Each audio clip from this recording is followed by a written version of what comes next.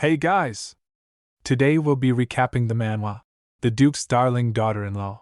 Please remember to like and subscribe if you enjoyed the video, as it really helps our channel grow. Thanks. There are two powerful noble families in the empire. The first is House Schuetz, whose members are renowned as fearsome warlords. The second is House Kleider, a family of merchants that stands at the very heart of commerce. If combined, the power of these two houses would eclipse the imperial family itself. At one time, the heads of these two families were even close friends. But 10 years ago, the Duke and Duchess of House Kleider fell from a cliff and died. When Duke Schuetz learned of the accident, he rushed to the scene of his friend's death. There, he found their bodies and a child's clothes.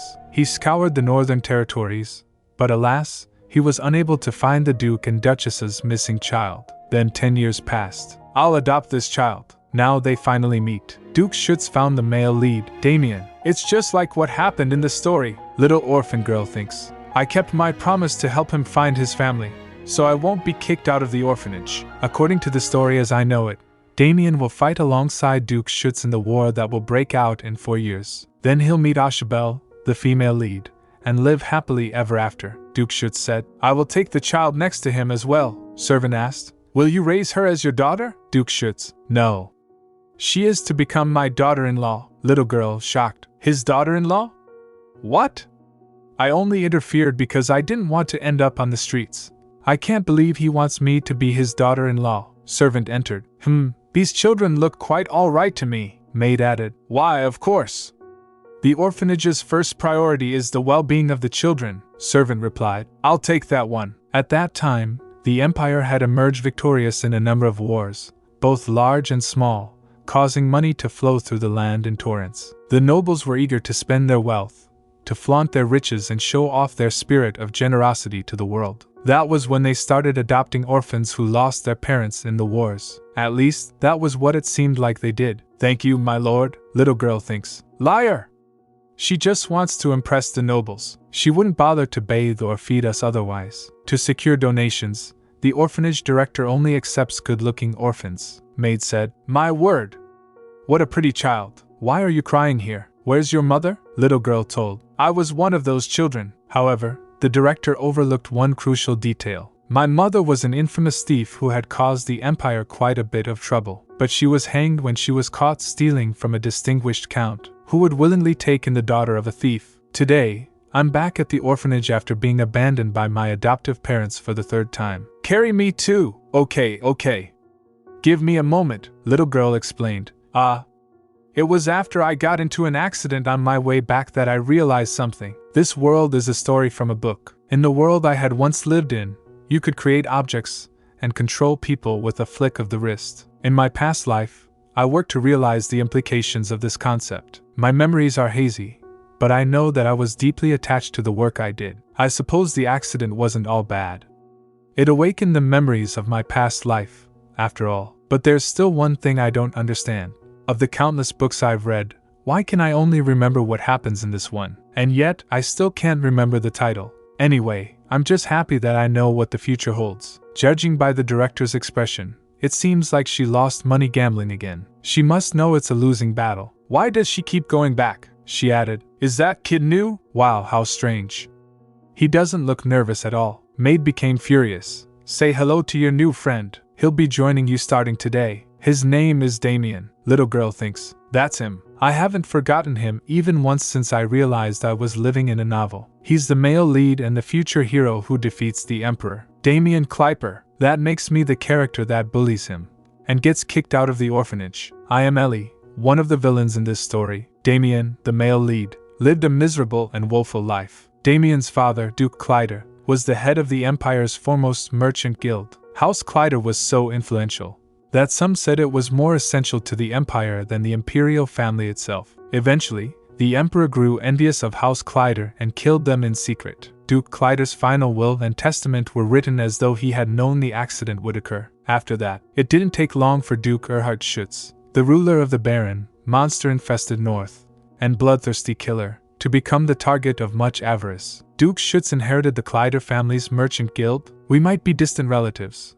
but we're Duke Kleider's actual family. He left a will, so there's nothing we can do. I must find the child. They say he's the spitting image of his father, with black hair and blue eyes. The forest may be full of monsters, but he's definitely still alive, Ellie thinks. I knew it, even though he lived a horrible life when he was a slave. He's the main lead, so I knew he would survive, and now he's right in front of me. According to the book, he suffered a great deal, but I didn't realize it was this bad. I might be shorter than other children my age, but he's even smaller than me. Maid ordered her, make sure you tell him what he needs to know about the orphanage and its rules. The orphanage is already overflowing with kids, but she brought another? I guess we'll have less to eat now that there's another mouth to feed, huh? Carson, 13 years old, oldest in the orphanage, said, Hey, if you want to survive here, you better do everything we say. Got it? Hey, are you even listening to me? Why won't you look at me? Carson, I don't like the look in his eyes. Just his eyes? I think he looks weird all around. Why don't we knock him around a little? Ellie thinks they'll regret that. In the story, I bullied Damian alongside Carson and his friends. Eventually, I was kicked out of the orphanage and died a sad and lonely death after that. I have to stay alive in this life, no matter what. Damian said, Hey Ellie, wanna join? Ellie, nah, I don't feel like it. Damian, you always join in. What gives? Ellie, he just looks weak, that's all. Carson replied, That's true. I can already tell he's a good for nothing. You're the dirty daughter of a thief. How dare you? Get out of here. Maid entered. It's time to start preparing dinner. Everyone go to your assigned places. Ellie agreed. Yes, ma'am. Let's go, Ellie. Ellie, okay. Ellie thinks, this is when Carson will start bullying Damian. If I feign ignorance and don't interfere, then I might be able to avoid a bad ending, at least. It's none of my business. He's the main character. He'll figure it out. I should be focusing on what I'll do after I leave the orphanage. He'll survive one way or another, even if he takes a few hits along the way. I've seen so many people ruin their lives by sticking their noses in other people's business. Alright, I'll help him just this once. After this, I won't get involved in his story. Carson, oh, it's you. You scared me. I thought you were the director. Ellie asked. What are you doing here? Carson replied. Take a guess. Can't you tell? We're teaching the new kid a lesson. We gotta initiate him, somehow, right? Wanna see something funny? I thought this punk was a girl at first, but it turns out he's a boy. Isn't that weird? What kind of boy has such a pretty face? Ellie said. Why does that matter? At least he's better looking than you. Carson. What? Ellie. I'm just joking. The director said she's looking for you. Carson. We were just starting to have fun. What does that harpy want anyway? Ellie. She asked me where you were. I wouldn't wait too long. You know what she's like. Carson, angry. Hey kid, I guess today's your lucky day. Let's go. Ellie asked. Hey, are you okay? Ellie. Hey, don't do that.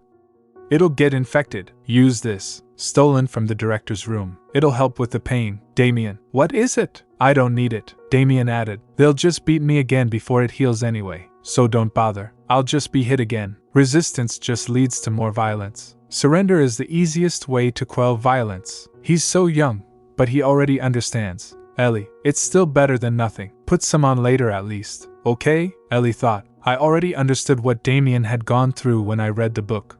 But when I look into his eyes and see how similar we look, I can't breathe, as if I have a lump in my throat. Eat your supper quietly. There is to be no chatter during mealtime. Ellie thinks, is Damian skipping supper? I don't see him. If he skips supper, he'll be starving by tomorrow. Tommy asks, Ellie, if you're not going to eat your bread, can I have it? Ellie, sorry Tommy. This one's mine. Tommy, but you're not eating it. Ellie, I'm going to. Though I don't know if he'll eat it or not. I should be helping clean the kitchen. But I'm worried about Damian. He's not in the bedroom. Where could he be besides here? Carson says. What are you doing here all by yourself? Looking for a ghost or something? Ellie thinks. It's Carson. Ellie, why would I be looking for a ghost? I was just seeing if Betty was here. Carson, is that so? Well, I know something even more fun than looking for ghosts. Ellie thinks. He's talking about Damian. Carson, his name is Damian, right? Anyway, I was eavesdropping on the director when I heard that he was a slave before he came here. Apparently, he hunted monsters in the dark all by himself. Ellie, that little brat?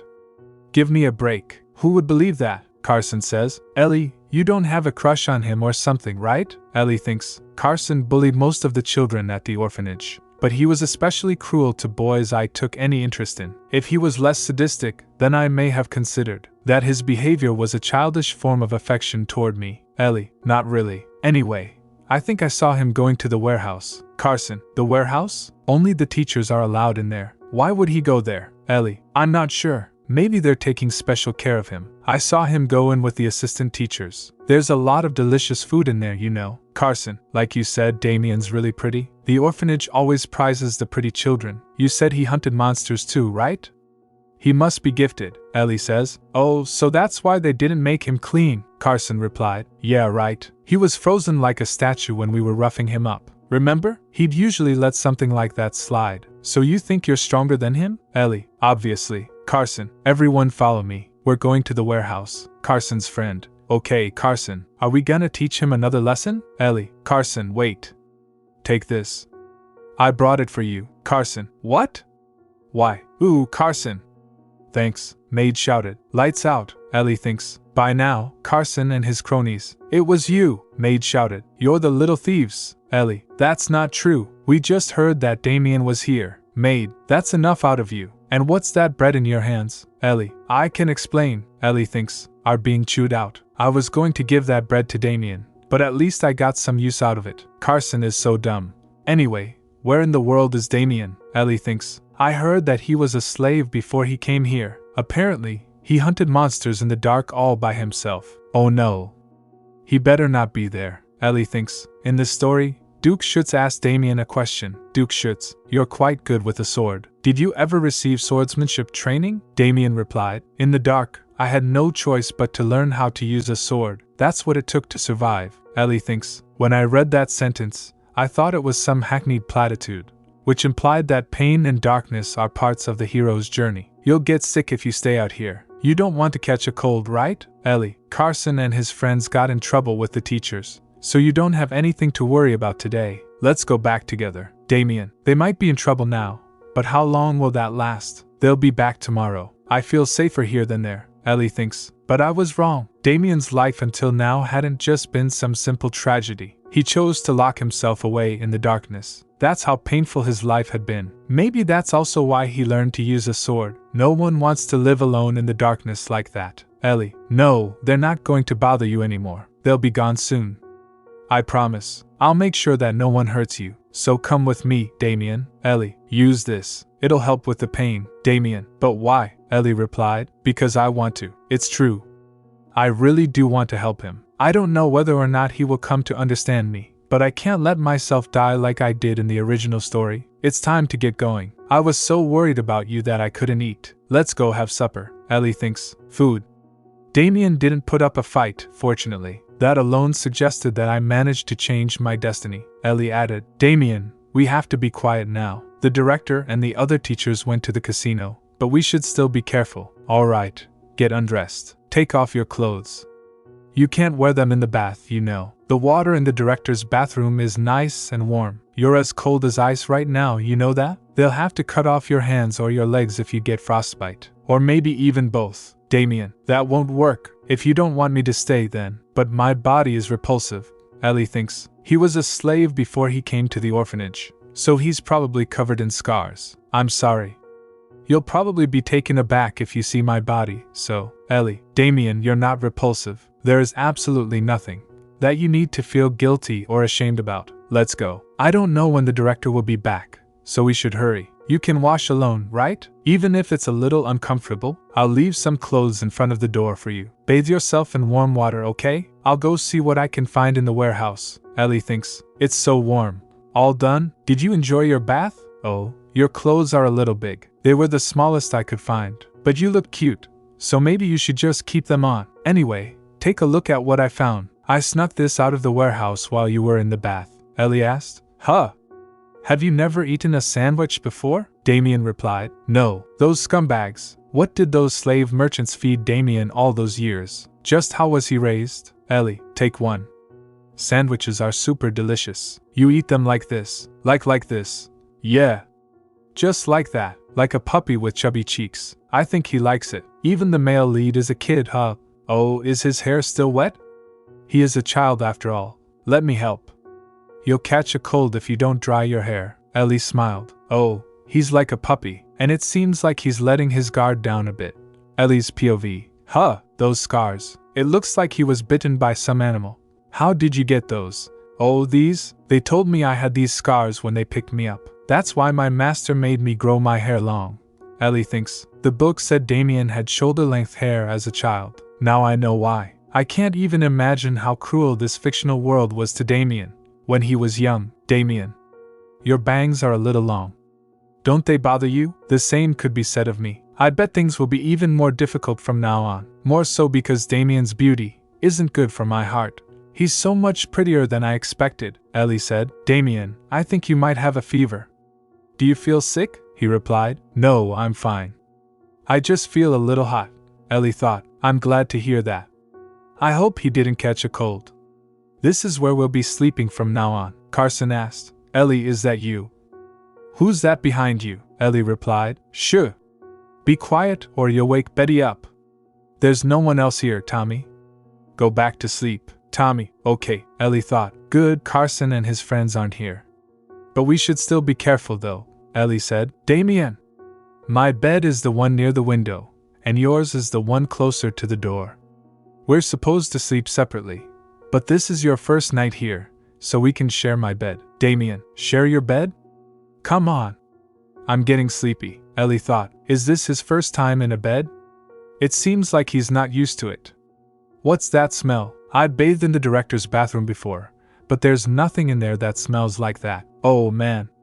I'm acting like a creep. Okay, time for bed.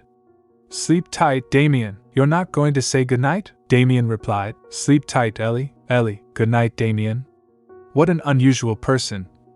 He just looks weak, that's all. Is she just being nice to me because she feels guilty? Most people keep their distance from slaves though, Damian thought. They're not going to bother you anymore. They'll be gone soon. Use this. It will help with the pain. You're not repulsive. Could that be true? Am I really not repulsive? There's no way, Ellie thought. Damian. His eyes sparkled so prettily when she said that. No, I can't get my hopes up. I won't let myself. Damian felt sleepy. What are you doing? Slaves are supposed to entertain their masters. Now fight the monster. You can die for all I care. I went to great lengths to ensure your victory. Don't tell me you're giving up now. No one will come to save me. I'll die if I don't manage to kill this monster. Pull it together. I have to pull it together, if I don't. Ellie shocked. Damian! Are you okay? Did you have a nightmare? Or did you catch a cold? You don't have a fever. Oh dear, you're sweating. Are you sure you're okay? You seem sick, Damian thought. Ellie. No one has ever worried about me before, myself included. But she's being so kind to me. This won't do. I'll bring you a washcloth, Damian replied. Wait. I'm fine. I don't feel sick at all. Ellie. Really? You should still rest, Damian thought. It's strange. When I'm with Ellie, I feel warm and tingly, as if I've swallowed sunshine. Maybe I should have told her I was sick. That way, Ellie would. Damian. Hey, Ellie. You did that on purpose, didn't you? Carson shouted. That punk wasn't in the warehouse. Do you have any idea what the teachers did to me when I got caught? It's all that brat's fault, Ellie asked. Why are you blaming Damian? What? You're the idiot for falling for it. The bell just rang, which means, Ellie, how could you do that to me? A maid shouted. Just what do you think you're doing? Carson. You still haven't learned your lesson, I see. Carson, it's not what it looks like. Ellie started it. She called me an idiot. It's all her fault, Ellie. Hey. I know all of you heard her too, Carson. Oh, please. Don't be ridiculous. You're always the first to raise your fist. That's why none of the nobles have shown any interest in you, Carson insisted. You have to believe me. It's Ellie's fault that we snuck into the warehouse yesterday, the maid asked. Ellie, is that true? Ellie, Damian was really sick yesterday. He was running a fever, so I went to get some medicine for him. But Carson kept telling me that all the teachers had gone to the casino. Carson shouted. What? When did I say that? Ellie continued, but I didn't believe him. The teachers would never leave all of us children behind to go to the casino. Isn't that right? Carson thought. Well, now, for the clincher. I have to make sure she won't ask me any more questions, but I noticed something strange. Was the door to the warehouse left open last night, by any chance? Yesterday, the director sent me on an errand, so I was the last person to lock it. Ellie worried. Are you sure we'll be okay? I'm worried we'll get caught. Carson reassured her. I told you it's fine. There's nowhere better for a secret tryst than here. I'm sure I left the keys in the director's room, so there's no reason the doors should have been open. Ellie, I must have lost them. I'm so sorry. Carson, it's okay. Don't be so hard on yourself, Ellie insisted. No, I was careless. It's all my fault. I'll take Carson and explain what happened to the director, the maid shouted. No! I mean, Carson, why did you tell such a horrible lie about the teachers? Something bad could have happened to Damian because of you, Carson protested. No, it's not true. I never said that. Ellie is lying, I swear, the maid scolded. Enough excuses. Follow me, Carson pleaded. It really wasn't me. Damian should be safe from him, at least for now, Ellie said. Betty and Tommy. We better get going before the director scolds us. You two should wash up and head downstairs, Tommy asked. What about you? Ellie replied. I'll be down in just a moment. Tommy. Okay, Ellie. Come join us soon, Ellie thought. Ellie, last night, the teachers definitely left. I already told you. I'll protect you from the others, no matter what. I wanted to pay them back for what they did to you, Damian requested. Protect me? Why? Grown-ups are supposed to take care of children.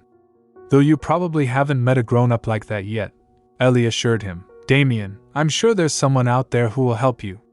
You'll be able to count on them, Damian asked. If I do, then what happens next? Ellie smiled. You'll live happily ever after, Tommy shouted. Ellie, you have to come down quickly. The director's awake, Ellie gasped. Oh no, already? She'll yell at us if we dilly-dally for too long. What is this feeling? Carson became furious. That brat will pay for this.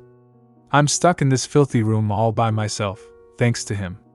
Why in the world did Ellie take his side? She's sticking up for him like he's her little brother or something. What gives? But it won't last long.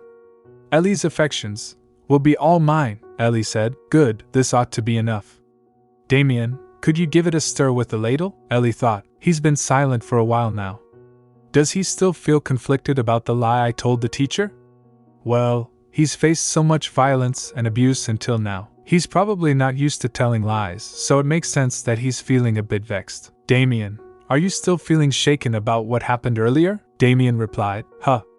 I mean, about the lie I told. No, that's just, don't worry too much about it. If you're going to get revenge on someone, you have to do it properly. I might have lied, but that's much better than being used or made a fool of. Regardless of what your life was like until now, you can't let people take advantage of you anymore, Damian. Okay, Damian thought. No one has ever said anything like that to me before. Until now, I simply survived by obeying my master. Ellie. I won't let myself be bested by anyone ever again. And I'll protect you, just like you protected me. No matter what it takes. The maid became worried. This headache is killing me. I didn't even drink that much at the casino last night. I need to sober up, the maid thought. Damian? What's that slave doing working here? If I hadn't lost that one game. No, if I just had less to drink. I'll write off your debt, if you take care of this child until I return. I told the children that Damian was going to live with us, but the truth is that he's just a slave, and his master will be back soon enough. If Damian's master finds out that he's been working, she won't be pleased, the maid shouted. Damian, you little brat. Go back to your room. How long have you been skulking around for? Damian protested. Let go. I already told you, I did nothing wrong. Malene arrived and asked. Malene, what's going on here? Malene replied. Hello, ma'am. The teachers say that Carson has been causing a lot of trouble lately. Apparently, he even stole a loaf of bread from the warehouse. Carson shouted. It wasn't me. I didn't steal the bread. Someone gave it to me, I swear, the maid said. Enough. This isn't the first time you've been caught stealing. I can't believe you made a ruckus over such a small matter. The maid became upset. It seems he needs to be taught another lesson. Malene, take care of him for me, Malene replied. Yes, ma'am, the maid shouted. No, not like this. I won't go down alone. Damian came with me. But he got away with it, Ellie added. Damian. With Carson? That's not true. Damian didn't go to the warehouse last night. He was sick, so he stayed in the room the whole night with me. Carson shouted, "Hey, Ellie! Why do you keep lying? You're the one that told me to go to the warehouse," Ellie insisted. "Director, you know how Carson is. He's always bullying the other kids here," Carson shouted. "What are you talking about?" Ellie paused and asked. "Wait. Why do I have to go back to the orphanage?" Malene answered. "You really don't know? It's because of your sleazy mother. I mean, really. You've been returned to the orphanage over and over. I'm getting tired of having to pick you up," Ellie responded. She's never made as much as a peep since then. But now, she's defending Damian? Ellie turned to Damian. "Damian, are you okay?" Damian replied, "I'm fine." "Something is fishy," Carson shouted. "You have to believe me, director. I'm begging you." "Ellie's lying. I didn't steal the loaf of bread, I swear," the maid explained. "You're really getting on my nerves." "You handle this, Malene? And don't let the new kid work," Malene replied. "Yes, ma'am." "Little imps," Ellie said. "Go wait in the dining hall, Damian." Damian asked. "What about you?" Ellie replied. "I have to stay here and work." "Let's finish up. We're nearly done cooking. I'll be there as soon as I can." The reason that the director forbade Damian from working wasn't preferential treatment. It was because of his master, but the other children don't know that. They'll just think it's unfair. Nothing good comes from standing out. "You'll wait for me, right?" Damian thought. "Follow me, Damian." "Do you think they'll get punished? That teacher's hits really hurt. They must be scared. The last time she hit me, I'm glad the other kids don't see what's really going on. The truth is that the director just doesn't want him to do chores." "All right, I'll go get Damian after I finish up here. I hate being alone, but I don't want to make Ellie dislike me," Ellie called. "You waited for me, right? Let's eat together. Follow me." "Are you all done with your work? Then can I sit next to you?" Damian replied. "Of course. We made something delicious for everyone today," Carson shouted. "Wait.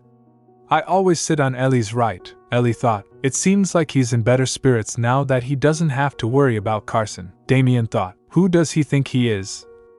You can sit somewhere else for a day, right?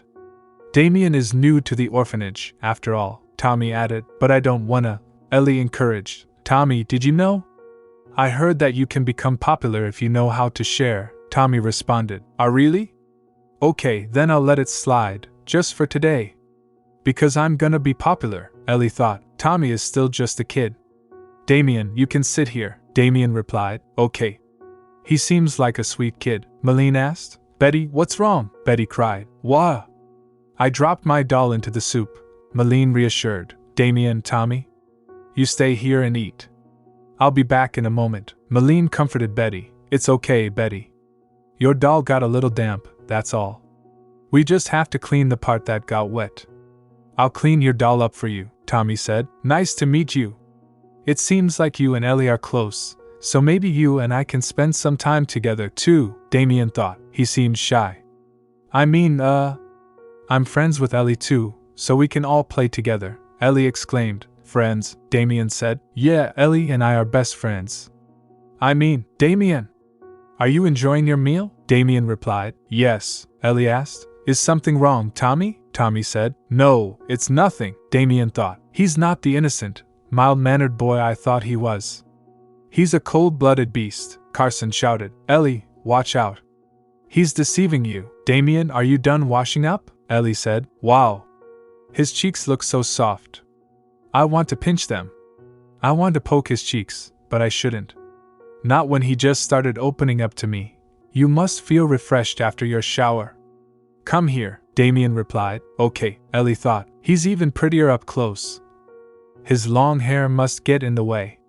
I'd offer to cut it, but then some nobleman would probably see his face and take him away. I can't let that happen. Duke Schuetz has to be the one who adopts him. I have to hide his good looks until then," Ellie said. "Shall we head to bed?" "You can sleep in your bed tonight," Damian replied. "By myself," she added. "Yep. By yourself. Is something wrong? Is there something he wants to say?" "A lot happened today. I guess he's tired," Damian said. "Good night and sweet dreams," Ellie replied. "Sweet dreams, Damian," Ellie thought. That's the first time Damian has ever said my name. I can't believe how elated Hearing that one word made me feel, Ellie said. Thanks, Damian, Ellie thought. I have to use the toilet. Huh? Where did Damian go? Well, Betty murmured. Carson. Carson took him. Carson shouted. Do you have any idea what you put me through? Don't get full of yourself just because Ellie has been nice to you. You mean nothing to her. Ha! You think glaring at me will change anything? What are you gonna do about it, huh? Damian thought. You can't let people take advantage of you anymore. Carson continued. Ellie is just soft on good-for-nothing weaklings like you. You're just one of many. That's the only reason she took care of you. It's not like you're special or something, Damian thought. He just looks weak, Carson added. That's all. Worthless. Stupid, Damian reflected. I had heard harsh and abusive words countless times when I was a slave. I was as used to it as I was to physical violence. I'm the one that saved you. Pathetic slave. But when Carson said that I meant nothing to Ellie, loathsome, I felt my heart sink. You'll never be anything but a slave. Like I was sinking deeper and deeper beneath the currents of a river like ash in the wind. Carson continued, you should know your place. How dare a slave be so arrogant? You think we're equals because we're both at the orphanage, huh? Well, you're mistaken. Why don't you cool your head in the water for a bit? Ellie, Damian called. Ellie, Carson taunted. Ellie. Hey, Carson shouted. What do you think you're doing? Carson always threw kids he didn't like into the lake. Damian's in danger. That lake will be freezing now that it's winter. Ellie told Damian. Please be safe. Ellie shouted. Are you crazy? What do we do? I knew you were up to no good. But what the hell do you think you're doing? Carson thought about Ellie. What? How could she do this to me? Now that I think about it, she refused to join us whenever we bullied that kid, he called out. Hey, Ellie. Wanna join? Ellie replied. Nah. He was sick, so he stayed in the room the whole night with me. Carson pondered. Why is she being so nice to that brat? What makes him so special? He said. Let's head back. I'll patch you up. Carson became furious. There was a reason why I never liked that brat from the start. It's your fault that everything's been ruined. Why did it have to be you? Boys shouted. Carson. Are you okay? Can you climb up? What do we do? Ellie explained. You went too far this time. You're such a horrible person, Damian called. Damian, are you alright? He replied. Yeah, Ellie said. There's no point trying to reason with them. Let's go, Damian, Damian thought. That's the first time I've seen her get angry. Why is she so mad? Because I'm weak? Or pesky? Perhaps this is all a dream, Ellie asked. Damian, why didn't you fight back? Why didn't you resist? Damian thought. I was right. She's mad because of me. I knew it.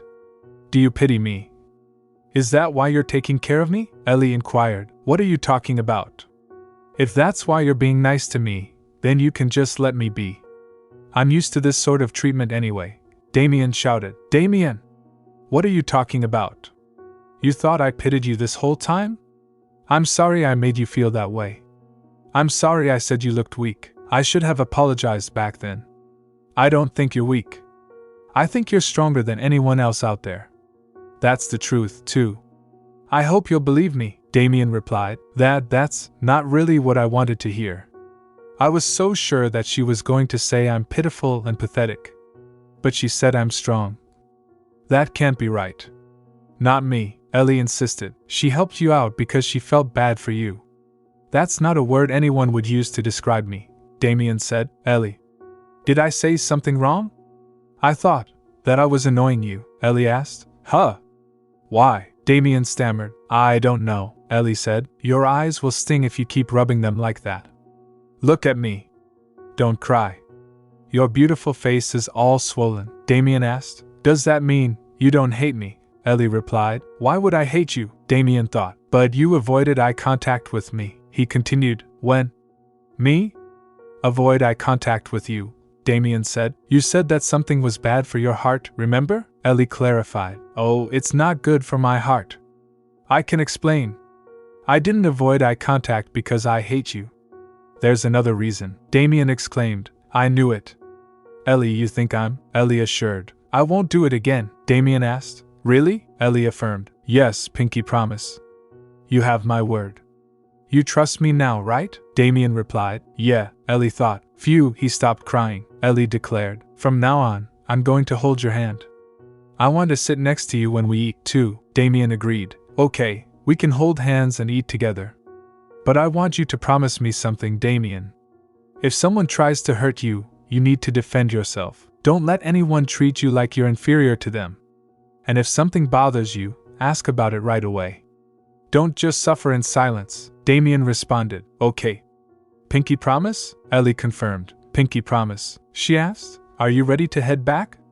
We should get those injuries treated. Damian thought. Ellie was telling the truth. Damian reflected. Ellie showed me what true happiness felt like.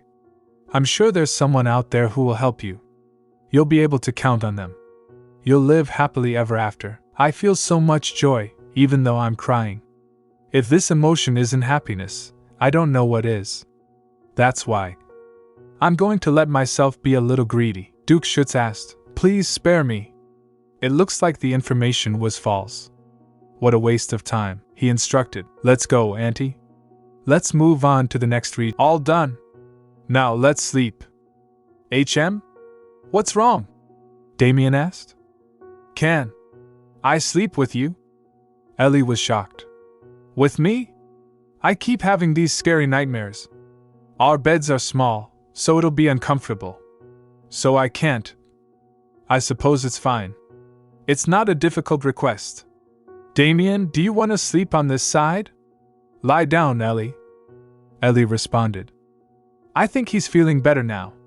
Even though I'm just an extra in his story, I'm glad that I could help him. It feels just like we're siblings. Don't you agree, Damian? I'm not your little brother, Damian replied. But Damian, you're 11 and I'm 13 years old, Ellie pointed out. Ellie thought to herself, oh no, is he mad? It's no surprise. Even though he's young, he's undeniably the male lead of this story. I shouldn't treat him like a kid. I was just joking, Damian. Don't be offended. To be honest, I just wanted to say that sleeping next to you is nice and warm. Oh, I think so too, Damian said softly. He's so cute, Ellie thought. Sleep tight. It's getting late. Sweet dreams, Damian. You too, Ellie. Damian! Look!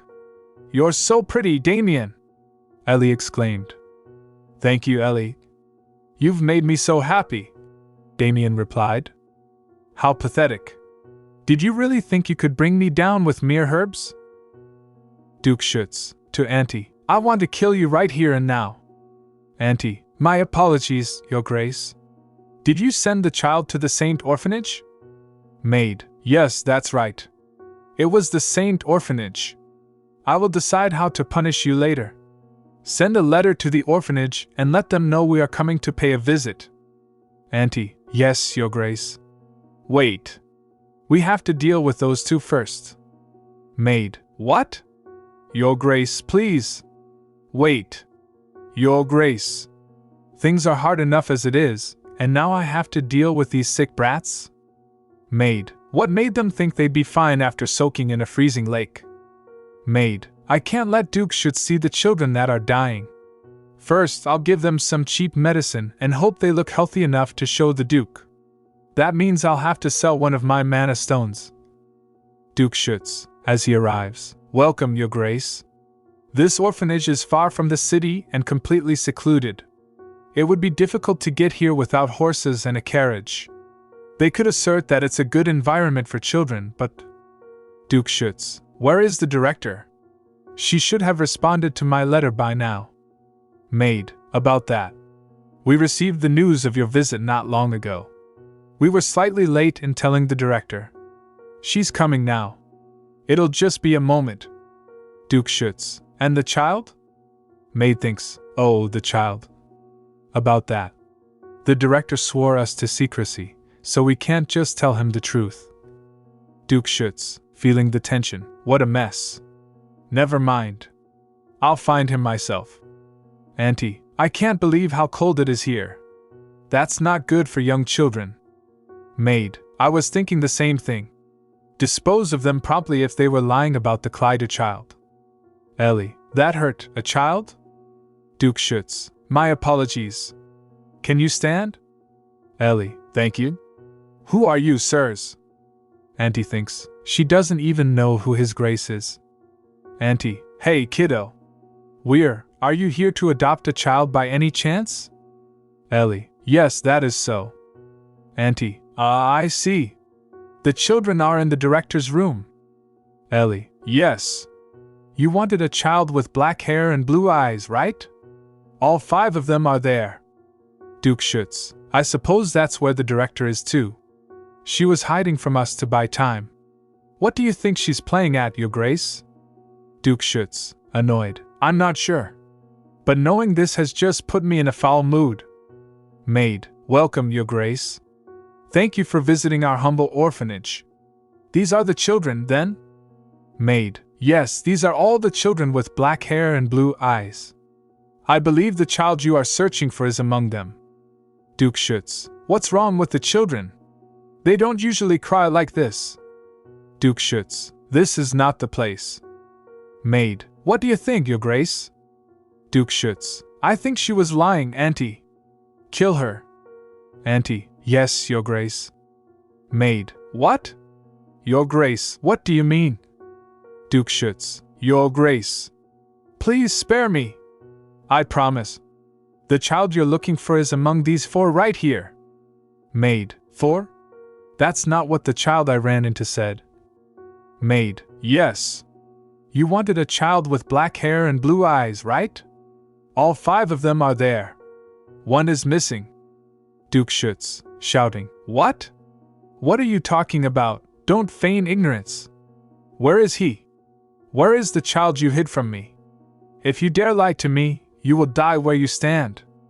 Ellie thinks, judging by how noisy it is out there, Duke Schuetz must be headed here. Even though I wanted the events from the story to come true, I'm still a little sad. Still, this is best for Damian. It won't hurt anymore, Damian. Damian asks, Huh? What do you mean, Ellie? Ellie replies, her voice quivering, I promised, remember? I promised I would help you reunite with your family. Andy watches, surprised. I can't believe he's acting so emotional. I haven't seen him like this since his wife passed away. I didn't think I'd ever see him behave in such a manner again. Duke Schuetz, I had heard he was a young boy, but he's quite scrawny. She's the girl I ran into earlier. Ellie becomes confused. Damian, you shouldn't be standing. Don't you dare. Duke Schuetz, what do you think you could protect when you can't even stand straight? Damian's voice is stronger than his body. I'll make you pay if you hurt her. Duke Schuetz gladly responds. He's acting pretty fierce for such a pipsqueak. And just who do you think you are? Ellie thinks, her heart pounding. He's exactly as the book described. A man domineering beyond compare, able to intimidate those around him with ease. It really is Duke Schuetz. Auntie interjects. I already told you, Your Grace. You're more frightening than a phantom. You could try saying that with a softer expression. Did you see how the teachers all ran off? Duke Schuetz replied. I'll see to it that you're trained in rhetoric once we return to the duchy. Answer me, why are you taking me and Ellie? He explained. I'm not taking you. I'm merely returning you to where you belong. You will understand soon enough that which was meant to be yours. Right now, you're nothing more than a feral animal. But once you return to your rightful place, I suspect you will look at the world differently, with greater strength and resolve. At the very least, you'll be able to protect those whom you seek to protect. Grown-ups are even scarier and harder to trust than children. Damian hesitated, feeling a mix of emotions, but he knew he had to go. You have to go, Damian. You have to return to where you belong. He looked at Ellie. What about you? You're not coming with me? Ellie promised him. Of course I will. I promised I'd stay by your side, remember? At the very least, you'll be able to protect those whom you seek to protect. Damian's anger flared. Don't force Ellie to work for you. Duke Schuetz replied. You can't. What makes you think I'd make such a small child work? Don't worry your little head with that nonsense. Damian shouted defiantly. I'll make you pay if you ever mistreat her. Duke Schuetz thought, he's just like his father. He didn't even need a mana stone to prove his identity. Duke Schuetz was so soft and affectionate with his wife, but his disposition would change the moment he was in the presence of others.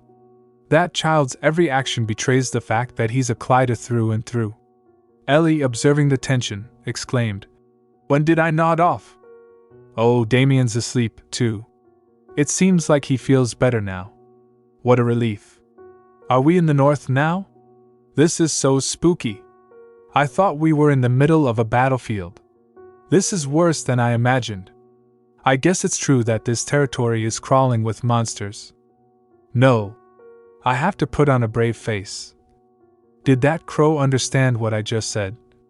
It was definitely staring at me." "No, that's impossible. We've arrived. It's huge and magnificent. There are crows here, too." "What's wrong, Ellie?" Damian asked. "Nothing," Franz greeted them. "Welcome back, Your Grace. We received word that you arrived with Lord Damian." Duke Schuetz responded. "I see. There's one detail that I forgot to include in the message, and that would be?" Franz inquired. "I brought along another child to raise as my future daughter-in-law." Franz became confused. "I see, a daughter-in-law. I beg your pardon? A detail? That seems like an understatement." He was at a loss for words when he first heard him say that, begging for an explanation with his eyes. "Well, that's just how it turned out. You should have stopped His Grace, Sir Auntie. It's not like I expect them to welcome me with open arms." A lady interjected. "You can call me Mother. You're the daughter of a thief? Why didn't you say anything?" Ellie exclaimed. "I was younger back then. Have you no shame? I felt excited to meet my new family every time. I was an utter fool. But not anymore. All I want now is to prepare for the future. I don't need a warm, accepting family. That's why I feel confident that I'll be able to shrug off whatever anyone might say. We don't have a suitable maid to serve the young lady." "You should have sent word in advance," Ellie replied. "Young lady? A maid? Excuse me. I'll be fine on my own. I won't make a fuss. I don't need anyone else's help. Back at the orphanage, I did all kinds of chores alone. I don't want them to think I'm some annoying, needy kid." Franz reassured her. "Don't worry, Your Grace. I'll see to it that this issue is dealt with immediately, sir. Your Grace. Your vassals and distant relatives are waiting for you." "Did rumors spread in my absence?" Duke Schuetz asked. "Yes, it seems so. I suppose it makes sense that this news would attract so many busybodies." "You found Duke Schuetz's son? Duke Schuetz's expectations? Tell them I'll see them after I rest," Duke Schuetz ordered. "Franz, please show the children to their rooms." "Understood, Your Grace. Please come this way." Ellie thought, vassals and distant relatives. All of these people could pose a threat to Damian. Duke Schuetz may have adopted Damian, but they may not realize the strength of their bond. That means Damian's trials and tribulations have only just begun. I won't let anything bad happen to him. Not again. With this blue hope crystal, you'll be able to use magic. I brought it especially for you. You can go. There's something I need to talk to Miss Ellie about in private." The Viscount added. "You don't think I would try to put Miss Ellie in harm's way, do you? Well, it is a pretty gemstone. It's the same color as Damian's eyes. Stop looking at the crystal. It's not something that you deserve to see, much less covet." Ellie was startled. "Excuse me?" The Viscount continued, "But I am a generous man, so I'll allow you to fawn over it more if you like. Please return it to my maid once you are done." Confused, Ellie tried to respond. "But wait, I'll be going now." The Viscount interrupted. "I hope to see you again soon. Truth be told, His Lordship picked out that mana stone with you in mind. Would you like to look at it again?" Before Ellie could respond, Roina appeared. "Miss Ellie, it's time to go. Lord Damian has arrived as well." Ellie sighed. "I'd better hurry then." In another part of the room, May thought to herself. "No! She can't just leave. I have to wait for a chance to slip the mana stone into that brat's pocket. She won't notice because she's too dim-witted. His lordship didn't do anything strange, did he? No, he didn't, Ellie answered innocently. It's now or never. I have to slip this stone into her pocket. May's heart raced. I'll be going too, Miss Ellie. Okay, Ellie replied. In that moment, May made her move. I did it. It's in her pocket, she thought triumphantly. Miss Ellie, are you all right? Did she bump into you? Roina asked. I'm fine, really. I will be sure to teach that girl a lesson, May whispered to herself. They didn't notice, right? Roina called after her. May is waiting for you outside, so you better go. One moment, Roina interrupted, eyeing Ellie. Maybe it's because you fell, but your clothes look a little dirty. Miss? Ellie responded softly. I'm fine. I'm glad to hear it. You'll have to excuse me. I'll be off now, Roina said, leaving Ellie in thought. Later, Ellie introduced herself. Hello, everyone.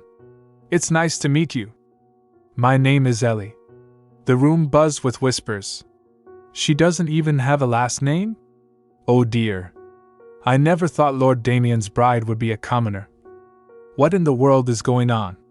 Damian noticed their reactions and muttered, They're taunting Ellie. Duke Schuetz, standing beside him, replied sternly. Surely you haven't forgotten what I told you. Until you return to your rightful place, you need to remain calm and collected. The Duke looked at Damian closely. You don't look so good, Damian. It's nothing, Damian reassured him. Your Grace, the Duke said. You'll have to excuse me, but there's something I was hoping to show you. It must be a matter of great importance if you're bringing it up now instead of at a meeting.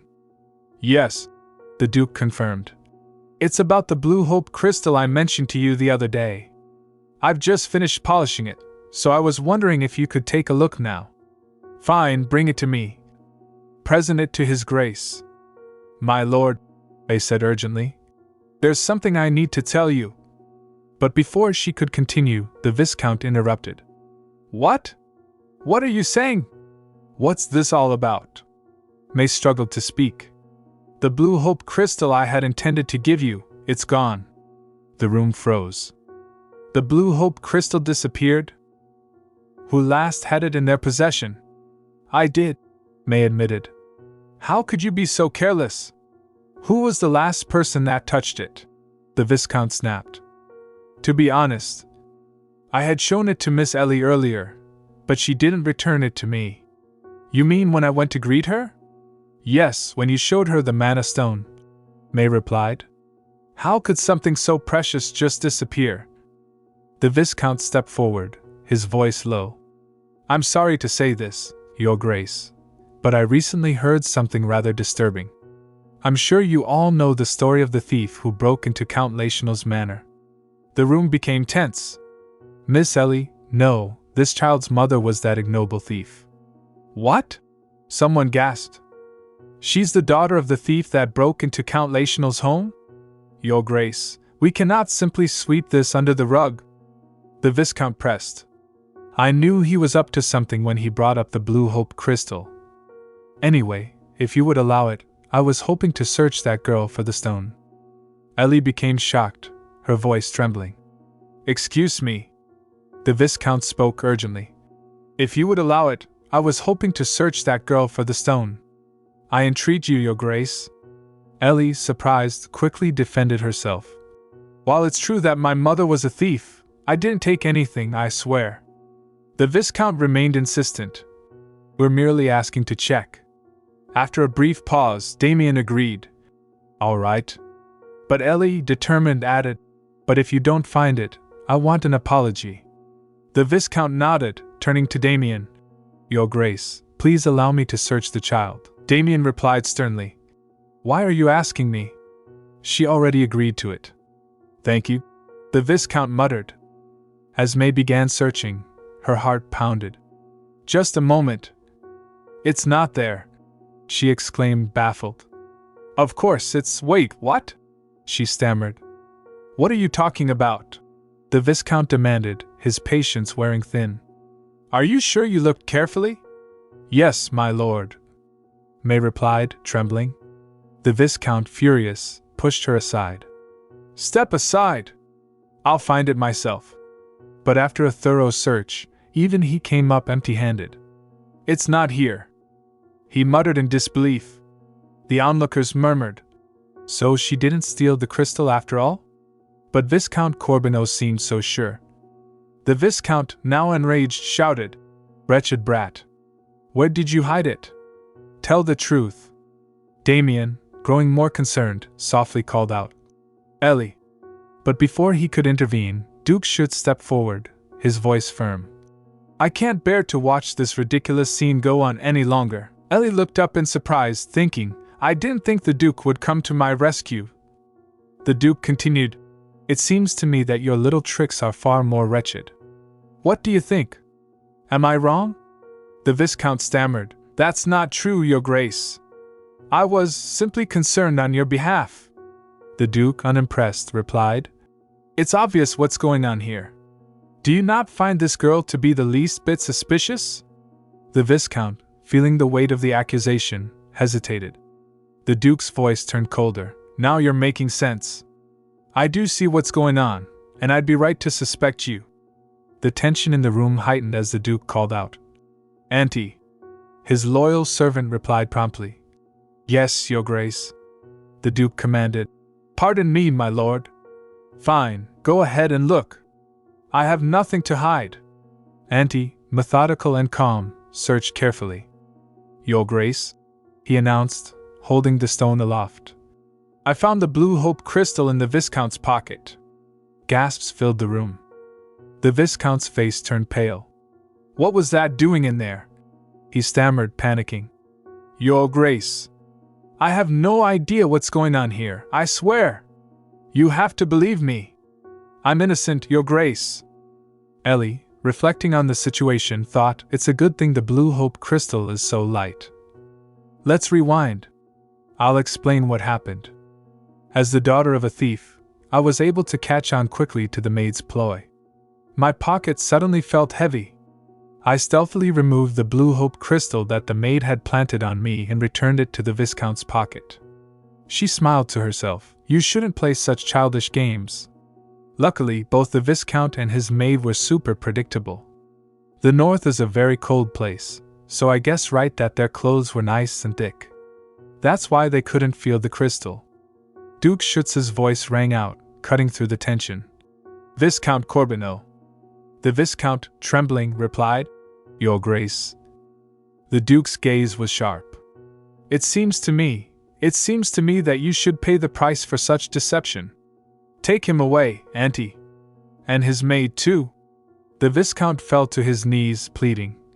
Your Grace. Please spare me. I was wrong. Ellie, watching the scene unfold, felt a pang of confusion. Even though he was a bad person, it's hard to watch someone face such an end. But I wouldn't have been able to protect us otherwise. Duke Schuetz turned to Ellie and spoke softly. Ellie, you remember the condition you asked of them, right? Ellie nodded. Yes, I asked them to apologize. The Duke raised his voice so all could hear. You heard her. You have ears, no?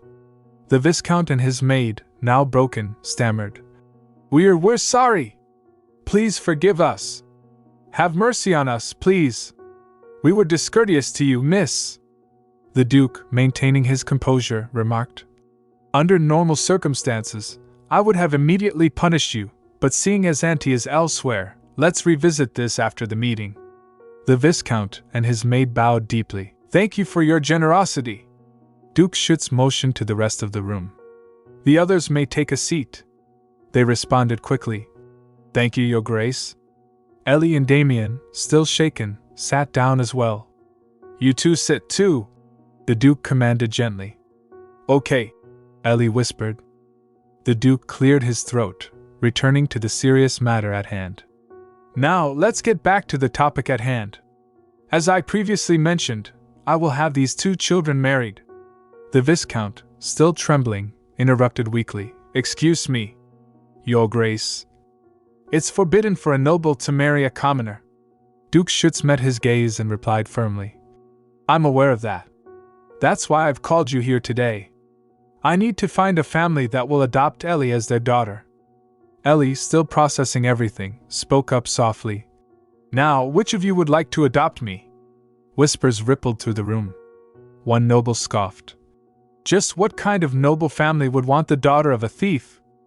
Ivana hesitates, unsure how to proceed as the room falls silent. Ivana. Well, it's regarding the Baroness, Your Grace. Her condition has worsened. Baron Amanta's face tightens as he rises from his seat, a look of concern overtaking his features. Baron Amanta. I must take my leave at once. Please excuse me, Your Grace. Duke Schuetz. Of course. Take care of your family, Baron. As Baron Amanta leaves, Ellie watches him intently, her mind racing. Ellie thinking, Amanta, why does that name sound so familiar? Could it be? She quickly pieces it together, the mine. Ellie's eyes widen as the realization dawns on her. Ellie thinking, Baron Amanta. He owns a small mine now, but later, that mine becomes incredibly valuable.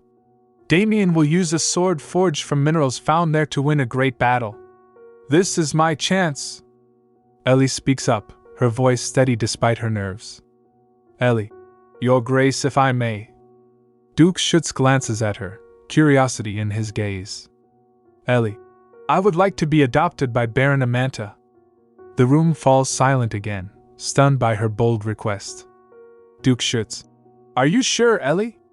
The Baron will be difficult to convince, and his situation is not an easy one. Ellie. I am sure, Your Grace. I believe I can make it work. Duke Schuetz's lips curl into a slight smile, clearly impressed by her determination. Duke Schuetz. Very well. But let me warn you, Ellie, Baron Amanta is no fool. Your tricks might have worked on others, but they won't work on him. Ellie nods, undeterred. Ellie thinking, I'll show him. I'll prove my worth. As the conversation shifts, Ellie notices Damian's confused expression. She approaches him. Ellie. Damian, I'm going to be adopted by Baron Amanta. Damian's eyes widen in shock. Damian. Adopted? Does that mean you'll leave? Ellie shakes her head, giving him a reassuring smile. Ellie. No. I'll still be here with you. I'm just taking the Amanta name. I promised, remember? Damian's expression softens, relief washing over him. Damian. Okay. I'm glad. Ellie watches Damian, her heart warming at how far they've come. But before she can say more, Duke Schuetz's voice echoes from across the room. Duke Schuetz. Now that the matter of Ellie's adoption is settled, let us return to the main issue at hand. Suddenly, there's a loud crash from outside. Ellie and Damian's heads snap toward the sound, tension immediately filling the air. Ellie thinking, what was that? Could it be one of Viscount Corbeau's vassals? Damian steps closer to her, his eyes wide with worry. Ellie thinking, it's just the two of us. What do we do now? Damian. Ellie, watch out. Before she can react, something lunges toward them from the shadows. Damian looks at Ellie, his eyes wide with surprise at the sudden decision. He hesitates for a moment, then speaks softly. Damian. What do I think? I think you're really brave, Ellie. Ellie smiles at his response, but there's a hint of uncertainty in her eyes. Ellie. Brave? I don't know about that. I'm just trying to find a place where I can belong. Damian steps closer, his voice more determined now. Damian. You will. I know you will. Baron Amanta will see it too. Duke Schuetz, watching the exchange, crosses his arms and gives a slight nod. Duke Schuetz. Ellie, if you are resolved in this, then go. But remember, Baron Amanta will not be easily swayed by mere words. He values action. You'll need to show him your worth, not just tell him. Ellie clenches her fists, determination taking root. Ellie. I will, Your Grace. I'll make him see that I'm more than just an orphan. I'll prove that I can be useful to him. Duke Schuetz gives her a final look, then gestures toward the door. Duke Schuetz. Very well. Go with Ivana and tell the Baron what you've decided. Ellie nods and turns to Damian. Ellie, I'll be back soon. Stay safe. Damian watches her leave, a worried look crossing his face. He whispers quietly as she goes. Damian, good luck, Ellie. As Ellie and Ivana step outside, the chill in the air grows heavier, and Ellie's mind races with thoughts of what she'll say to the Baron. Ellie thinking, Baron Amanta.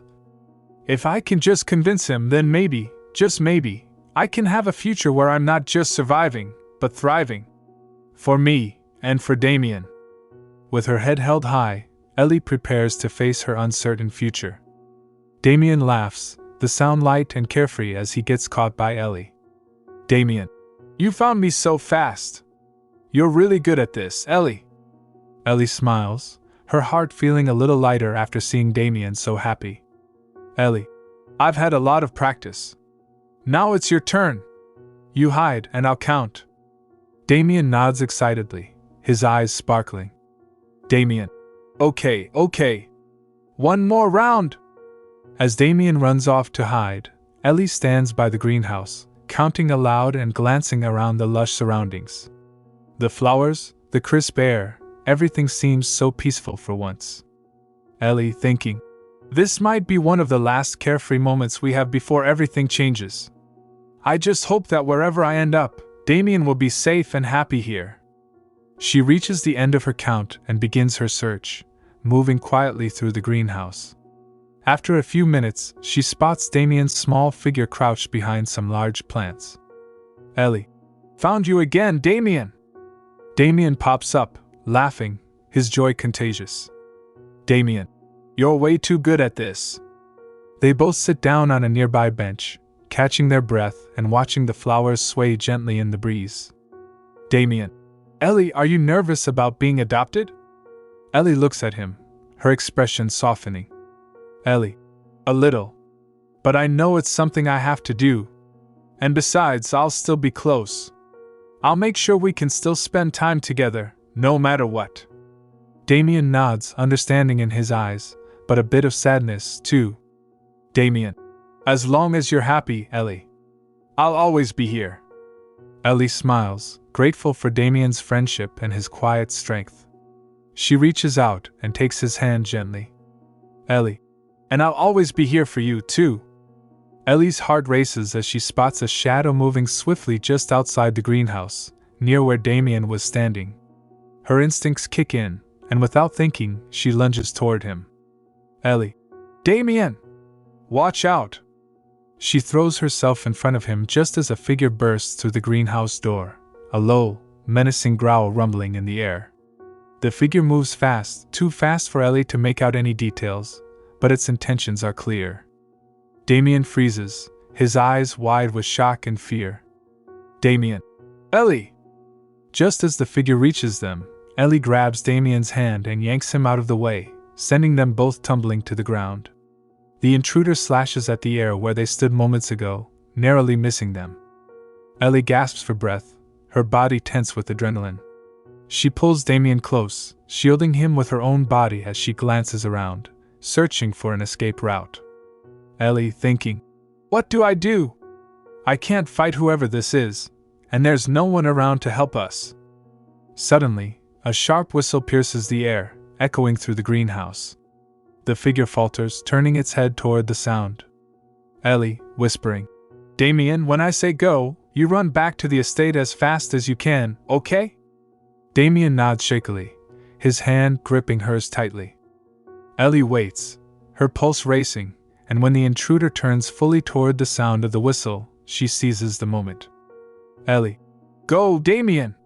Now! They both scramble to their feet and dash toward the estate, the figure hot on their heels. The whistle sounds again, this time much closer, and just as the figure is about to catch up to them, a second figure appears in the greenhouse doorway, a tall, imposing man with a sword drawn. Duke Schuetz. Duke Schuetz. Get behind me, both of you! Without hesitation, Ellie pulls Damian behind the Duke as he steps forward, sword gleaming in the dim light. The intruder hesitates, clearly recognizing the Duke's presence, and then, with a low growl, turns and disappears into the shadows. Damian clings to Ellie, still trembling from the close call. Damian. Ellie, are you okay? Ellie nods, though her heart is still pounding. Ellie. Yeah, I'm fine. Thanks to the Duke. Duke Schuetz glances at her, his expression unreadable. Duke Schuetz. You both did well to run. Let's get back inside where it's safe. As they make their way back to the estate, Ellie can't shake the feeling that this was no ordinary attack. Someone had been watching them. Ellie's heart sank as Baron Amanta glared at her, his sharp words hanging in the air. Baron Amanta. I'm not sure what you're up to, but you'd better not use my wife's suffering for your own gain. Ellie blinked, stunned by the accusation. She had only been trying to help, and now this nobleman thought she had ulterior motives?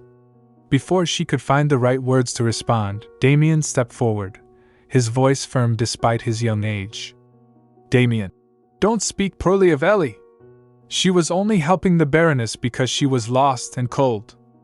Ellie's heart swelled with gratitude as Damian defended her. She placed a gentle hand on his shoulder, silently thanking him for his support. Ellie. Baron Amanta, I assure you, I had no ill intentions. Your wife seemed lost and unwell, and I couldn't just leave her out in the cold. The Baron's expression softened slightly as he glanced at Vieira, who was still trembling, her face pale and distant. He knelt beside her, taking her hands in his own, his voice lowering as he spoke. Baron Amanta. Vieira, you should have stayed at the estate. It's dangerous for you to wander like this. Vieira. I don't know why I was there. I'm sorry, Marvin. Seeing the Baroness so vulnerable made the Baron's harsh demeanor melt away. He looked back at Ellie and Damian, his tone now more controlled, though still wary. Baron Amanta. I may have spoken out of turn. Thank you for looking after her. Ellie nodded, relieved that the tension was easing. Ellie. It's no trouble. I just wanted to make sure she was safe. As the Baron helped Vieira to her feet, she looked at Ellie with a faint, confused smile. Vieira. Ellie, was it? Thank you. The flowers, they were beautiful. Ellie smiled warmly, glad to see the Baroness remembering something positive from their brief encounter. Baron Amanta. Come, Vieira. We'll get you back to the estate. As the Baroness leaned on him, the Baron gave Ellie one last, curt nod before guiding his wife away.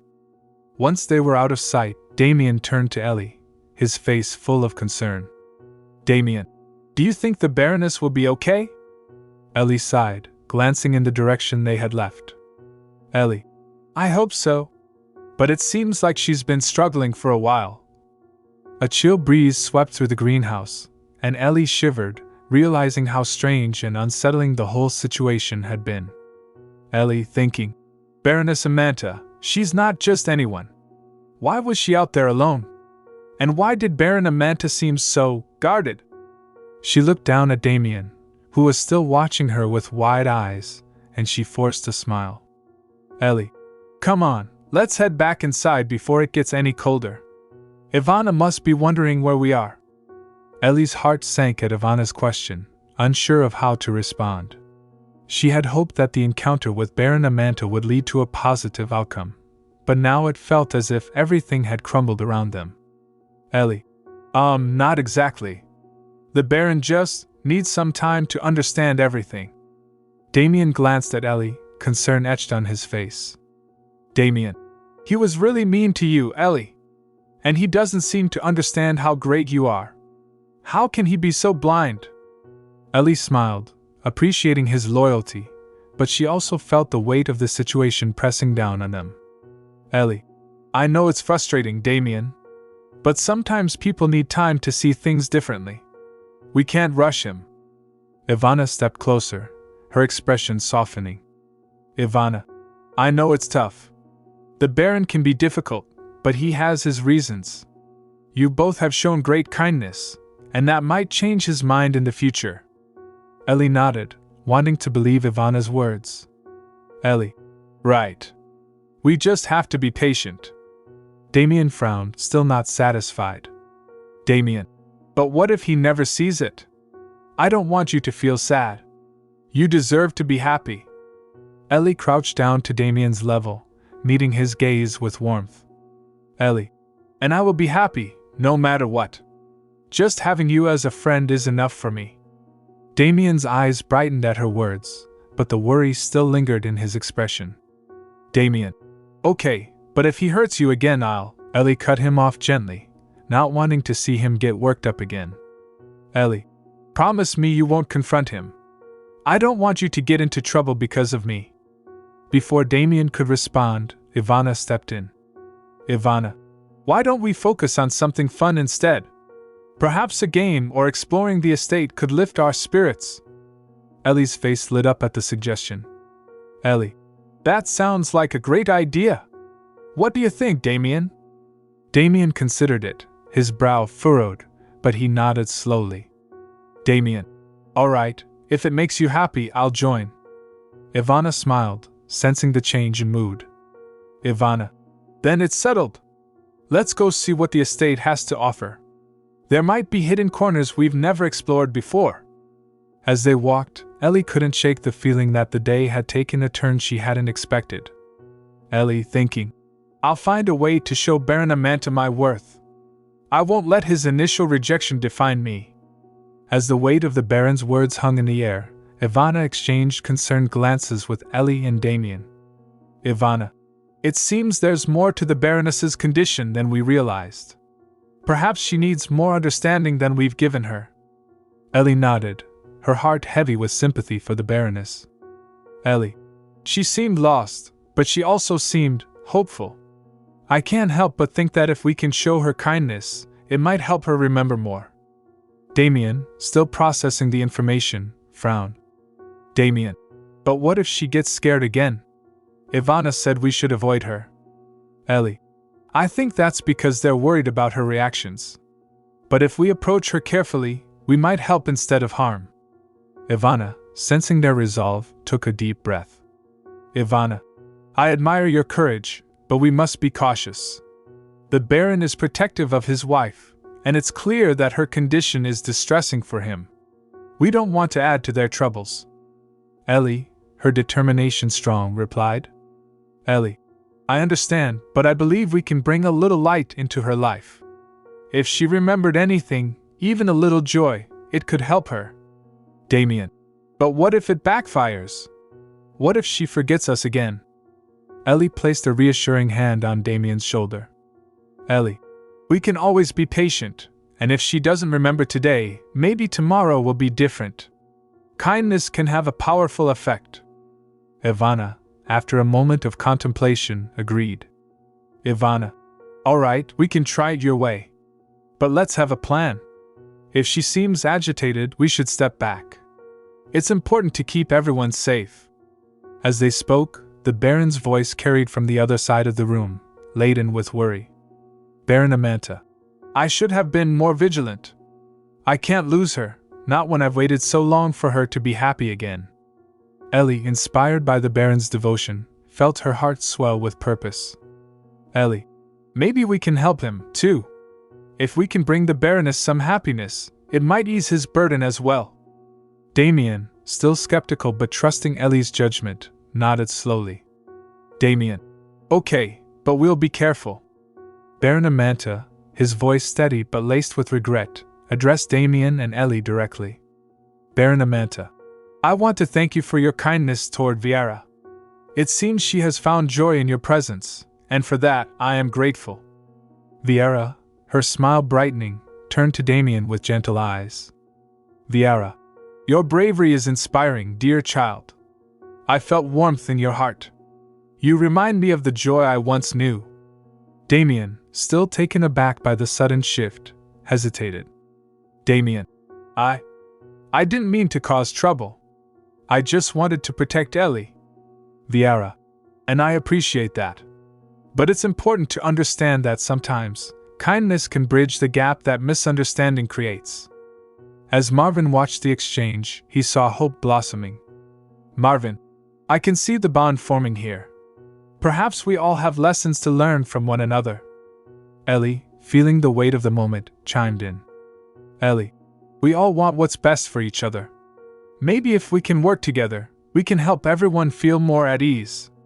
The Baroness deserves our patience and love. Baron Amanta. Yes, and I realized that my frustration blinded me to Vieira's needs. I had hoped to protect her, but instead, I only added to her burdens. Damian, still uncertain, furrowed his brow. Damian. But how do we help her? What if she forgets us again? Vieira placed a hand on Damian's shoulder, her touch gentle and reassuring. Vieira. Just by being here, by showing your kindness, you are already helping.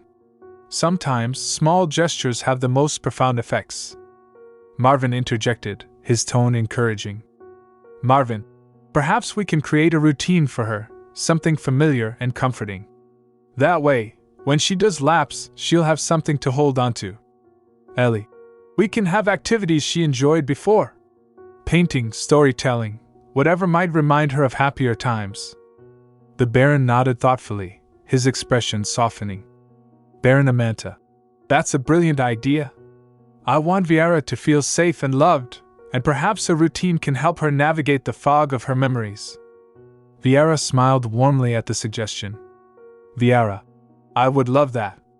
The thought of sharing those moments with you fills me with joy. Damian, finally relaxing a bit, managed a shy smile. Damian. Okay, we can try that. Just promise to be patient with us, too. Vieira. Of course, dear one. We will learn together. With newfound hope in their hearts, the group began to forge a path toward healing and understanding. Marvin. Then it's settled. We'll plan for tomorrow. I can help with the activities, and we can create a welcoming atmosphere for Vieira. Ellie. Yes. Together, we can help the Baron and Baroness find their way back to each other. As they discussed plans, a sense of camaraderie blossomed among them. Despite the challenges ahead, the bonds being forged felt strong enough to withstand the trials they would face. In that moment, the castle felt a little brighter, filled with the promise of healing and connection. Baron Amanta, feeling lighter, looked around at the group with gratitude. Baron Amanta. Thank you, all of you. I didn't expect to find such kindness here. You've brought light into our lives. Ellie. I never thought I would have a chance to befriend someone like you, Lady Vieira. I thought my life would always be in the orphanage. Vieira smiled softly, touched by Ellie's enthusiasm. Vieira. And I never expected to find such a kind spirit in someone so young. You've brought light into my life at a time when I needed it most. As they continued their walk, Vieira sensed the girl's curiosity. Vieira. You mentioned that His Grace got rid of all the teachers. What do you mean by that? Ellie, her eyes wide with excitement, explained further. Ellie. They were really mean. They never cared about us. But when Duke Schuetz found out how they treated us, he made sure they were gone. It was like a dream. We felt free to be ourselves. Vieira nodded, impressed. Vieira. He must truly care about you all. That speaks volumes about his character. It's rare for someone to go to such lengths for others. Ellie. Yes. And he's not just nice, he's brave too. Like the time he fought off those bandits trying to raid the orphanage. He stood right in front of us, sword drawn. Vieira's expression turned serious. Vieira. I've heard about the bandit raids. It must have been frightening for you. Ellie nodded, her tone turning somber. Ellie. It was. But he protected us. That's why I want to be friends with you, Lady Vieira. I want to be strong like him and help others too. Vieira felt a swell of pride and affection for the girl. Vieira. You have that strength within you, Ellie. It takes great courage to face challenges, and you already show that every day. Friendship can be a powerful force for good. As they strolled deeper into the garden, Ellie's expression grew contemplative. Ellie. What was the war about? You said it was because of the prophecy? Vieira paused, considering how much to share. Vieira. Yes, the prophecy spoke of a mystical power. Many believed that the life force from the world tree would bring prosperity to our empire. The tribes who lived near the tree had access to powerful magic. But when the tree began to wither, fear and suspicion arose. Ellie listened intently, her eyes wide with intrigue. Ellie. And the tribes, they were blamed? Vieira. Correct. The Empire accused them of hiding the truth about the world tree's decline, even though they had been its protectors. This led to conflict, and many innocent lives were lost. Ellie looked down, her heart heavy with the weight of Viera's words. Ellie, that's so sad. I can't imagine fighting over something like that. Viera nodded solemnly. Viera, it is tragic. The war changed many lives, including my own. Duke Cliver and Duke Schuetz fought side by side, forming a bond that would last a lifetime. In the end, the Empire emerged victorious, but at what cost, Ellie? But now that things are better, do you think there's still a way to heal the wounds from the past? Viera's gaze softened as she considered Ellie's question. Viera, healing takes time and understanding. Perhaps by nurturing friendships and compassion, we can build a brighter future, one where all voices are heard and valued. Ellie smiled brightly, inspired by Viera's words. Ellie, we can start with us. I'll be your friend, and we'll make sure everyone feels happy and safe. Viera chuckled softly, her heart warming. Viera, yes, together we can make a difference, one step at a time. Viera glanced at Ellie, her heart warming at the girl's excitement. Viera, I suppose you could visit, but it may not be the most fun place for a child. Minds can be dark and noisy, and there's a lot of work involved. Ellie, but I want to see where the magic happens. Maybe I could help. I can be strong like Duke Schuetz. Viera chuckled softly, impressed by Ellie's determination. Viera, well, that's the spirit. I'm sure you could help in some small way, but you should also be cautious. It can be dangerous, and I wouldn't want you to get hurt. Ellie nodded eagerly, her imagination already painting pictures of grand adventures in the mind. Ellie, I'll be careful. I promise. Maybe I could learn something about the oars and how they're turned into swords. Like the one Duke Schuetz is making for Damian. Viera smiled, recalling the look of determination on Duke Schuetz's face when he had spoken of forging a sword worthy of Damian. Viera, that would be a wonderful opportunity for you. Learning about the craft of forging could teach you a lot about patience and skill. As they continued their walk, Viera felt a sense of pride for the little girl who had so quickly become a bright light in their lives. Viera, you know, Ellie, I think there's a bit of magic in the world beyond just the magic of the tribes. There's also the magic of kindness and friendship, and you embody that perfectly. Ellie beamed at Viera's words, her eyes sparkling with enthusiasm. Ellie, thank you, Lady Viera. I want to spread that magic everywhere. Just like Lady Yuria did for Duke Schuetz. Viera nodded, reminded of the powerful love that could transcend even the darkest of curses. Viera, exactly. Love can heal wounds that seem impossible to mend. It seems you've already made a mark on our lives, Ellie. Suddenly, a thought crossed Ellie's mind, and she turned to Viera with a curious expression. Ellie, do you think I could ever learn magic?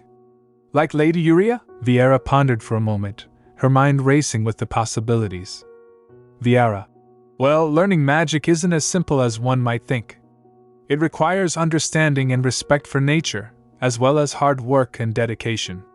But if you're truly interested, I'm sure we could find a way to help you learn. Ellie's eyes lit up with excitement. Ellie, I want to learn everything. I'll work hard, I promise. As they reached a small clearing in the garden filled with vibrant flowers, Viera stopped and turned to Ellie. Viera, then let's start by exploring the magic of nature itself. The flowers, the trees, the earth, there's magic all around us if we know how to look for it. Ellie crouched down to examine a delicate flower, her fingers gently tracing its petals. Ellie, it's so beautiful. I can feel the magic already. Viera smiled, her heart swelling with pride and hope for the future. Viera, yes, and with your spirit, I have no doubt you'll find a way to weave your own magic into the world. Ellie looked up at Viera, determination shining in her eyes. Ellie, I promise I will. I'll make everyone proud, especially Duke Schuetz. Viera reached out, placing a gentle hand on Ellie's shoulder. Viera, I believe in you, dear Ellie. Together, we will create a future filled with kindness and love, just like the stories we cherish. Jared Amanta paced restlessly in the mine, his mind racing with the weight of expectations. Jared, I need results and fast. How could I refine this? At this rate, I won't be able to make my ailing mother happy, nor will I receive recognition from my father. Father will be disappointed if I'm not of use to him. He sighed heavily, trying to push aside his worries. Baron Amanta entered the cavern, eyebrows raised at Jarrett's troubled demeanor. Baron Amanta. Why do you keep sighing? What brings you here, my lord? Jarrett. Do I need a reason to come to my own mine? Baron Amanta. So, did you find out more about that or? Jarrett. My apologies. I have not, Baron Amanta. You need not be so hasty. Take your time, Jarrett. No. I'll do my best to make you proud, my lord. Do not worry, Baron Amanta. So be it. Spare no effort then. Just then, Ellie stumbled into the chamber, wincing at the unexpected noise. Ellie. Ow, that hurt, Baron Amanta. Miss Ellie? What brings you here? And you as well, Viara. Good day, my lord. I knew you wouldn't be pleased, but I wanted to visit with Miss Ellie, Baron Amanta. What? Honestly, you know there are a lot of dangerous tools here, Ellie. Wow. What's that blue thing behind you? Some kind of weapon? Wow, it's so sparkly. May I touch the sword? Please, Jared Amanta thought, this is the girl that His Grace brought to be Lord Damian's future wife? She's much smaller than I expected. Swords can be dangerous. You better not. Ellie. Okay, I understand. I'm sorry I pestered you. Swords can be dangerous, Jared Amanta. So allow me to show you something else. Ellie perked up, her curiosity piqued. Ellie. Really? Wait, Jared retrieved a small, intricate monocle from a nearby shelf. Jared Amanta. It's a monocle that uses the power of a mana stone. Take it, and hold it to your eye like this, Ellie. I'm getting dizzy, Jared. Try closing one eye, Ellie. Like this, Jared? Yes, that's right, Viara murmured to herself, a smile creeping onto her face. Viara. Goodness. This must be what it's like to have a granddaughter, Ellie. Wow, this is so neat. Isn't that right, Marvin? Jared Amanta. Huh? What's all this, Jared Amanta? Don't touch those, Ellie. Why not, Jared Amanta? That's a collection of unique ores that we recently discovered. Body heat makes them harden immediately, and once stuck, it's impossible to get them off. They emit a strange substance, too. Ellie stepped back, a mix of awe and caution in her eyes. Ellie. Wow, that sounds kind of dangerous. But also really cool, Viara. Ellie, let's be mindful of our surroundings. Jared is right, we must be careful. Ellie nodded, her excitement tempered by the warning. Ellie. Okay, I promise to be careful. I just love learning about all these amazing things. Jared watched as Ellie's face lit up with fascination. For a moment, the burdens of expectation and disappointment faded, replaced by the joy of sharing knowledge. Jared Amanta. Then let's make sure you learn safely. There's a lot to discover here, and if you're careful, you might just become quite the scholar one day. Ellie beamed at him, her eyes sparkling with determination. Ellie. I will. Thank you for teaching me, Lord Amanta. Viara smiled warmly, sensing the bond forming between them. Viara. Yes, Ellie, the world is full of magic, and you have a wonderful spirit to explore it. Just remember that every great adventure begins with a single step. Ellie stood in the dim light of the mine, her eyes wide with excitement and trepidation. Ellie. Just like a monster. Have you ever seen a monster before? As her words hung in the air, she felt a pang of nostalgia. Ellie remembered. I haven't, but Damian has. He encountered monsters before he came to Schuetz Castle. He said they were really frightening. Once they grab you, they don't let go. Meanwhile, in the next chamber, sat with a frown, his lessons temporarily forgotten. What's wrong? He squinted into the shadows, feeling as though someone had just called his name. That's true. Once they grab you, they never let go. Back in the main cavern, Jared Amanta paused, his brow furrowing in thought. Jared Amanta.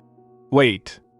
I think I saw something similar when I was young. Duke Schuetz's voice echoed in the distance, firm and commanding. Duke Schuetz. Return to the castle once you've made sure there are no remains of monsters in the rubble. Jared Amanta. Yes, sir. He scanned the mine, his eyes landing on a glimmering object embedded in the rock. Jared Amanta. Wow, there are even crystals here. I'd better bring it back too. Suddenly, Baron Amanta shouted, a note of alarm in his voice. Baron Amanta. Stop! Don't touch that. That's a rare monster with special properties. Jared. What? A monster? Baron Amanta. Yes. It looks like a sparkly gem on the outside. Jared. But it looks so beautiful. Baron Amanta. Yes. It looks like a sparkly gem on the outside. But you won't be able to remove it the moment it sticks to you. It might look pretty, but it will dig into a person's flesh. It's a monster, I'm telling you. As Ellie listened, her mind raced with implications. Ellie thought, now they've figured out that this mine is a monster's den. Next, they'll start using the monsters to make weapons. For the time being, it's not possible to feel the full power of the toxin if it only touches your skin for a moment. But if you touch it for a long time, it enters your body and becomes a terrible and deadly weapon. It's strange to think that someone thought of using monsters for weapons. They're definitely vassals of Duke Schuetz, that's for sure. Anyway, it seems like things are happening 3 years earlier than they did in the book. Viera broke through her thoughts, looking concerned. Viera. Shall we head back now, Miss Ellie? Ellie. Pardon? But we didn't even talk that much today, Viera. This was enough. You did something wonderful, Miss Ellie. For my son, my husband, and for me as well. We better head back before it gets dark. His Grace will worry otherwise, Ellie. All right, Lady Amanta. Duke, that reminds me. His Lordship, Baron Amanta, sent this for you. He held up a sleek arrow, glistening under the candlelight. Duke, an arrow? Servant, yes, he said that he made it out of the ore he recently discovered. Duke, what kind of ore? Servant, Mundian. To make a weapon out of a monster, it's quite impressive, really. Duke, I see. I had wondered if he was at loose ends because of his wife, but he managed to produce something after all. Servant, still, a sword would have been better than an arrow. Duke, this is merely the beginning. He'll continue developing new weapons with time. Servant, in any event, I understand now why you decided to take Miss Ellie under your wing. Duke, Servant, these discoveries were all made possible by Miss Ellie. Duke, made possible by that child. Servant, indeed, it may have seemed like an overreaction on her part, but he realized the ore was a monster thanks to her. The Duke leaned forward, intrigued. Duke, eek, just like a monster. Servant, she's a very wise young girl. Duke, the reason I took Ellie with me is because I suspected some connection between her and the Emperor. Servant, she may be young, but she's bold and incredibly clever. Thus, it's highly possible that she is somehow involved with the imperial family. They could be using her to train Damian to submit to them. Duke, moreover, the death of Clyder and his wife was no mere accident. That's why I thought it would be to my advantage to keep the child close, in case she slipped up and accidentally revealed information about the Emperor. He fell silent, lost in thought, a cloud of concern gathering over his expression. Duke, that's what I thought anyway. What if the child has some connection with the Emperor? Why does that speculation alone put me into such a foul mood? Ellie, Miss Ellie? She peeked into the study, her expression brightening the dim room. Ellie, hello? Duke, Miss Ellie, what are you doing here? Ellie, I wanted to say hello to His Grace. Duke, is that so? As you wish. She stepped inside, looking around with curious eyes. Ellie, I just wanted to listen and to hear more about the ore development. I thought he was a kind person, but I'd better be careful. One wrong move, and I could have died. Duke, what's going on? Ellie, I have something for you, Your Grace. She stepped forward, excitement dancing in her eyes. Ellie, it's for your headache. The Duke raised an eyebrow, intrigued. Ellie, Roina mentioned that Your Grace sometimes suffers from headaches, so I brought this for you. Duke, How considerate of you. Where did you find such a thing?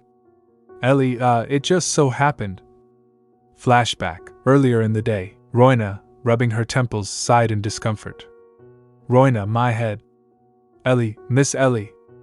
Back to present. Duke, Anyway, what's that behind your back? Ellie, what? Oh, whatever do you mean? She feigned innocence, her heart racing as the Duke's gaze lingered on her.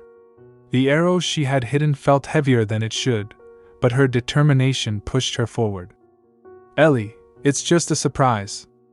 Duke, a surprise, you say? I'm curious now. Do show me, Miss Ellie. Ellie hesitated, knowing that revealing the arrow might bring unwanted scrutiny. But the glint of intrigue in the Duke's eyes compelled her to take a chance. Ellie, all right, but promise you won't get upset. She slowly revealed the arrow, its craftsmanship gleaming. Duke, an arrow, from the Baron, I see. Impressive. But why bring it here? Ellie, I thought it might help with your headache. Duke, and you think an arrow will do that? Ellie giggled, the tension breaking slightly. Ellie, well, it's not just any arrow. It's made from the ore he discovered. I thought it might inspire you. Duke, inspire me? Ellie, yes. To create something great. Like a sword. The Duke's demeanor shifted, a smile breaking through his stern facade. Duke, you may have a point there, Miss Ellie. Perhaps this little gift will lead to greater things. Ellie, take a look. There's nothing behind my back. Duke, so I see. He sighed, relief washing over him. Duke, phew. What a relief. I must have been mistaken. Why did you go to such trouble? Ellie, I was worried about you. Duke, worried? She nodded earnestly, her big eyes wide with concern. Ellie, yes. Duke, Miss Ellie, would you mind giving the medicine to me? Ellie, to you? Duke, yes, my head hurts from time to time, too. Ellie, all right. Duke, Franz. Give it to me. Franz, I beg your pardon? But you haven't been sick a day in your life. Why did you bring this to me? The Duke's gaze sharpened, and Ellie felt the weight of his scrutiny. Ellie, I doubt you're just here to give me medicine. Duke, he caught on fast. He didn't fall for it. Ellie, my plan was just to leave a good impression on the Duke, but I guess I might as well say it. You told me that I could pick the family that will adopt me, Your Grace. Duke, indeed. Her heart raced as she continued. Ellie, may I choose again? Duke, you want to pick a different family? Ellie, House Schuetz. I want to have you adopt me. The Duke's brows furrowed, a mix of shock and disbelief on his face. Duke, what? Ellie, I won't stay long. I'll make sure I'm ready to leave once I'm old enough. Just let me stay with you for a little while. Duke, don't be ridiculous. I hate inconvenience and fuss. I dislike children even more. Ellie, that's your third red card. Duke, just like that? He didn't pull any punches. Ellie, all right, I understand. I'll be off then. Have a good evening, Your Grace. She turned to leave, her heart sinking. Franz, Your Grace, Miss Ellie is still young. Couldn't you have been a little less direct? Duke, this is children's medicine. Franz, Miss Ellie is a child, so that makes sense. The Duke rubbed his temples, frustration evident. Duke, it's laughable to try and cure pain caused by a curse with mere medicine. And this is children's medicine, no less. It wouldn't even work on an adult. The weight of his words hung in the air, and Franz shifted uncomfortably. Franz, there's a chance that Ellie is the Emperor's spy. Even though I acknowledge that possibility, I wonder why a part of me keeps hoping. Duke, that it isn't true. Ellie turned back, catching the tail end of the conversation. Ellie, feel better, Your Grace. Her cheerful tone cut through the tension like a knife, a small beacon of light amidst the shadows. Duke, thank you, Miss Ellie. As she walked away, the Duke felt an unsettling mix of emotions. The innocence and determination in her eyes ignited a flicker of hope, battling against the dark possibilities that loomed. Duke, What if she is more than she seems? Ellie, I had guessed that the Duke wouldn't accept me. I hate inconvenience and fuss. Don't be ridiculous. She sighed, reflecting on the Duke's stern demeanor. Ellie, but he was even sterner than I expected. I dislike children even more. He wasn't this bad. If I could be his daughter instead of a daughter-in-law, then I would be out of his hair once I came of age. Then I wouldn't need to go through the trouble of divorcing Damian. She frowned, her thoughts swirling with doubt. Ellie, well, I guess he just didn't want to adopt the daughter of a thief. That would threaten the status of House Schuetz, after all. Her determination began to rise. Ellie, there are 4 years left until Damian goes to war. The female lead will be introduced another 5 years after that, which means I have 9 years left. That's enough time. I can do it. I'll find a way to survive by the time the female lead appears. The clamor of swords clashed in the background, but her thoughts were soon interrupted by the sound of laughter. Marvin, it's truly an honor for my husband to be able to assist Lord Damian with his training. Ellie, I couldn't believe it at first, so I wound up asking Marvin multiple times. It's amazing, isn't it? I hope Damian and Lord Amanta get along. As she spoke, her gaze fell upon Damian, who looked exhausted but determined. The sight filled her with both pride and concern. Ellie, it seems like my little hint about the mine really helped the Baron. I can't believe he decided to help train Damian at such an age. Suddenly, a shadow fell over her, and she turned to see the other knights watching Damian with concern. Knight 1, don't speak poorly of Ellie. Knight 2, if there's one thing I'm worried about, it's how Damian snapped at the Baron. Even if the Baron agreed to help, it won't matter if Damian refuses. Ellie felt a surge of urgency. Ellie, I can't let that happen, so I better move quickly. Just then, she spotted Damian, his cheeks flushed and breathing heavily. Ellie, Damian? What happened? Are you hurt? Damian, Ellie? He wiped the sweat from his brow, his expression a mix of exhaustion and annoyance. Ellie, your cheeks are bright red, and you're sweating. Should I tell His Grace and call for a doctor? Damian, I'm not hurt. I just sat down because I got tired. Ellie, really? Damian, yes, really. I wouldn't lie to you. She felt a wave of relief wash over her, but something still nagged at her. Ellie, that's a relief, but good day, Lord Damian. Judging by the look of the other knights, today's training session must have been difficult. As she spoke, the other knights huffed and heaved, clearly worn out. Ellie, now that she mentions it, even the adults are huffing and heaving. Just how hard were they training? Knight 1, even though Damian is destined to be a sword master someday, he's still a kid. They should go easier on him. Knight 2, are they being hard on him because he's new? Ellie approached Damian, her voice gentle. Ellie, I'll come watch you practice more often, Damian. Damian, really? Ellie, yeah, I want to make sure no one is bullying you. Damian, I'm really okay. Ellie, oh, or do you not want me to come watch you practice? Damian, no, that's not it. I'm having a really tough time. Ellie, what about us, Lord Damian? We're the ones who have it rough here. She gestured animatedly, her determination shining through. Damian, but I think it will be easier with you here. So you can come, as often as you want. Her heart softened at his words, but a hint of suspicion crossed her mind. Ellie, I recognize that expression. Ellie, Tommy, are you sure you didn't eat Betty's cookies? Damian chuckled, shaking his head. Damian, but Damian would never lie. Okay, I'll come more often then. Ellie, good work today, Damian. His cheeks flushed, a shy smile breaking through. Damian, ah, you're so sweet.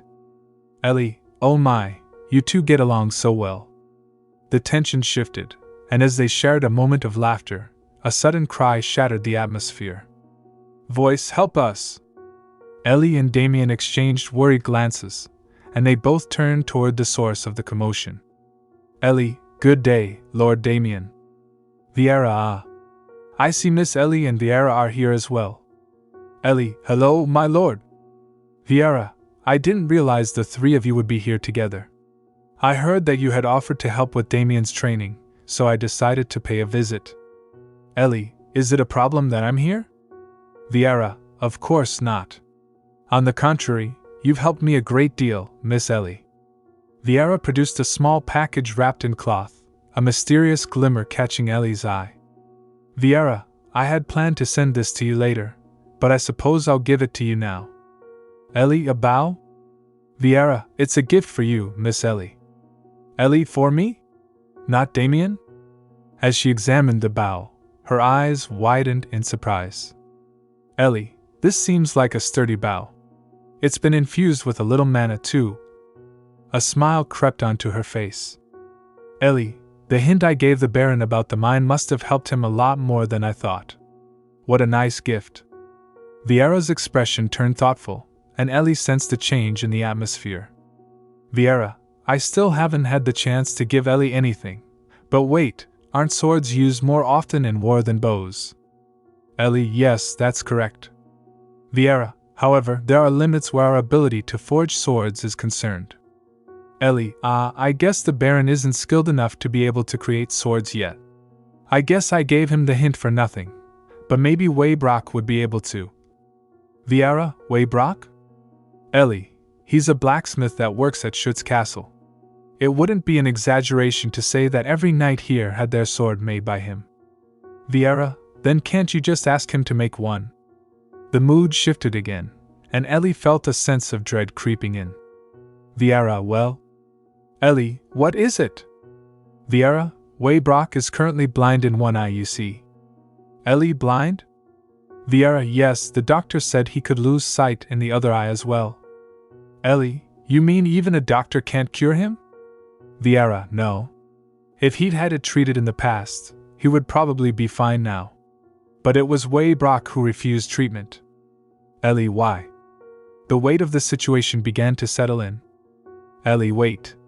It's going to seem like I'm digging around for intel if I keep pestering the Baron. I'd better find someone else to ask. Viera, I see.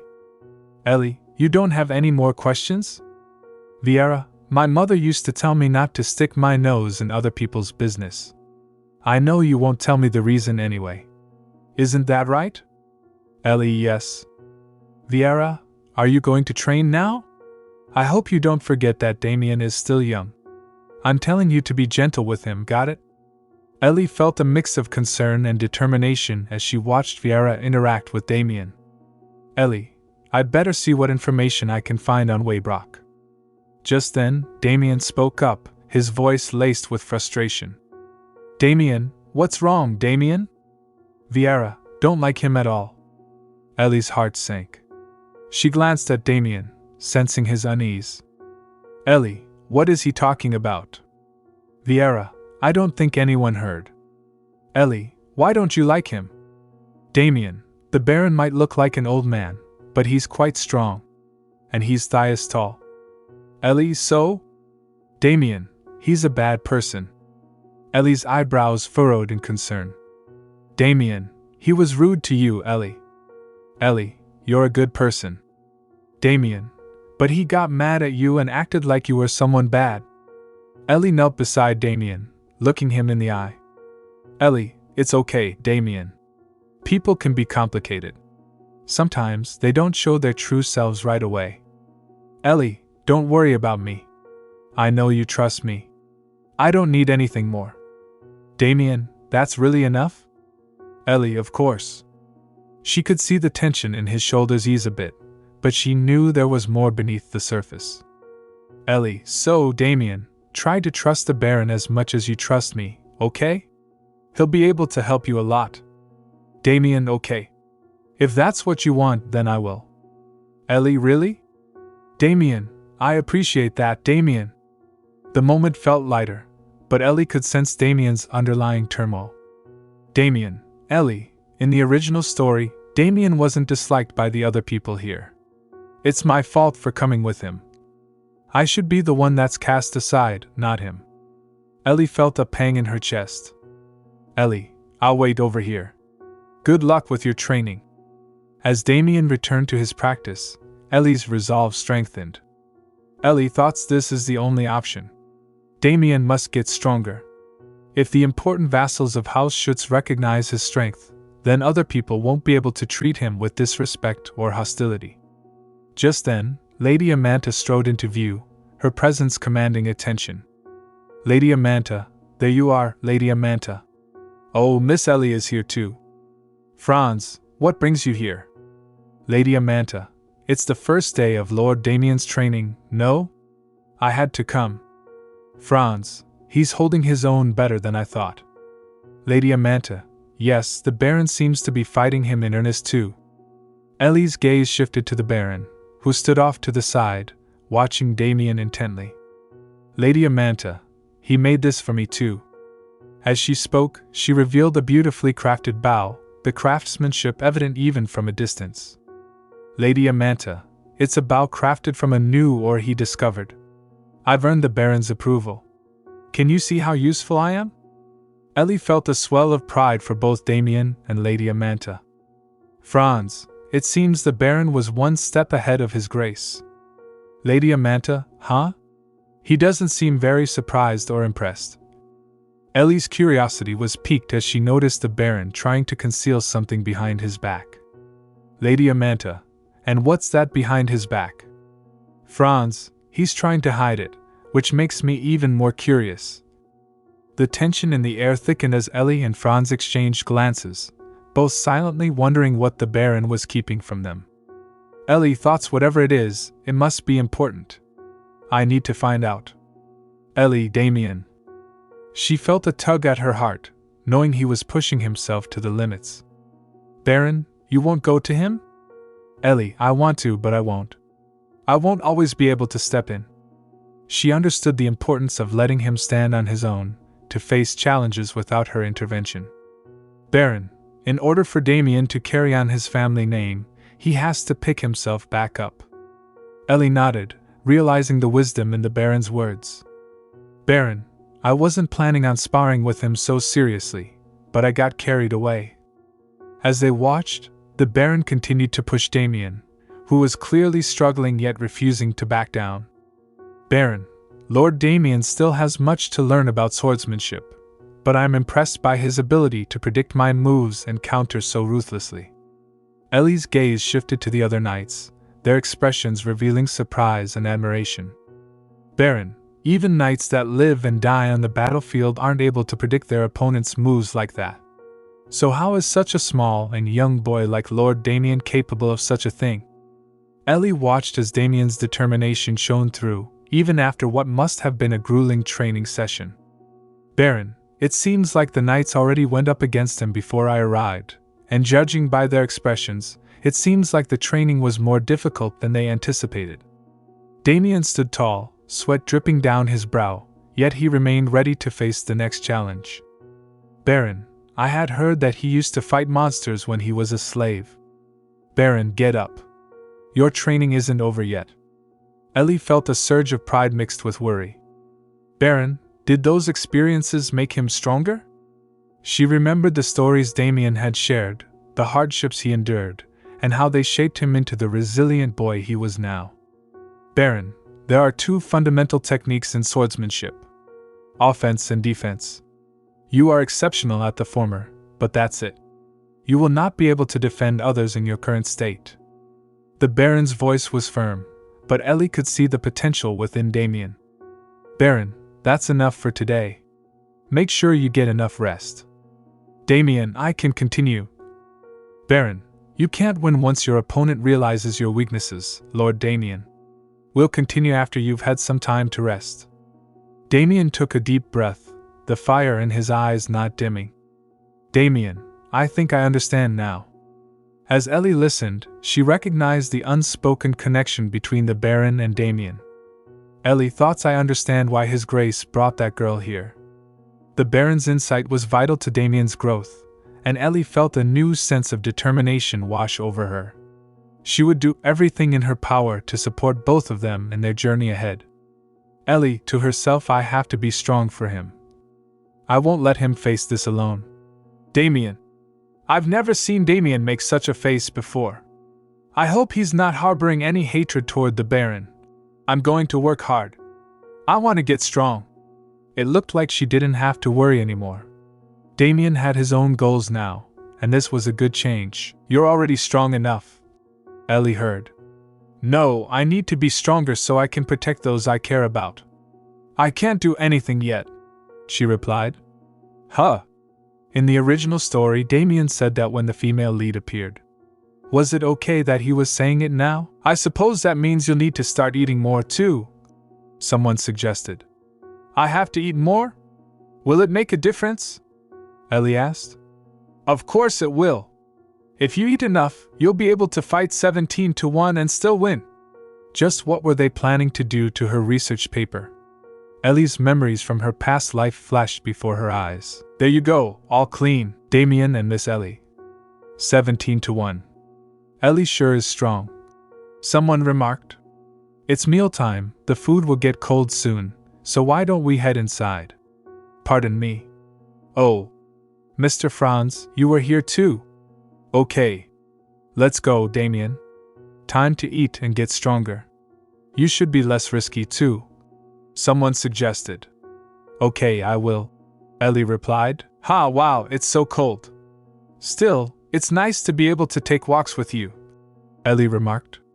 Really? Damian asked. HAA. Are you copying me? Yeah, Damian said with a smile. As always, he was so cute. Who did he take after? Ellie? All right. Let's go that way. Miss Ellie, Damian, that path is dangerous. Why don't you walk somewhere else? A voice warned. What? Why? Ellie wondered. Huh? Ashel, why are you holding your nose? Does something smell bad? My apologies, Miss Ellie. There's a stench coming from somewhere around here. I have a sensitive nose. The smell of sweat in the training hall bothered me too, Ashel explained. Really? I don't smell anything. Wait, the smell isn't coming from me, right? Ellie asked. It can't be Damian. He always smells nice. Of course not. You and Lord Damian always smell like flowers, Ashel reassured her. There's actually a place I want to show you. Would you follow me, please? Ashel asked. This is the Red Lake. It's the only one of its kind. Many people have drowned because they were entranced by its color and fell in. I brought you here because I wanted to warn you of it, Ashel said solemnly. People have drowned in it, Ellie asked, shocked. Because there are so many accidents, there has been some talk of filling it up, but it ultimately wasn't because of the manna in the lake bed. That's why you two shouldn't get too close to it. You heard that, right, Damian? Ellie asked. You too, Miss Ellie. Promise me you won't get too close. Ashel insisted. But I'm older than Damian, Ellie muttered. Huh. Is that smell booze? Something smells sour, Ellie realized. Oh, good day. It's been a while. Do you remember me? A man asked. I told you it was dangerous to bring children here, he scolded. Yes, I was aware, but... Ashel hesitated. So she was having a hard time because of the odor coming from that man, Ellie thought. And my apologies. We'll be heading back now. Goodbye, Waybrock. Waybrock? The blacksmith. Damian's sword, Ellie murmured. Time to head back now, you too, Ashel said. Okay. Ellie and Damian answered in unison. Ashel, that was Waybrock, right? The one who makes weapons for everyone in Schuetz Castle? That's what I heard from Baron Amanta, Ellie said. Phew, we made it. She sighed. Yes, but that was true very long ago. Ashel explained. Did he stop making weapons because he's blind in one eye? Ellie asked. Well. Ashel trailed off. His daughter drowned in the Red Lake? Ellie exclaimed. Yes, it happened long ago. Everyone in the castle knows what happened. Ashel confirmed. So that's why he smelled like liquor. His daughter died, and then he went blind. I feel so bad for him, Ellie whispered. But Waybrock only became like that after Lady Uriah passed away. He was grieving the death of his daughter around the same time Lady Uriah arrived at the castle. Lady Uriah was the same age as his daughter, and his depression improved after he spent time with her. But then after Lady Uriah died, he just started drinking all day. Apparently, he keeps refusing treatment from the castle physician too. All dry, Ashel said quietly. I see, you understand now why you should never get close to the Red Lake, right? You shouldn't ever go near it. Understood? Ashel warned. Yes, we understand, Ellie and Damian answered. Have sweet dreams, Miss Ellie and Lord Damian. Maybe it's because I'm thinking of my own mother, but I can't get his story off my mind, Ellie thought. Let's sleep, Damian. You smell nice, Ellie said as she tried to rest. But her thoughts lingered. I can't stop thinking about it, so I'd better go back tomorrow, she decided. But Miss Ellie, you promised me, Damian reminded her, Ellie said. I feel like I have a cold coming on. I spent all of yesterday outside, too. I didn't realize they'd call the castle physician after I sneezed just once. It was just a regular sneeze. You won't need to take medicine. Look, I feel fine. They're all so kind, Jared Amanta called out. Get away! Is that the castle physician? Is he treating Waybrock today? This timing is perfect. I should ask him about Waybrock. He approached and said, Excuse me. Yes, my lord. You won't have to worry. Waybrock is going to lose sight in his other eye as well, Jarek Amanta added. He believes the deterioration of his condition is just part of the healing process. Make sure you do it right. Once Waybrock is out of the picture, there won't be anyone skilled enough to create a sword that can contain the Duke's aura. Without the ability to produce weaponry, House Schuetz will grow weaker. That'll be the perfect opportunity for House Quintar to take over the weapons trade. Yes. I'm aware. It'll be over for Duke Schuetz after that, he replied. He continued, Without Waybrock, House Schuetz is nothing. We must not let the ore that Baron Amanta discovered fall into Waybrock's hands, she responded. Yes, I'm taking care of that too. Well. Would you look at that? Anyway, you'll give me some of the rights to the weapons business if this goes well, yes? Ellie added with a smile. Would I lie to you? Jarek Amanta reassured. Of course not. I have no reason to doubt you, my lord. Making a living is hard. Wow, is he out of his mind? A man nearby thought. The crows are louder than usual today. Hey, could you be quiet? He turned and exclaimed. A child? What do you think you're doing? Do you have any idea how dangerous this lake is? Ellie greeted him. Good day, sir, good day, he replied, bewildered. Are you trying to get yourself killed? Wait, maybe I yelled at her too much. People are already afraid of me. I don't want to make this child cry, Ellie, taken aback, said. Sorry. Thanks for saving me. I didn't save you. What are you doing here? He asked. It's about this. It's neat, right? I got it as a gift. But I've never shot an arrow before. I wanted to practice somewhere without other people so I wouldn't hurt anyone by mistake. Ellie thought. I knew he'd be interested. She offered. Shall I give it to you then? Me? Why? You can't take your eyes off of it, he said, trying to maintain composure. I'm not going to take something from a child. I have a conscience, you know, Ellie pondered. Now that I think about it, I suppose Lord Amanta would be sad if I gave it to you, she said. Want to just take a look then? Look all you want. Look at me, Waybrock. Aren't you curious about what kind of ore I am? Ellie added playfully. In that case, I suppose I'll look for just a moment, he admitted. Success. Ellie thought, he's interested in the new ore. Why don't you come in? You'll get cold if you stay out in the snow too long, Ellie said, suddenly remembering. I forgot how dirty the house is. The stench of alcohol is pretty strong, too. She gestured. You can sit over there. I'll have to clean up for my surprise visitor. If there are people out there trying to bring Duke Schuetz down, then Waybrock's affliction would be an opportunity for them, Ellie thought. If they're planning on making him blind in his other eye as well, then it's possible that they're also the ones who caused him to lose sight in his first eye.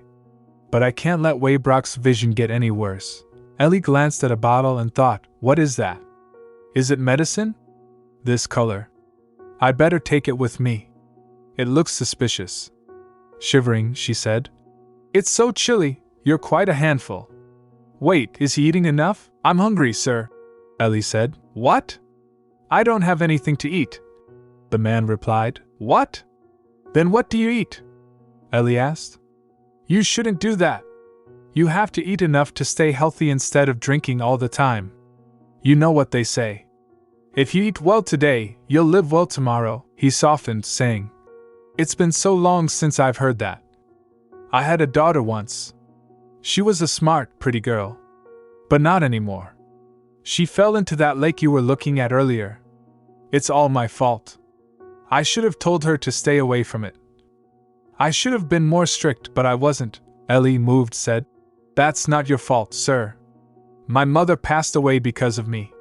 She wasn't exactly an upstanding citizen. I don't want to justify what she did. It was bad, after all. But if it hadn't been for me, she wouldn't have done something so extreme. Still, if she heard me blaming myself for what happened like you are, this is what she'd say, Ellie continued. She said, it's not your fault. If your daughter could see you now. It's not your fault, Dad. That's what she'd want to tell you. A few years ago, someone told me the same thing you did. That person is no longer in this world, but you remind me of her. Very much so. I'll be going now. They might scold me for staying out so long. Oh, and I'm only letting you borrow the arrow today, Ellie said. You can repay me by playing with me and my friends tomorrow. We agreed that we'd meet up.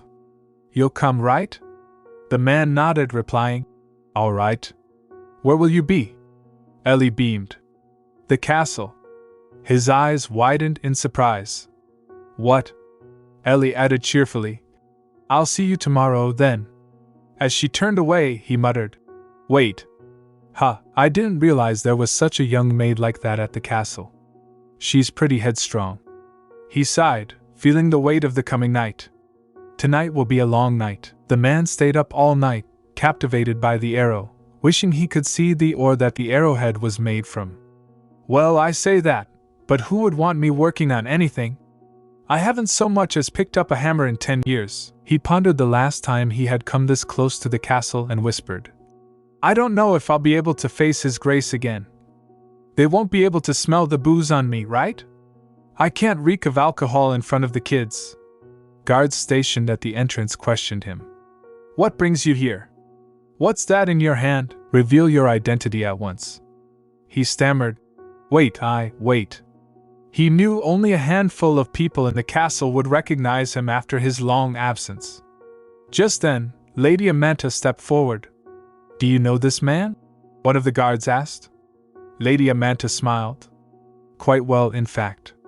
It's been a long time, Waybrock. Waybrock was taken aback. Thank you for that, Lady Amanta, she replied. Of course they wouldn't welcome you with open arms. You came up to them with an arrow in your hands. Come in. Miss Ellie is waiting for you. His heart skipped a beat. Miss Ellie? That child isn't a servant? Ellie greeted him enthusiastically. Hello again, you came early. Lady Amanta nodded. Good morning to you as well, Waybrock. Ellie turned to them, eyes full of curiosity. Lord Amanta? Waybrock? What are you doing here? Smiling, she explained. I wanted to introduce you to. This is my friend. He's interested in weaponry. He took a liking to the present you gave me, my lord. You like making weapons too, so I thought you would benefit from speaking with him for a bit. Waybrock's expression shifted to surprise. But how do you two? Ellie urged him. Come over here, mister. Let's sit and talk for a bit. Lady Amanta chuckled, recalling that Viera had gone out to get Waybrock based on Ellie's account. Yes. I was a bit taken aback as well, Lady Amanta said. Waybrock tried to focus as Ellie changed the subject swiftly. What did you think of the arrow, mister? He took a breath and answered. I took a good look at it, miss. Thank you. I wanted to apologize for yesterday. I didn't realize that you were Lord Damian's betrothed. Ellie waved off the apology. It's all right. Don't worry about it. Brown Amanta's eyes narrowed with interest. You said you looked at the arrow. What did you think of it, Waybrock? He took a deep breath. I was stunned. Where did you get the idea to make it out of a monster? Lady Amanta's eyes sparkled with satisfaction. Well, about that. It's all going according to plan. Ellie sipped her cocoa contentedly. Brown Amanta leaned in. A sword would certainly work better than an arrow. Ellie giggled. I just knew you'd say that. Brown Amanta turned to Waybrock. What do you say, Waybrock? Don't you want to make one together? With your talent, we could create something incredible. Waybrock's eyes darkened. My apologies. Your eye still hasn't healed yet. Are you still refusing treatment for it? Waybrock's confusion showed. I beg your pardon? What are you talking about, my lord? I've been taking medicine for quite some time. Lady Amanta's eyes sharpened. What? Waybrock nodded. Dr. Damian even gave me a prescription. Wait. I forgot to take my medicine while I was looking at the arrow, but for some reason, everything looks a bit clearer than usual. Lady Amanta's expression shifted with realization. You take medicine. That medicine. Could it be? My lord, I have a favor, Andy announced. We will now begin the report from each vassal house. If the thief's daughter becomes the Duke's successor alongside Lord Damian, there's bound to be conflict with the imperial family. It could mean the end of House Schuetz. Even if we seize control of the weapons trade, we could be in trouble without the Schuetz family. Turning to Viscount Quintar, Auntie said. You have a plan for this, don't you? Ellie chimed in. Feel better soon, Your Grace. I wonder what those pills are. He's been in a good mood all day, Duke Schuetz initiated. Let us begin. Yes, Your Grace. I can start with reports from my territory. Recently, we've been developing. Not bad, the Duke remarked. On our domain. The report continued. Very good. Next, Viscount Quintar stood up. House Quintar has produced a new weapon that is far superior to its predecessors. Unlike our previous attempts, this sword is far lighter and easier to wield. So, I wanted to present this to you, Your Grace. In the past, only Waybrock was capable of producing the Duke's blades. The Duchy of Schuetz will suffer greater damage if the Duke doesn't deal with the rampant monsters. That means Duke Schuetz will have no choice but to use House Quintar's weapons. Dr. Damian turned to Baron Amanta. How have you been faring with the new mine you recently discovered? Baron Amanta replied. Things are going smoothly, Your Grace. I'd be curious to know what smoothly means, exactly. From what I hear, you still can't produce more than arrows. But what about the Black Lions? Don't all of the Schuetz family's knights use swords? It's downright absurd that you can only make arrows. Well, who knows? Perhaps they could serve some purpose in a hunting contest. Baron Amanta muttered. Dr. Damian asked. How is Waybrock's condition? About that. He's continuing to refuse treatment. It's partially due to psychological factors as well, so we really can't force him. I see, the Duke noted. It is indeed light. It worked, Quintar thought. The Duke will finally accept my family's sword. Suddenly, a commotion interrupted the meeting. Who dares interrupt our meeting? Duke Schuetz replied. Come in. The director entered, bowing. Please forgive me for interrupting, Your Grace. Damian stepped forward. Is Dr. Damian here? He is, but Miss Ellie says she's in pain because of the eye drops you gave her.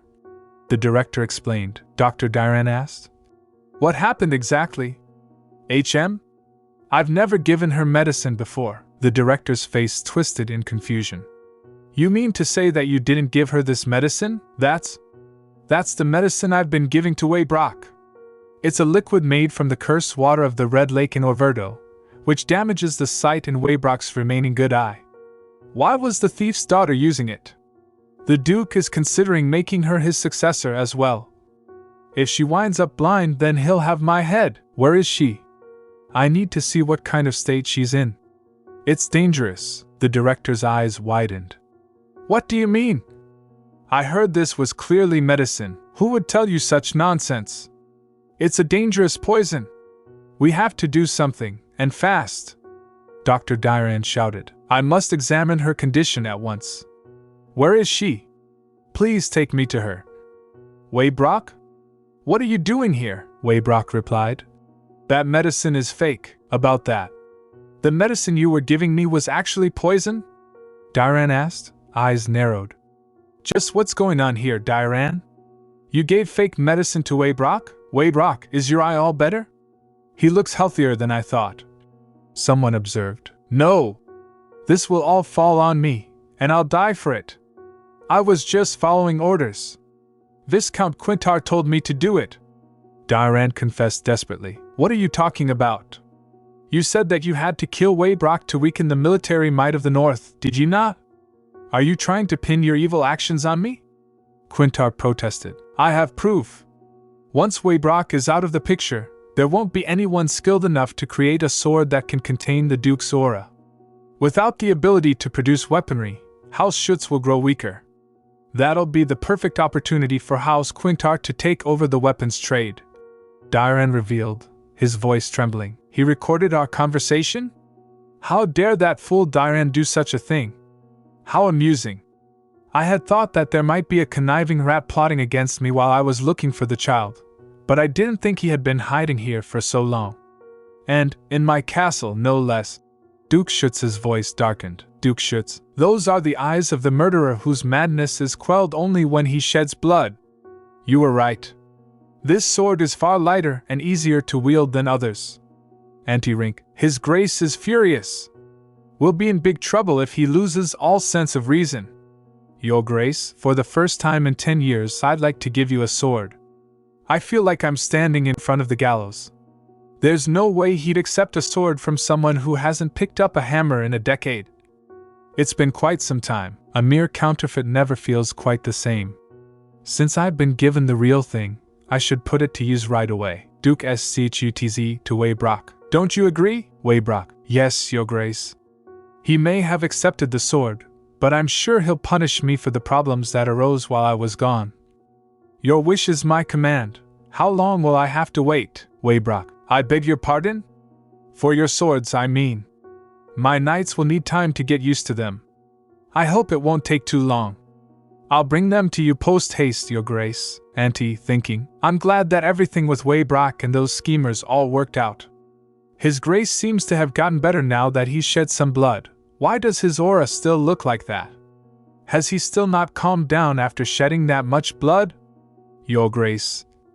Where are you going? Ellie, surprised. Your Grace? What of your eye? I heard you used some strange medicine. You're making me dizzy, Your Grace. Did he figure out that I lied? Judging by the blood on his clothes, I'd say that things turned out well. About that, maybe I should have gone there myself and pretended to put the eye drops in. Director shouting, Your Grace? I didn't know you were coming, so I did nothing to prepare, Your Grace. How could you just run off like that without a word? And where were you headed to in such a hurry? Right this way, Your Grace. Come quickly. Director refuses to budge. Do you really not know? What's with all the sighing? If I knew, why would I ask? Use this to wipe the blood, Auntie added. For Miss Ellie. Explain. You're used to the sight of blood, Your Grace. However, the same can't be said of Miss Ellie. She's still young. Can you imagine how scary it must have been for her when she saw all that blood? Other children would have been in shock if they had seen you, Director told, Your Grace. I think you dropped this. So I did. I was the one that gave Miss Ellie that medicine. I suppose she gave it to you instead of taking it herself. If it were me, I would have just taken the medicine. I can't imagine being bothered if such an ill-tempered man like yourself was sick. Give it to me, of course, Duke Schuetz says. Auntie, do the other knights usually carry around handkerchiefs with them? Auntie replies, No, Your Grace. Of course not. Give each of them one of these. We never know when they might need to clean blood, Duke Schuetz, thinking. Any fabric will do. Dear Miss Ellie. How did you get that scratch on your face? Ellie, the towel that one of the knights gave me was just a little rough. Duke Schuetz, no, find the softest fabric possible. Ellie is the one who will see the handkerchiefs. There could be moments when the knights could lend them to her, so we better choose a nice pattern as well, he added. Roina, make sure you tell the servants to embroider them with flowers. Auntie will be in charge of distributing the handkerchiefs, Director replies. As you wish, Duke thinking. What's going on with His Grace? Ellie says. We have arrived, Lord Damian and Miss Ellie. Wow. Pelling district within the Duchy of Schuetz. There are so many people. Newspapers for sale. Get your newspaper here, Ellie continues. Miss Ellie, is it really alright if you don't go to the Schuetz family's shops? This is the first time, in a while, that His Grace has allowed you to leave. After all, Ellie replies. Yes, it's fine. I like this market just fine. I'll need the help of other merchant groups if I want to do business under my name once I'm not living with the Duke anymore. I should do a little market research now that I have the opportunity, Ellie calling out. Let's go, Damian! It's dangerous because there are a lot of people out here, so you can't let go of my hand, okay? Damian adds. Does that mean you'll let go of my hand if we go somewhere less crowded? Ellie thinks. He must be scared because there are so many people. I can keep holding your hand if you'd like. Damian. Really, Ellie? Of course, Damian. Okay, you promise you won't let go. Ellie. Okay, you promise you won't let go. Vendor shouts. New weapons for cheap. Just arrived today, Ellie thinks. As expected, most of the wares in the north are for dealing with monsters. Ellie. Tasty, right? Damian, you got sauce on your face. Damian. But I don't have anything to wipe it with. Ellie. Use this. Damian. Thank you, Ellie thinks. That's Sir Rainer, right? He certainly likes fancy things. Look at me, Damian. Ellie. Okay, I think we've seen nearly everything. I'd like to know about the products in more detail. Vendor. Are you interested? Ellie. Yes, those look quite unique. Vendor. They're very pricey, so I'm going to stop you right there. I mean, if you have that kind of money, then I suppose you can take a look around, miss. Ellie thinks. That scoundrel. Vendor. Enthusiastic. Wow, how exciting. What are these? Vendor explains. Those are healing potions. Please feel free to take a look, miss. Ellie. I see. This treats light bruises, but paying a visit to the priest may prove to be more effective anyway. For such a minor effect, it is pricey. The temple would be better for treating Duke Schuetz's madness.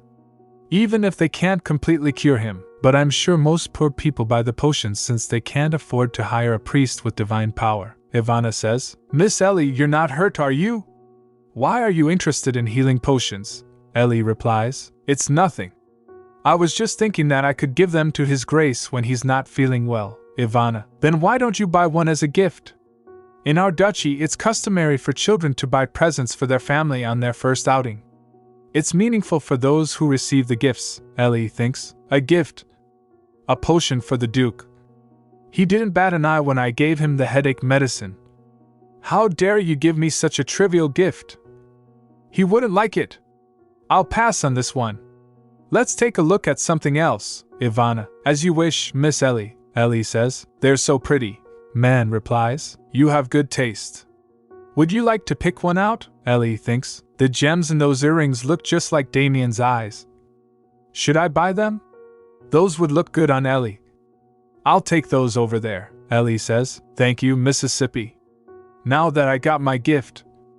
Ivana, Ashel, let's head out. Wait, were they expecting me to buy them a gift too? My relationship with them exists on the Duke's orders, but they're still good people.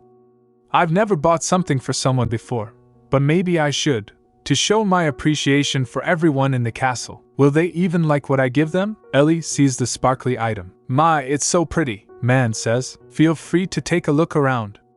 They're not extremely expensive items, but they're definitely worth these prices. Ellie sees something she likes. So I see. The sparkly one is quite pretty. May our son pick one out? Man enthusiastically. But of course, Ellie thinks. It suddenly got crowded.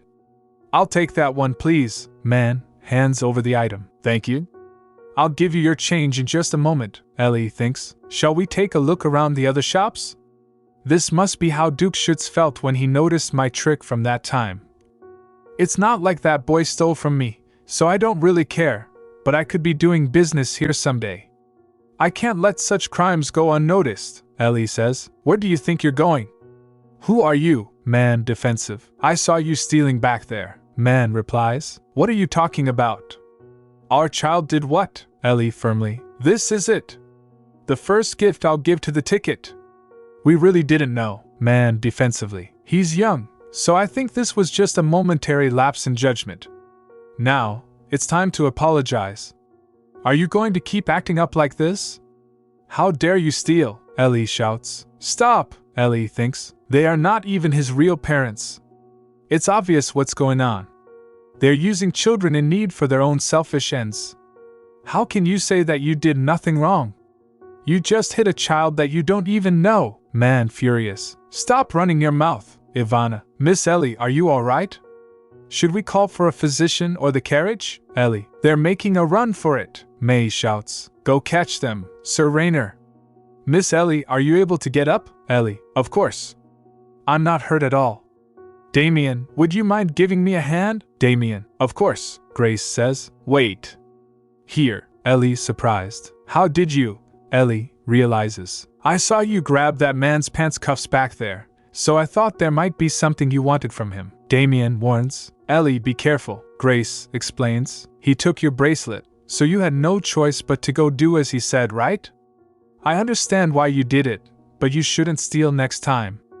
You made it really obvious that you were stealing. Grace sincerely. Thank you. Grace adds. This is all I have left of my parents. I'll repay you somehow. Ellie gently. How about we get you something to eat first? Grace grateful. Thank you so much for returning the bracelet and giving me enough bread and milk for my siblings. I live at the Mareep orphanage. It's not too far from here. If you ever need help, you can find me there. I'll do what I can. Ellie thinks. He might be young, but he definitely has a sense of honor. It's all right. My name is Grace. Ellie thinks further. Grace is a common name, but in the book, she was an important character. She was a holy knight that risked her life to protect Ashel, the female lead. Could this child be that Grace? It might be weird to say at this moment, but she's very handsome. Ellie thought, staring at Grace. The novel did say Grace was a woman, but I didn't expect this. She glanced at her own face, wondering if something was wrong. Is there something on my face? She asked. No, you're just very handsome, Grace replied. What? Ellie blinked, confused. Thanks. You're very pretty too, Grace said. Really, though. I'm not sure whether I should thank you now. Damian, standing nearby, seemed to be just as shy around Grace. Well, that makes sense, Ellie mused. Damian's had a tough life. Just then, Sir Rainer approached. Miss Ellie, are you feeling all right? Did you get hurt from falling? He asked, concern evident on his face. I wasn't exactly sure where you got hurt, so I brought a few kinds of medicine. Ellie was surprised that Sir Rainer had managed to get all of this together while she was talking to Grace. Thank you, but I really am fine, she reassured him. We're glad you didn't get hurt, Sir Rainer said, relieved. In that case, it's time to head back to the carriage. It isn't good to walk around if you're not feeling well. Sir Rainer, if you will. Pardon me, Rainer said, turning to the guards. Take the two scoundrels you captured back in another carriage. Ellie frowned. Wait, we're going back? But I didn't get to buy all my presents. Ivana, Ashel, May. I wasn't able to see everything at the market. Can't I look around a little longer? She asked, a bit disappointed. I'll make sure to stick with Sir Rainer. If I start feeling unwell, I'll go back to the carriage, Ellie added. The light, Sir Rainer muttered, clearly worried. Okay, but be careful, he warned. We'll get the other knights together, Sir Rainer said, as the group prepared to leave. So, she's from a noble family. I'm jealous. He waved to Grace. See you next time, Grace. I don't need the medicine, so you can have it. Ellie added a cheerful goodbye. Bye. My situation will change a bit in the future, but I hope you'll take care of Damian then, too. Grace, surprised, asked. This is for me. Meanwhile, Duke Schuetz greeted them. A new sword already? Your skills haven't rusted at all. Come in. They entered the room. Your Grace, we're back. Hello, Miss Ellie and Lord Damian. I heard today was your first outing. How was it? The Duke asked. It was great. We saw so many fun things, Ellie said enthusiastically. It was interesting to see how quick the people of the back alleys in the north are with their hands, though they were a little sloppy. Glad to hear it, Miss Ellie, the Duke said. Is there anything else? Ellie smiled and replied, I brought these back. She handed him a gift. His Grace doesn't have his ears pierced, but I guess he won't mind since it's a gift Miss Ellie brought for him. Sir Raynor noted the earrings. Those are such pretty earrings. Right? Ellie said. Here you go, Damian. Damian looked surprised. They're for me? I thought they'd look good on you. Wow, thank you. That's so sweet, Damian replied. I guess we both bought something for each other. Great minds really do think alike. Want to go back to our room and try them on? Ellie smiled. Yeah, they seem quite close, Sir Raynor observed. We'll be going now, Your Grace. Wait, Miss Ellie, Sir Raynor called out. Don't you have something for His Grace as well? Ellie paused, then nodded. Of course I do, Sir Raynor, Ellie exclaimed.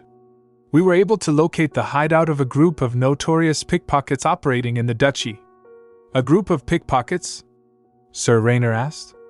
Yes, Miss Ellie managed to catch one. Ellie shrugged. I got lucky.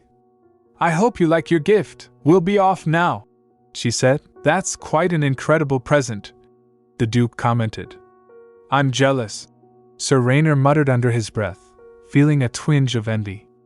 It seems like he just wanted a little trinket from her. He added, Pity His Grace, Raynor said. How was today's outing, Damian? Did you have fun? Ellie asked.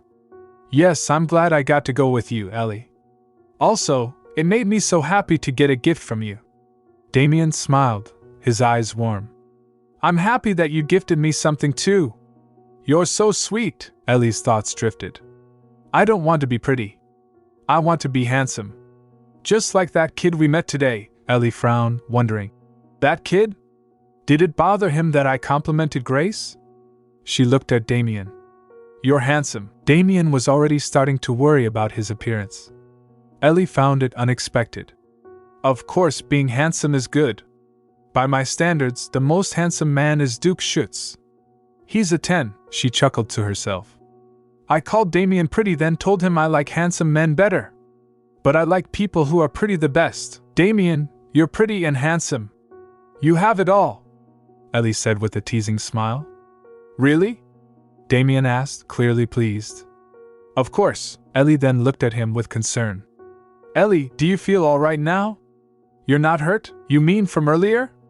Ellie hesitated for a moment. I was faking all that, to be honest. Damian's eyes widened in surprise. You were faking it? Yeah, Ellie admitted. Remember what I told you at the orphanage? Lying is better than being made a fool of. That's why I exaggerated a bit so we could catch the bad guy. It was a white lie, Damian, still trying to process, chuckled. If there's something you want, you should never give up. Use any means at your disposal to get it, Ellie smiled, but her tone became more serious. Of course, but there's nothing in the world you can't have if you give it your all. You shouldn't do anything immoral or unethical, she paused, reflecting on the painful events in Damian's life. In the novel, two of Damian's love rivals, first Prince Fabian and second Prince Matteo, caused him an incredible amount of pain and suffering. With a soft but determined look, Ellie took Damian's hand. So, Damian, let's try to live a happier life this time. I'll help you no matter what, okay? Damian looked at her, his heart swelling with emotion. I want to stay by your side forever, Lady Amanta shouted. You get better and better each day, Ellie blinked unsure. You think so? Of course. Lady Amanta smiled.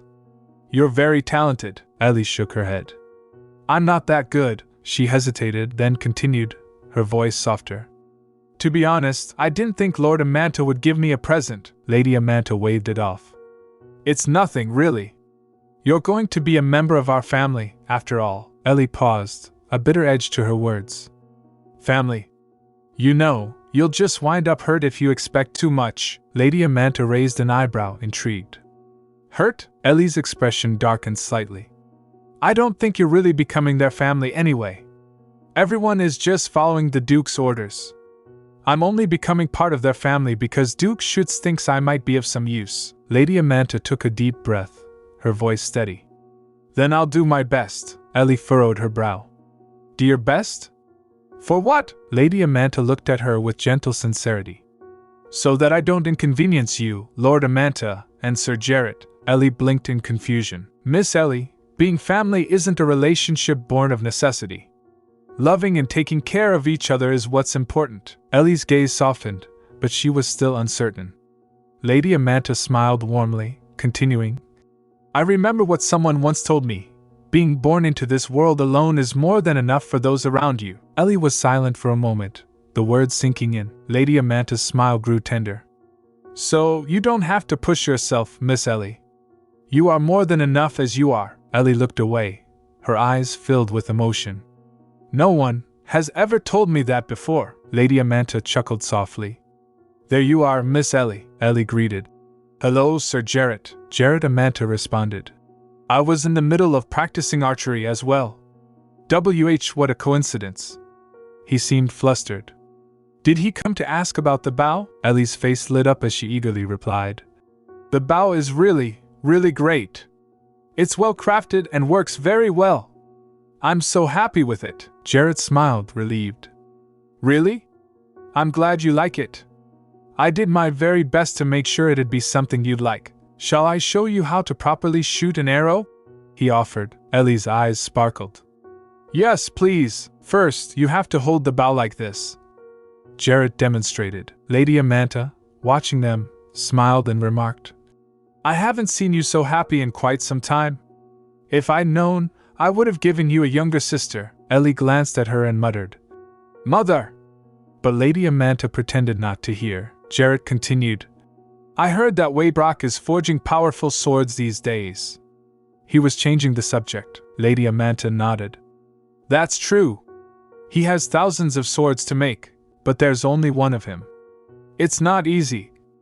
Anyway, everyone is doing their best. Jarrett turned back to Ellie. All right. Are you ready to give it a go? Pull it back more. Ellie was focused, then remarked, Well, Waybrock has to deal with dangerous monsters to make the swords. It makes sense that it would be difficult to find suitable assistants for him. I hadn't thought of that. Jarrett replied, deep in thought. He's probably exhausted, too. It's always one step forward, one step back. Suddenly, Ellie missed the mark. I wasn't paying attention. I'll go get it. She ran after the arrow, but at least it hadn't gone too far. However, as she ran, her eyes widened. What's that?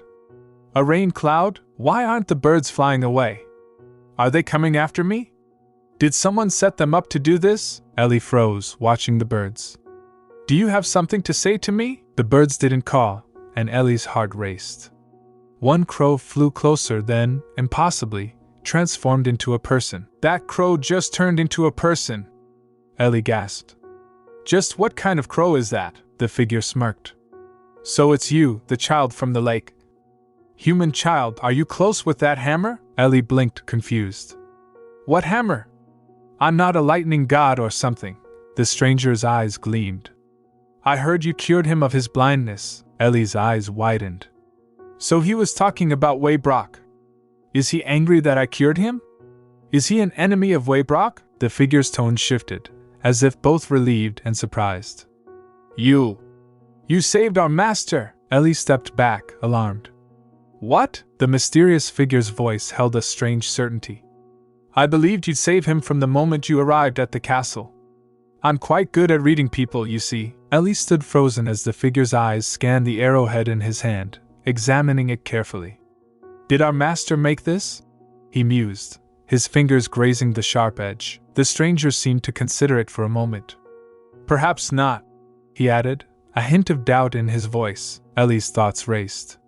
What are they talking about? Why is Waybrock there? Master? The confusion settled into unease as the figure continued handling the arrowhead with casual disregard, as if its sharpness held no threat to him at all. Then, her eyes widened. Wait a minute. He's touching the arrowhead with his bare hands. But it's not hurting him. A sudden realization hit her. This is it. Her mind pieced the puzzle together in an instant. This person was no ordinary man. He was likely one of the powerful beings tied to the mysteries of the sword and the monsters Waybrock faced. His ability to touch the arrow without harm confirmed it. He had some form of resistance or immunity, something extraordinary. Who are you really? Ellie's voice wavered with a mix of fear and curiosity. What do you want from us? The crow figure's tone shifted slightly as he continued. Yes, child. We are members of a clan whose ancestors forged legendary weapons, including the holy sword of the imperial family. But after the death of our chief, our clan lost its way. Our ability to create such powerful weaponry faded. That was when we saw Weibrock's work, the hammer's sword. It was unlike anything we had seen in years, and we recognized his raw talent. We've considered him our master ever since. Ellie's thoughts raced. So, does that mean these crow people are members of that legendary clan? The figure's voice softened as he continued. But then, he locked himself away and stopped forging swords. We were devastated. But when you healed his eyes, allowing him to see again, you gave him the chance to craft weapons once more. That's why we're here, to thank you. To repay you for what you've done. Ellie's eyes widened with realization. You're our savior. The significance of their words dawned on her. That's right. Our savior. A surge of pride and confusion mixed within her as she glanced over at Sir Jarrett, who had been watching the exchange carefully, his eyes still full of protective concern for her. What's going on? Well, this means that they have a high opinion of me and Weibrock, right? Ellie thought, her mind racing with possibilities. Then it shouldn't be too hard to persuade them. She gathered her composure, her voice steady as she asked. So, does Weibrock know of your clan? The situation was growing more surreal by the second. Ellie stood, frozen, as Talem and the others spoke with a sense of urgency and reverence towards Weibrock. They clearly wanted to prove themselves, but the unfamiliarity of it all left Ellie both amazed and a little perplexed. Talem, holding up the arrow he had been examining, said with conviction, We'll make you one that's far better. Ellie glanced at Weibrock, who was still holding the hammer, his brow furrowed as he surveyed the crow people. An arrow? Weibrock echoed, his voice full of skepticism but a hint of curiosity. And you think you can improve it? The crow people nodded in unison, their eyes gleaming with determination. Talem continued, Our clan specializes in crafting the finest weaponry, including arrows that are sharper than steel and imbued with an element of divine power. If you will allow us, we'll show you how skilled we truly are. Ellie looked between the two groups, Weibrock, still unsure of whether to trust them, and the crow people, eager to prove their worth. Her mind raced as she tried to make sense of everything that was happening. So, they want to prove their worth through their weapons, Ellie thought. If they can truly create something better, maybe this will be their way of earning Weibrock's approval, and maybe they'll finally get the chance to learn from him. She turned to Weibrock, her voice steady but filled with hope. I think they're sincere. Maybe this could be the start of something, an apprenticeship, just like they said. Weibrock's gaze softened slightly as he looked at her. You have faith in them? Ellie nodded, her heart racing. I don't know if I can trust them entirely yet, but they seem to want the same thing as us. The only way to know for sure is to give them a chance. All right, Weibrock finally said, the weight of his decision settling over him. Show me what you can do. With that, Talem and his clan members sprang into action, eager to prove themselves. Ellie watched them work, her thoughts still swirling. This is all happening so quickly. But if this is how things are meant to unfold, maybe we're one step closer to what we all need. Weibrock was still cautious, but there was a glimmer of interest in his eyes now. Ellie had a feeling that, for better or worse, her life, along with the future of these strange new allies, was about to change in ways she couldn't predict. Jarrett's eyes twinkled with an amused glint as he watched Ellie and Talem's subtle exchange. The crow people were eager, their enthusiasm infectious, but Ellie knew this moment was crucial. If everything went according to plan, they'd get the apprenticeships they needed, but she also needed to ensure her role in this negotiation wasn't overlooked. Talem, following Ellie's instructions, maintained a stern face as he snorted through his nose, mimicking the haughty gesture she had shown him. And no way, never, he added, his voice thick with feigned defiance. Jarrett raised an eyebrow, clearly confused, but intrigued. He looked over at Weibrock, who still seemed to be weighing the situation. The slight grin on his face suggested he was starting to understand their game. Ellie, with a practiced smile, nodded at the crow people. I think they're ready to discuss terms, she said, her voice smooth and diplomatic, masking her inner excitement. This is it. This is how we play this. If they think the negotiations are complicated without me, I'll have more leverage. Waybrock's lips twitched, his gaze shifting between Ellie and the excited crow people.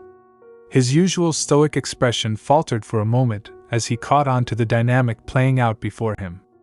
I see, he said, letting the word hang in the air. It seems there's more to this than meets the eye. Jarrett, still observing the interaction, spoke with a hint of amusement. Well, Miss Ellie, he said, his tone playful but respectful, I'd say your friends have quite a unique way of negotiating. I'm curious to see how this all turns out. Ellie's heart raced, but she kept her expression neutral. It's a skill they've honed over the years, she said, giving the crow people a small nod. As for the apprenticeship, I'll need to ask them if they're willing to work full-time. It's not something they've considered yet. Talem and his companions nodded enthusiastically, eager to prove their worth but still uncertain about the specifics. We are ready to work, Master. We will forge the best swords, they chorused in unison. Ellie glanced at Waybrock, gauging his response. What do you think?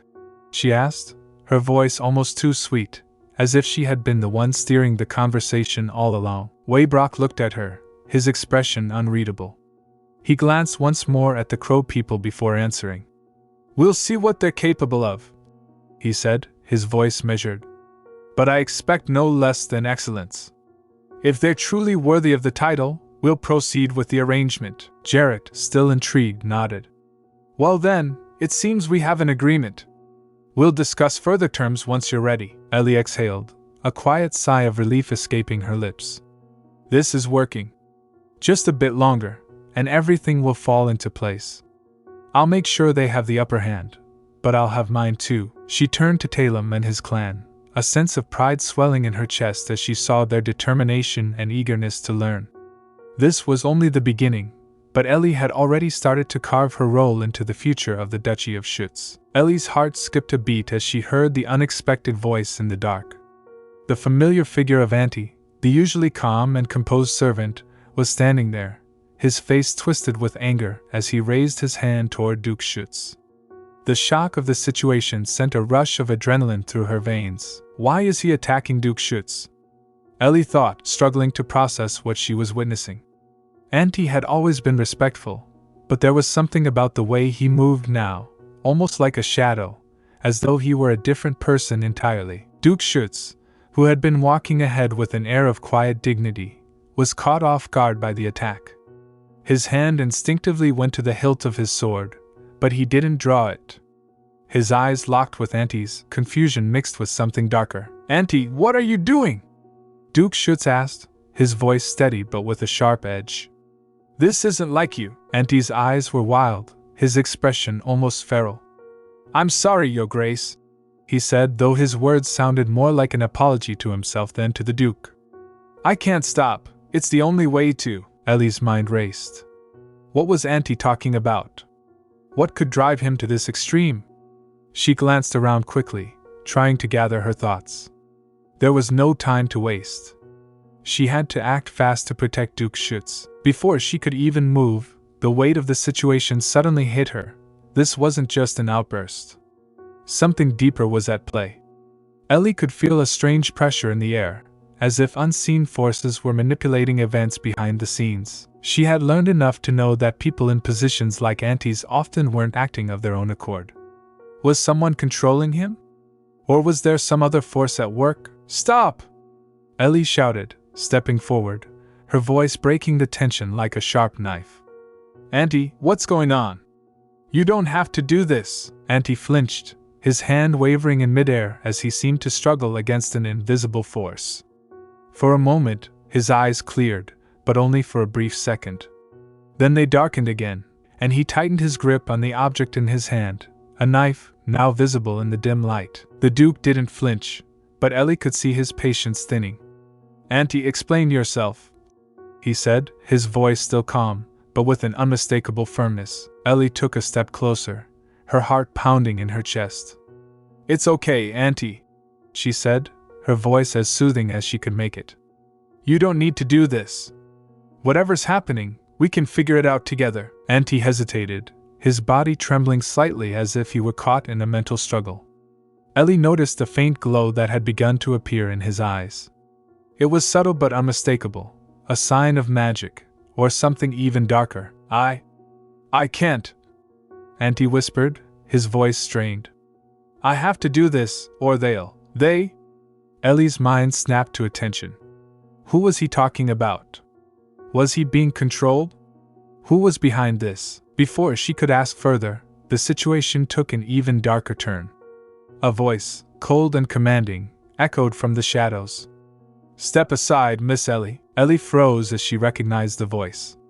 It was the last person she had expected to hear in this moment. "Lord Schuetz?" she whispered, barely able to contain the shock in her voice. But it wasn't Lord Schuetz who emerged from the darkness. Instead, it was a man cloaked in shadow, his face hidden beneath a dark hood. He stepped into the moonlight, revealing a cruel smile as he surveyed the scene. "I'm afraid Auntie is only a pawn in a much larger game," he said, his voice dripping with malice. Ellie's stomach dropped as realization hit. Who is this? And what does he want with Duke Schuetz? Ellie's mind raced as she processed everything unfolding before her. The strange situation, Auntie's violent outburst, and Duke Schuetz's bizarre behavior. It was all too much. But the key piece of the puzzle had fallen into place. The Duke wasn't acting like this out of malice. It was something much deeper, a curse or affliction that he was unable to control. Ellie's heart softened slightly at the realization, even as she remained wary of the danger surrounding them. "Nightmares?" Ellie asked, her voice steady despite the strange turn of events. Her curiosity sparked, but she also felt a pang of sympathy for the Duke.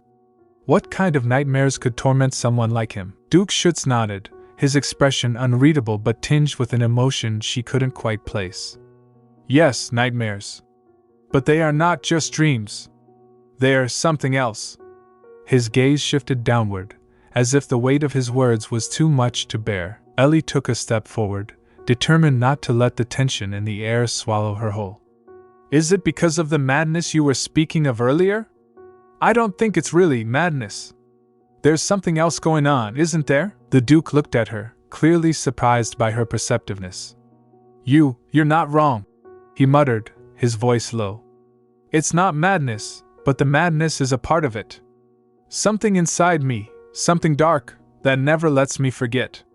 He fell silent, his hands clenched at his sides, and for a moment, Ellie saw the full weight of his suffering. Who had been standing in the background, stepped forward, his voice slightly strained. "Your Grace, maybe it's time we let Miss Ellie rest. You've been through too much tonight." Ellie wasn't ready to leave, not just yet. Something in the Duke's tone told her that the situation was more complicated than it seemed, and she had to understand more. She turned to Auntie. "I don't think I should leave just yet. You're right about one thing. He doesn't seem like he's fully in control of himself." Auntie's gaze flickered briefly, as if uncertain whether to argue. But then he sighed. "I suppose you're right. But the Duke doesn't need anyone pitying him. What he needs now is rest, not more questions." Ellie shook her head, her eyes locked on the Duke. "It's not pity. It's concern. I want to help. If it's nightmares causing all this, maybe there's something I can do. I've seen strange things in my life, and if you'll allow me, I'll do my best to understand what's happening to you." Duke Schuetz looked at her, his expression softening just a fraction. "Why would you help me? After all that's happened?" Ellie didn't hesitate, her voice clear and sincere. "Because you need help, and I've seen enough to know that you don't deserve to suffer in silence. Whatever this is, we can figure it out together." For a moment, it seemed as though the Duke might say something, but instead, he simply nodded. "Very well," he said quietly. "You have a point." Auntie stepped back, clearly not pleased with the change in direction. "Miss Ellie, I must insist that you rest. His Grace is not in a state to discuss things any further tonight." Ellie hesitated but finally nodded, understanding that pushing too hard could cause more harm than good. "I'll go for now," she said, her voice softer, but before she left, she turned back to the Duke. "But I'll be here when you're ready to talk. You're not alone in this." As she walked away, she felt a strange sense of resolve settle over her. This was just the beginning. Ellie knew that the darkness the Duke carried with him was more than just an illness. It was something much deeper, and she was determined to help him confront it. Ellie felt her chest tighten at the question. The Duke's inquiry about her mother seemed innocent enough, but there was a weight behind it that made her pause. She had long buried thoughts of her mother, memories from a time before her life had changed so drastically. She hesitated, trying to steady her voice before speaking. Her name was Lila, Ellie replied quietly, looking down at her hands. She worked hard, always trying to make sure I had what I needed. I don't really remember much else, to be honest. Duke Schuetz was silent for a long moment, his eyes distant as if contemplating something deep.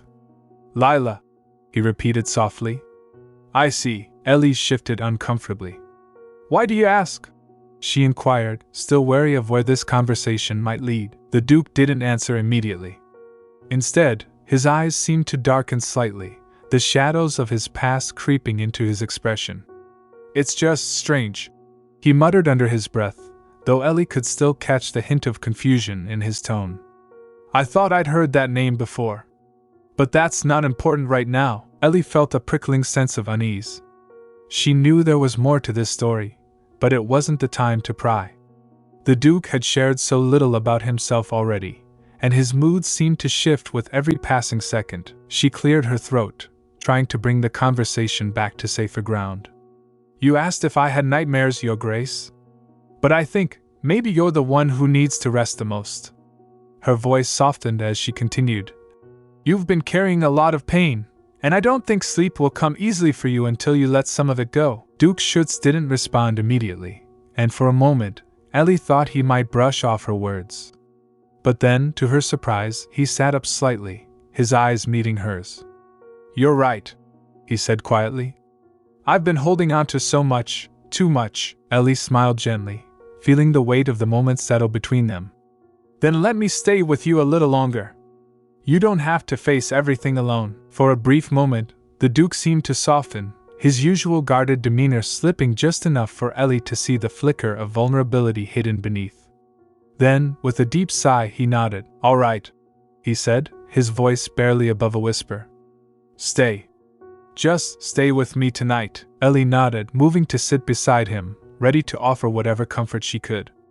As she sat there in the quiet of the night, she couldn't help but feel a deeper connection to the man before her, a man who, like her, was carrying burdens far heavier than anyone should have to, and perhaps, in this strange moment of shared silence, they could find some peace. Ellie stood in the corner of the room, her mind racing after the Duke's apology and his unexpected admission.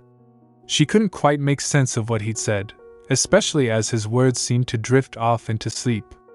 His last words, I'm also sorry for suspecting you all this time, hung in the air, leaving Ellie confused. What had he been suspecting her of?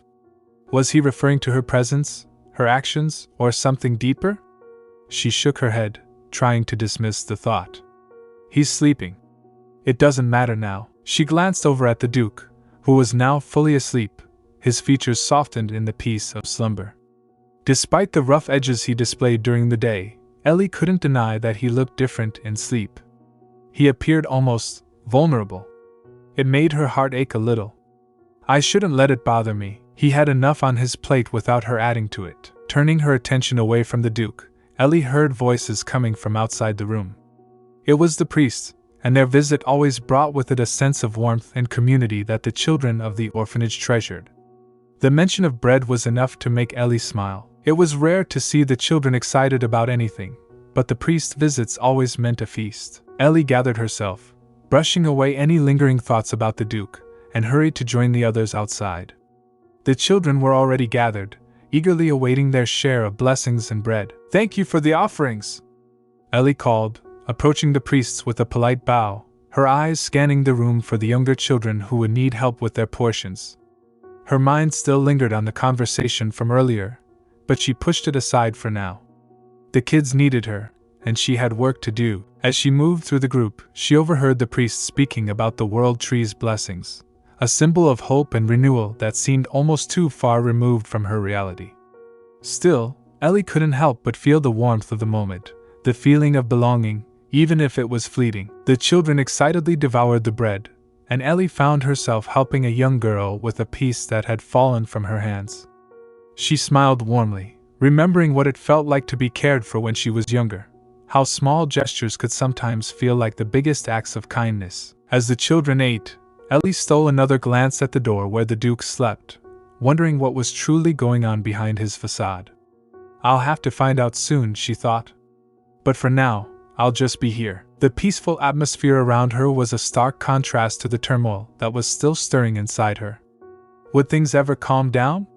Would she ever truly understand the Duke, or herself for that matter? For the moment, Ellie let the simple joy of the children's laughter wash over her. It was enough to distract her from the complexities of her situation, if only for a while. Grace exclaimed, "Ellie? Oh, so Ellie is a priest! Ellie! It's me, Grace. It's so good to see you again." But then, confusion crept in. "Wait, you're not Ellie," a maid nearby shouted. "Grace! Just what are you doing to that priest?" Grace quickly apologized. "I'm sorry. I thought she was my friend," Ellie reassured her. "It's quite all right. I suppose I look a lot like your friend. We're from very different families, so I haven't been able to see her since the first time we met." Ellie thought to herself, "She has pretty green eyes, just like you." But Grace responded, "That's quite odd. There's no one in this territory with green eyes." Ellie raised an eyebrow. "Oh, is that so?" Grace confirmed. "Yes, at least not in the north. If it's not too much trouble, could you tell me more about your friend?" Ellie smiled warmly. "Safe travels. Come back next time.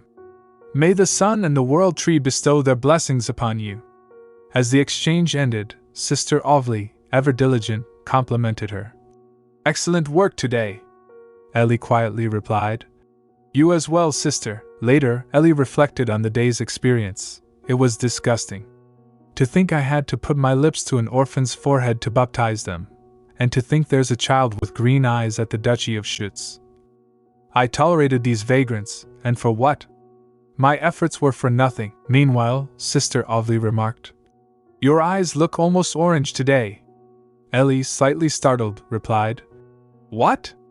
"The sunset is casting light on your face, so your eyes look orange." As the conversation continued, Sister Ovely admitted feeling tired.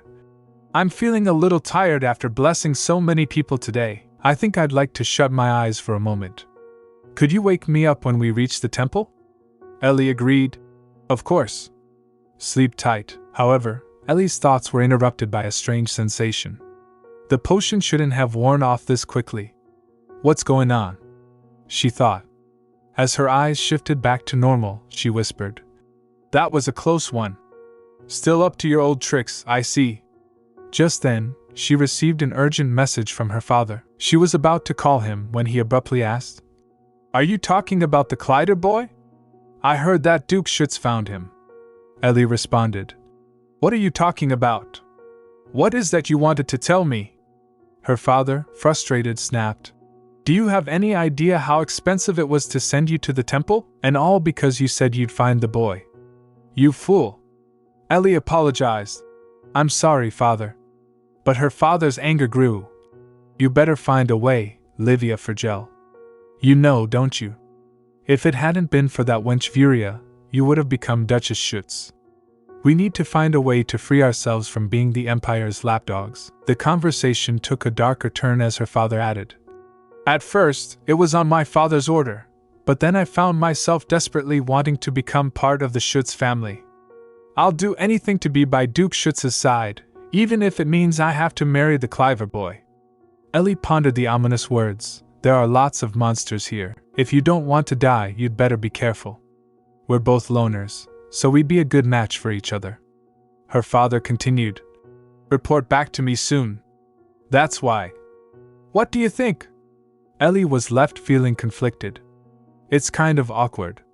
But it's so cute," she thought as a plan began to form in her mind. "Let's try another hairstyle." Finally, she resolved, "I'll do anything to take her place." "You're the best, Miss Ellie!" The crowd cheered, their admiration for her evident. "Do it again, Miss Ellie!" "Miss Ellie, you're amazing!"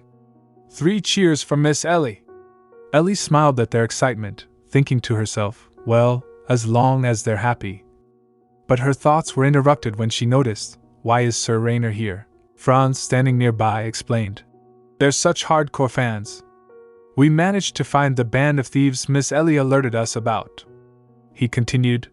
They're also associated with a wanted criminal, so we discovered their residence through torture. Ellie, clearly impressed by the success of the mission, added with a touch of humor.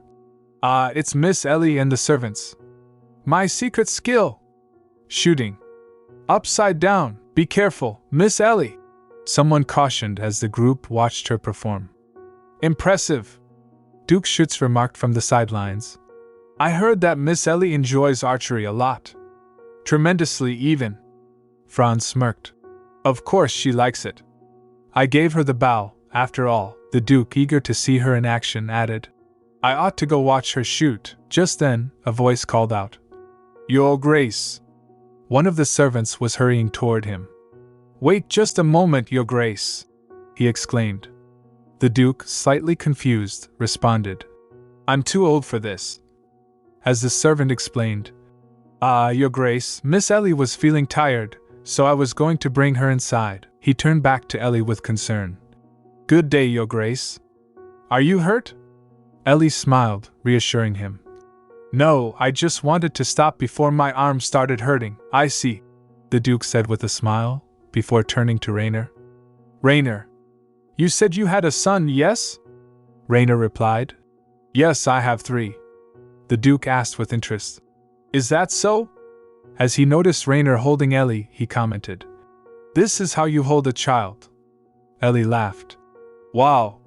This is so much more comfortable. Not that I was uncomfortable when Sir Rainer was holding me.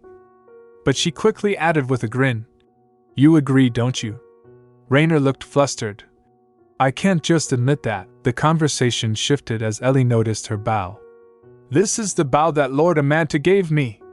It's much better than any other bow I've ever used. Franz, looking uncomfortable, asked. Where is the bow that I gifted her? The Duke, raising an eyebrow, replied. About that, Your Grace. It seems like the Duke gave me a bow too, he smiled knowingly. I think I understand what's going on here. Rainer, flustered, interjected. Your Grace. Ellie quickly chimed in. I like the bow that you gave me best of all. Truly. You have good taste for a child. She added quickly. I'm not a child. Franz, amused, teased. Miss Ellie saved me. Ellie, seeing the tension, whispered to Franz. Don't get too emotional, Franz. I lied for my sake. I have to stay on the Duke's good side if I want to survive, after all. The conversation shifted as the Duke noticed. Have you been eating properly? You look quite gaunt. Franz quickly replied. But I've gained weight. Of course I'm getting enough to eat. The Duke frowned, his tone serious. This won't do. At this rate, you'll be all skin and bones. He paused for a moment, then added. Wait, Duke Schuetz, smiling, suggested. Let's head to the dining room. He paused for a moment, then added. Wait, listen to me for a second. To think you couldn't eat more than that. I suppose that's why you have such a small frame. He gave her a teasing look. Anyone could tell you that I ate way too much. Anyway, where are you headed next? Will you take me there? Ellie, a little surprised, responded. Do you think I'm your personal coachman? The Duke raised an eyebrow, smirking. You're the one who's refused to let me down. Your actions don't match your words, Ellie shrugged. Of course not. I do have someplace to be, though. She hesitated before adding. Well, the training hall? Do you want to learn how to use a sword now that you've mastered the bow? The Duke asked, genuinely curious. Ellie hesitated, shaking her head. No, this kind of intense training would be too difficult for me. Then why? Just then, Damian called out. Ellie, Damian! Ellie responded, her face lighting up. Is your training going well? Damian asked eagerly. I promised I'd come to watch you train, remember? Have you eaten lunch yet? Not yet, Ellie replied, smiling. I'll finish up quickly so we can eat lunch together. Sorry, I ate before I came, Damian said casually. Ellie raised an eyebrow. With who? With His Grace, Damian replied, his eyes narrowing slightly. Ellie could feel Damian's eyes on her, like a predator watching its prey.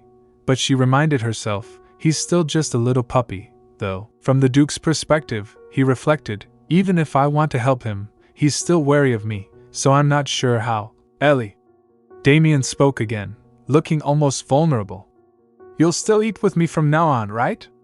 I trained so hard too, Ellie chuckled softly. What are you talking about? Of course we'll eat together. Really? Damian asked, looking relieved. Of course. Who would I eat with otherwise? Ellie responded, a teasing smile on her face, typical of a Clyder. The Duke muttered with a smirk. Conniving at every opportunity, Ellie raised an eyebrow. Then, from now on, I suppose the three of us can eat together. Oh? The Duke replied, clearly intrigued. This is a chance for Damian to get closer to the Duke. He smiled. What a good idea. I'd like that. Well, if Ellie wants to. Damian murmured, his tone filled with hope. Ellie laughed softly, noticing Damian's adorable reaction. His reaction is pretty cute, she mused. Damian blinked. Does that mean I have to eat lunch again, Your Grace? No, the Duke replied with a chuckle. We'll eat supper together. Later, at the table, Ellie excitedly encouraged. Ellie, do you want to try this? Try this one too. This is tasty as well. You'll feel sick if you eat so fast. The Duke cautioned with a smirk. Take your time. Ellie grinned and offered Damian more food. Try this. Do you like it? How is it? As she looked at Damian's 10th plate, she shrugged. I'm not even sure anymore. She laughed and then added. You two should eat too. Please, Ellie. So that's what happened with Damian and his Grace yesterday. It sounds like you're getting a lot of love, Lady Amanta. Love, Ellie? I don't think so. His Grace just enjoys teasing me, that's all. Just look at me. I've gained a lot of weight, haven't I? Lady Amanta laughed softly. I'm not sure about that. Suddenly, someone enters the room. Sir Rainer. Miss Ellie? Good day. Where are you headed, Ellie? We're going to patrol the duchy. We'll be away from the castle for a few days. Most of the Black Lions will come with us.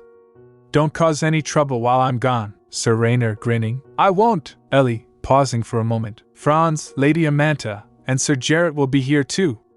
Hang in there, Your Grace, Sir Rainer. Ah, you must be very close to all of them.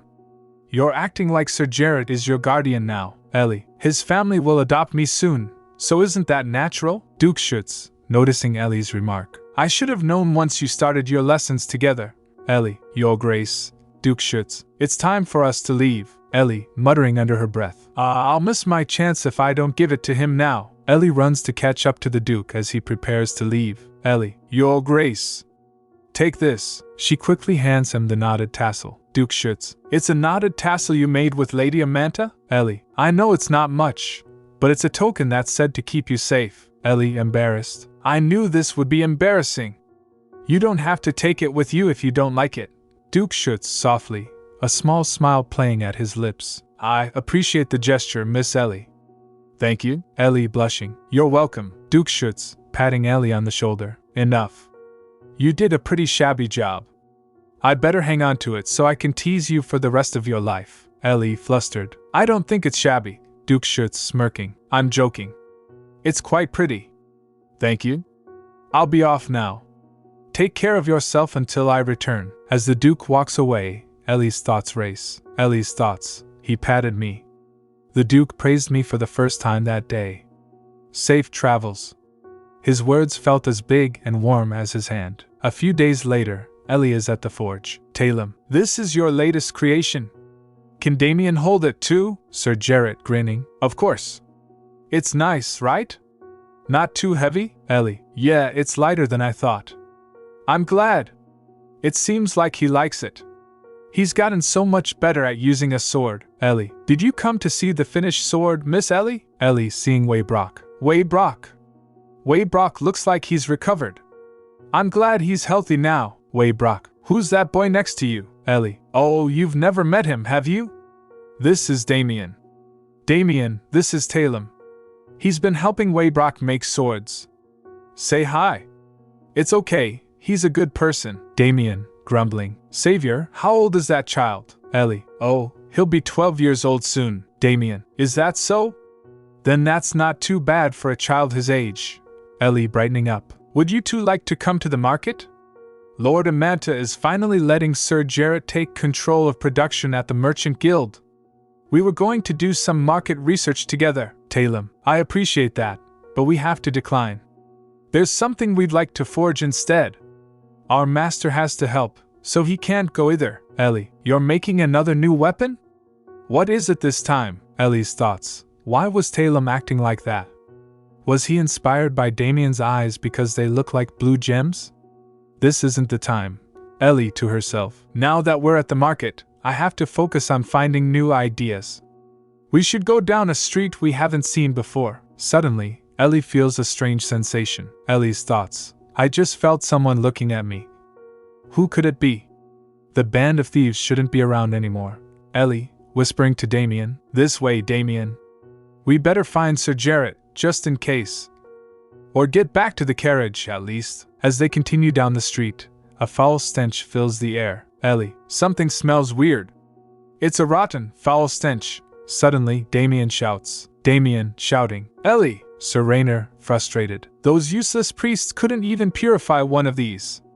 We're only managing to move at this speed because Baron Amanta is taking care of the encampment. Ellie, distracted. Yes? Sir Raynor, curious. What do you think it means to be family? Ellie, taken aback. I beg your pardon? Sir Raynor, musing. I'm not sure. That's a difficult question to answer. Generally, I suppose it means that the parents would do anything for their children, and that their children would trust them as they continue to develop and grow. Ellie, thoughtful. I see. Sir Raynor, pointing out. Your Grace, think of Baron and Baroness Amanta and Sir Jarrett. They consider Ellie as one of their own, do they not? That's what a family is. Ellie, surprised. So, she's like a daughter to the Baron. Sir Raynor, caught off guard. Hey, wait! You can't say that, Sir Raynor, stumbling over his words. That was a slip of the tongue. I meant that the Baron sees her as a granddaughter, not a daughter. He isn't exactly young, after all. Ellie, confused. Wait, why don't people talk about me like that? Sir Raynor, sighing. I'd do anything for those children too. Let's finish up and head back quickly. Once we return, I ought to ask them about the things they learned. Meanwhile, Ellie is still thinking, lost in her thoughts. Ellie's thoughts. Could I be that man's daughter? My mom never told me about my dad, so I always assumed he'd be a homeless wanderer like her. But if he's really my dad, why didn't he come for me sooner? Suddenly, Ashel runs up to Ellie. Ashel, worried. Miss Ellie! Miss Ellie, are you all right? Are you hurt? Ellie, brushing herself off. Ashel! I was just a little surprised, but I'm fine. Damian, rushing over. Ellie, are you okay? Did you get hurt? Ellie, laughing it off. Don't worry. I'm totally fine. Take a look. It's nothing. Once Sir Jarrett comes, we'll call the knights and have the kidnapper apprehended. His Grace will handle the rest once he's back. Ellie, noticing the smell. What in the world is that smell? Suddenly, Damian starts speaking with an apologetic tone. Damian, hesitant. I'm sorry. I didn't do it on purpose. I was worried that my daughter would run away, just like my wife. On the day she left, my wife told me that my daughter has blonde hair and green eyes, just like me. Ellie's thoughts, shocked. What does that mean? I could be that man's daughter. Ellie, panicking, trying to process. This is so loud. Miss Ellie, what's going on? Meanwhile, Grace appears, asking in confusion. Grace, Ellie? What are you doing with this man? Grace, with a look of concern. Grace, Ellie, calmly, trying to assess the situation. I should ask you the same thing. Ovely, explaining with a gentle tone. Would you mind if I explained? I'm Ovely, a priest from the Great Temple of the North. I live on the streets and aid those in emotional pain. This man is one such person. He suddenly broke away, saying that he had found his daughter. There's blood on your hands, Grace, stepping forward, trying to defend. Grace and I followed him, just in case. That doesn't exactly justify his actions, though. There's also no proof that Miss Ellie is his daughter. Ovely, firm but compassionate. There might not be any evidence, but he was simply looking for his child. He didn't do anything wrong. There's also no evidence that she's not his daughter. What makes you the judge of that? Damian, glaring, his voice cold. Ellie is the one that got hurt. Only Ellie has the right to say whether or not he was wrong. Not you, Ovly, a bit flustered but trying to keep calm. I think you're mistaken, Damian, interrupting, his tone firm. I simply meant tend to her wounds. Damian, addressing Ovly with icy politeness. You're a priest, aren't you?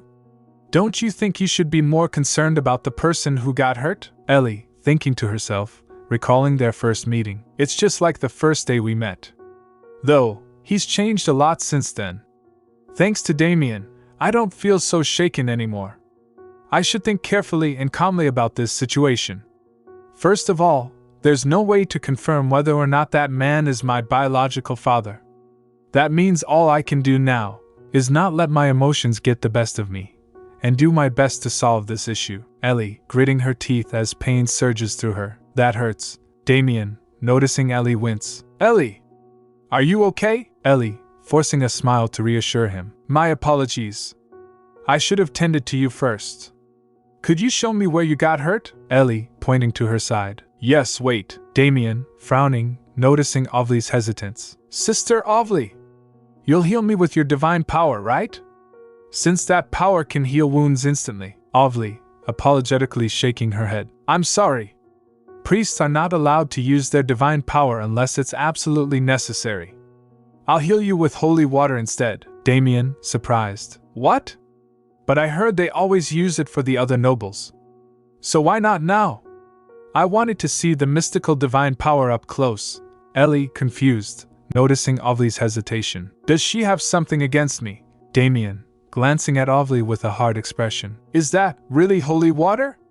There's a rotten smell coming from you. Ovly, angrily, her voice rising. What in the world are you implying? How dare you? Do you have any idea what that is? Ovly, looking at Damian, her thoughts racing. His eyes look familiar.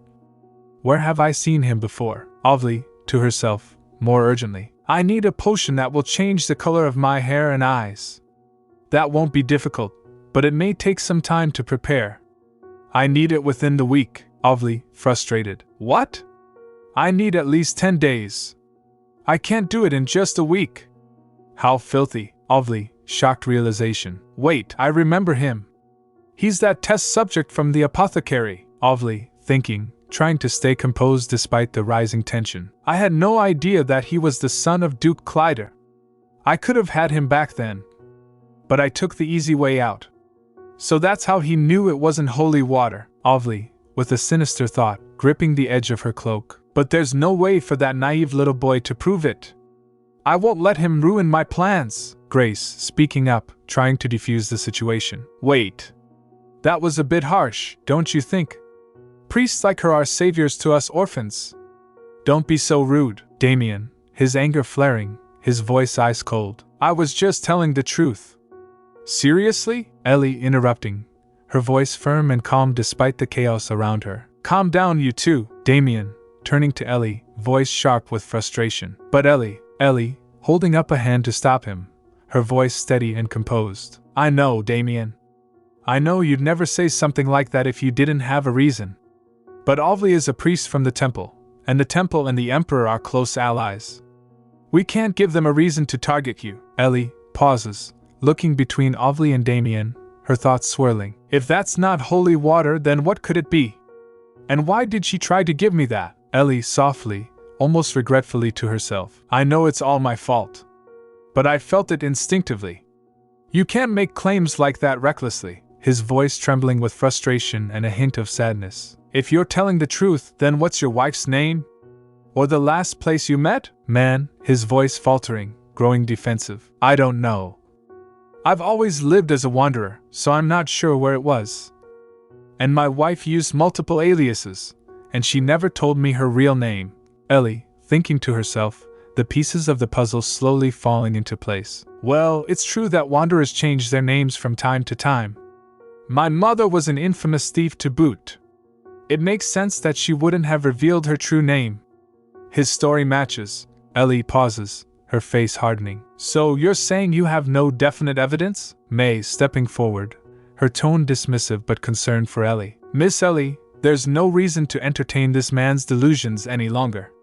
Let's go home and make sure you're all right, Sister Ovli, coldly, with a flicker of annoyance. Don't be so unfeeling. This child and her parent have been brought together through God's providence. As God's representative, I will confirm their relationship through the use of holy water. Jared Amanta, surprised, his tone skeptical. Is that even possible? Sister Ovli, confident, almost smug. But of course. Every human is born with mana. Mana is connected to one's blood. Thus, if they let a couple drops of blood fall into holy water, which can measure mana, we'll be able to verify their relationship through its reaction. Sister Ovli, continuing, a sly smile playing on her lips. However, I don't have any extra holy water with me, so I'll have to ask the temple. I need an answer from you before I can ask my superiors for their approval. What do you say? Would you like to find your family, good sister? Sister Ovli, leaning in, her voice becoming persuasive. After we run the mana test, we'll be able to tell conclusively whether he's your father or not. Sister Ovli mocking, her words biting. She won't want to. After all, who would want to go along with a beggar like that? She'll avoid seeming so heartless in front of all these people, though. Maybe I can help her make a decision faster. I'm sure Duke Schuetz also wants you to find your real family. Ellie, thinking to herself, her mind racing. How did this priest know that I'm living at Duke Schuetz's castle? We took Sir Jarrett's carriage to come to Pelin district today. She shouldn't have been able to connect me with the Schuetz family like that, unless she approached me with ulterior motives. But that makes even less sense. Ellie, thinking deeper, suspicion rising. Duke Schuetz and the temple have had a rocky relationship for a long time. This was because the temple used his status as an excuse to meddle in House Schuetz's affairs. But now this priest wants to help a child under the Duke's protection? I have to figure out what's going on here. Ellie speaking up, her voice calm but filled with an underlying edge. Sister Ovli, since you mentioned his grace, there's something I have to say about him. Ellie pausing, her gaze steady. He's fallen ill. Sister Ovli, her tone shifting to a mild curiosity, though still guarded. Is that so? Ellie quietly but firm. I'm not sure why, but he says it's because the priest stopped visiting him. If it's not possible for you to come and purify him, then can you give me some holy water so I can deliver it to his grace? Sister Ovli, surprised, her thoughts racing, clearly thrown off by the unexpected request. What? Ellie in a calm but confident tone, her eyes locking with Ovli's. I want to repay his grace for his kindness, but I have nothing with which to do so. Sister Ovli, fuming inwardly, her smile turning to a tight grimace as she realizes Ellie's challenge. Well, I was just going to make those two take the paternity test, but now the tables have turned. I can't believe this brat. Ellie unfazed, her voice dripping with sweetness, as if testing Ovli's resolve. Is it too hard a request, Sister Ovli? Jared Amanta, sighing, almost reluctantly, his voice wavering as he tries to gauge the situation. Miss Ellie. Ellie, her tone shifting to something more alluring yet pointed. Kind and virtuous priest, think you can turn me down? The tension hangs in the air as Ovli stands frozen, her internal conflict evident. She had thought she controlled the situation, but Ellie's words and the unspoken stakes have made her question her next move. The game has changed, and Ellie, despite her youth, has proven she's more than capable of manipulating the rules in her favor. Ellie smiling, but there's an underlying tension in her voice. I'm really fine, director gently yet with concern. Miss Ellie, even if you claim that you're fine, you still got hurt. Always tell us if you're injured, no matter how insignificant it may seem. Ellie, thinking, feeling a mix of guilt and confusion. Everyone here really seems to care about me, just like Baroness Amanta. I'm the daughter of a thief, and I'm just here as the female lead's temporary replacement. I'll be gone soon enough. Why is that? Now's not the time to be getting emotional. Ellie, focusing, wiping away the stray thought. I need to sort out everything that happened today. Ellie, with a decisive, almost serious tone, as if readying herself for a conversation she's been avoiding. There's something I need to tell you, Roina. The scene shifts from the physical discomfort Ellie endured to her emotional conflict. Despite her ability to brush off her injuries, Ellie is confronted with the deeper issue of her uncertain place in the world. She's not just a replacement for someone else's life. There are people around her who care, people who expect things from her, and an obligation she has yet to fully understand. As she prepares to face Roina, who may hold the key to Ellie's future, Ellie's resolve hardens. She must confront the reality of her situation, and the weight of what she's learned so far. Maid director, shocked, trying to process the news. What? Your real father? Ellie, with uncertainty. I'm still not certain it's him. The priest is coming in 4 days to test whether it's true or not. Maid director, concerned, trying to plan. What should we do? To think that something like this would happen when both the Baron and his grace are away. On paper, you still don't have a legal guardian, so it'd be hard to reject the priest's proposal. All orphans in the Empire receive protection from the temple, after all. But first things first, I'll send an urgent letter to His Grace. Don't worry about a thing, Miss Ellie. Just focus on getting enough rest. Ellie nodding, but her mind still racing. All right. Thank you. Maid director, smiling, trying to comfort her. It's my pleasure. This is what I'm here for. Everyone follow me out. Miss Ellie will probably need time to think. Let's not make it worse. As the others leave, Ellie turns to Damian, who is still shaken by the earlier events. Ellie, gently, you must be tired, Damian. Let's head off to bed. Damian, distracted, his voice full of guilt. I'm not tired at all. Ellie, realizing Damian is still upset. Right. You must have been scared. Don't worry. That kind of thing won't happen again. Damian, hesitating, voice quiet. It's not about that. I just feel guilty. Ellie, trying to comfort him. If I hadn't let go of your hand, you wouldn't have gotten hurt. Damian, low, guilty. It's all my fault. Ellie, firmly, lifting his spirits. Damian! You have nothing to be sorry for. But seeing you feel so guilty makes me sad. There's nothing you could have done to prevent what happened earlier. Still, what if I let go of your hand and you got hurt? Then would that be my fault? Damian, shaking his head quickly. No, Ellie, smiling softly. See? It was just an accident. It wasn't anyone's fault. I wish you wouldn't blame yourself. It would upset His Grace, too. Ellie, thinking of her own worries. Though it upsets me most of all, of course. Ellie, deciding to shift the mood, trying to make Damian feel better. You shouldn't feel sorry, Damian. It's my fault, after all. None of these things happened in the original story. I'm the reason why things are going awry. I'll do whatever it takes to fix everything, so that I don't inconvenience anyone. Ellie, brightening up with a playful smile. I think I'd like to have some hot cocoa, Damian. Damian, eyes widening, curious. Hot cocoa? Ellie, grinning mischievously. Yeah. They won't let me have it because I've been eating too many sweets lately. Do you think you could sneak out a cup and bring it to me? Damian, already eager to help, a bit of his old spirit returning. Of course. I'll be right back. As Damian leaves, Ellie's thoughts continue to race. She wonders how much the temple really knows about her and her past. The young priest's knowledge of her identity unsettles her, but she can't help but wonder how much the temple truly understands, or if they have any idea about her mother. She realizes the stakes are higher than she first thought, and she's not sure who to trust anymore. Her mind races as she considers the best course of action. Ellie, thinking to herself, if that young priest knows who I am, then that means the temple probably does too. Does she know about my mom? No, if she did, then the emperor would have found out by now. And there's no way he'd keep so quiet. So it's safe to say they don't know my identity yet. Then how much does the temple really know about me? I should throw some bait and see. I can't send it with an existing noble family's seal, so I'd better fix it before it dries. The scene builds with Ellie's inner conflict and the growing tension around her.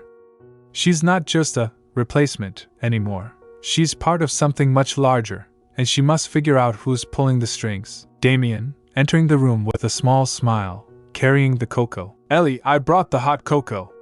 The servants didn't see you, right? Ellie, grinning, genuinely appreciative. Wow, thank you.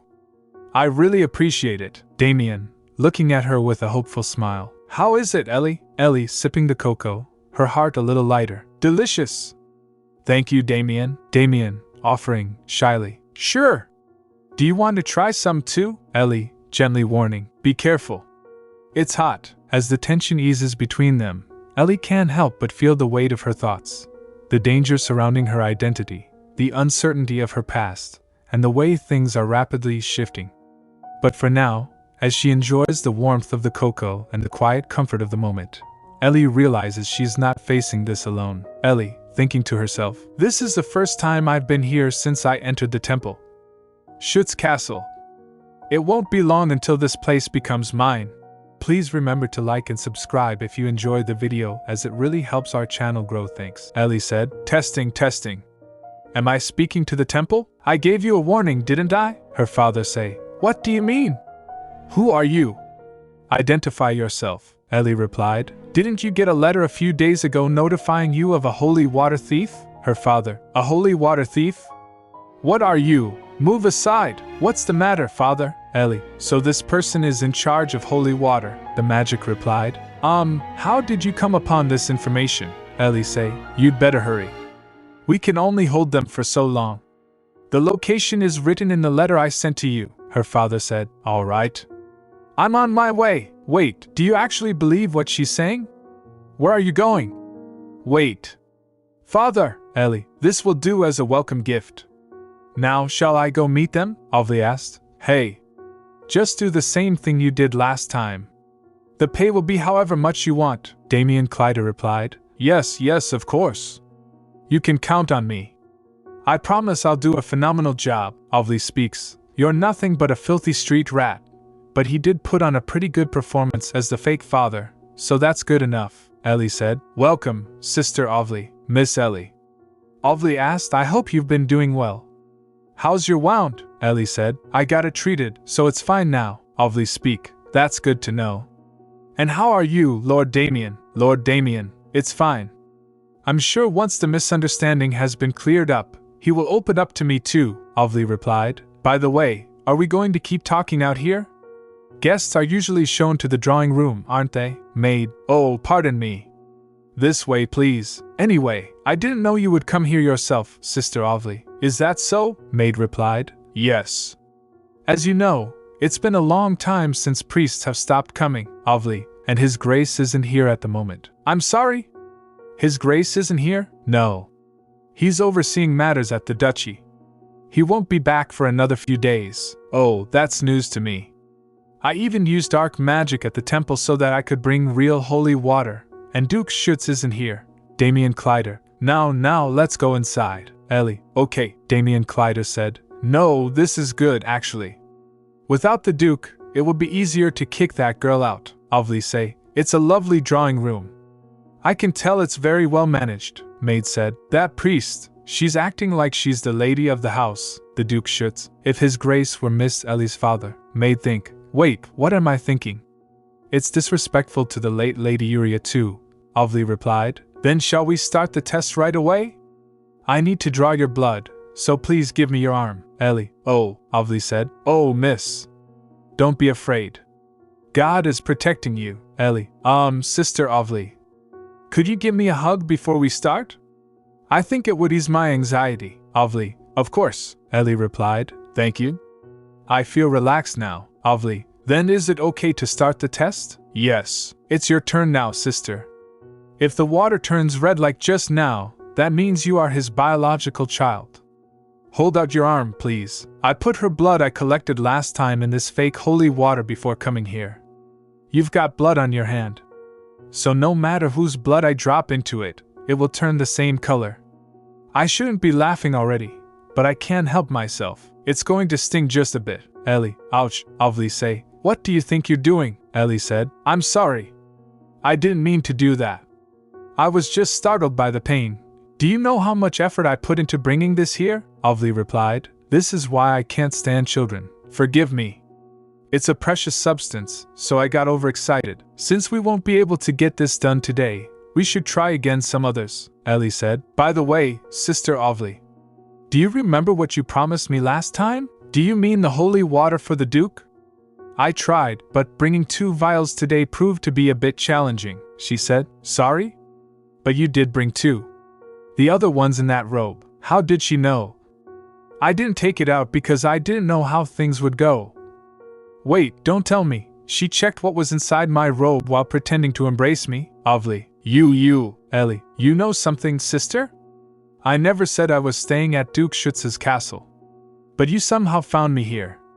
How did you know? Ovly say. In hindsight, something had always felt off about her from the beginning. There were just too many strange coincidences, and the foul odor Damian smelled, it was the nail in the coffin. Why would an angelic priest give off a foul odor? Ellie speak. The answer was simple. Well, Ellie stammered, realization sinking in. This person is not a priest, Ovly said. Oops, I touched my chest by mistake, she thought, panicking. The real holy water meant to cure the Duke was gone. I can't weasel my way out of this. What should I do? What should I? Just then, someone called out. Mr. Franz, you might want to come outside. What is it? He asked. There's another priest at the door. Another priest? Let him in. The new arrival bowed politely. I'm very sorry for the sudden visit. I was informed that a priest who had stolen holy water was here. I came as quickly as I could. May I check the holy water first? Certainly, Franz replied. The new arrival turned to Sister Ovly. Please show me what you have in your robe. Ovly speak. No, she gasped internally. If they find out that I stole the holy water, getting kicked out will be the least they do to me. I know nothing. Then her face twisted in fury. It is all because of this wench. I've worked so hard to get here. You knew everything and called him here on purpose, didn't you?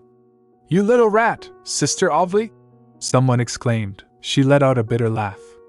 Haha, it's all over now. If I can't see Schuetz, then I'll just kill everyone. Miss Ellie, made think. Father, please do something. Dark energy surged around Ovly. Dark magic. Someone gasped.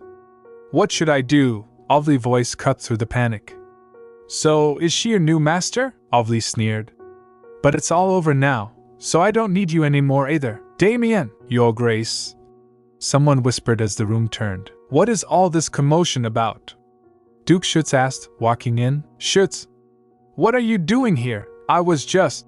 Ovly began, but collapsed mid-sentence. Ugh. Schuetz, I don't believe this. Why would Schuetz do this to me? No.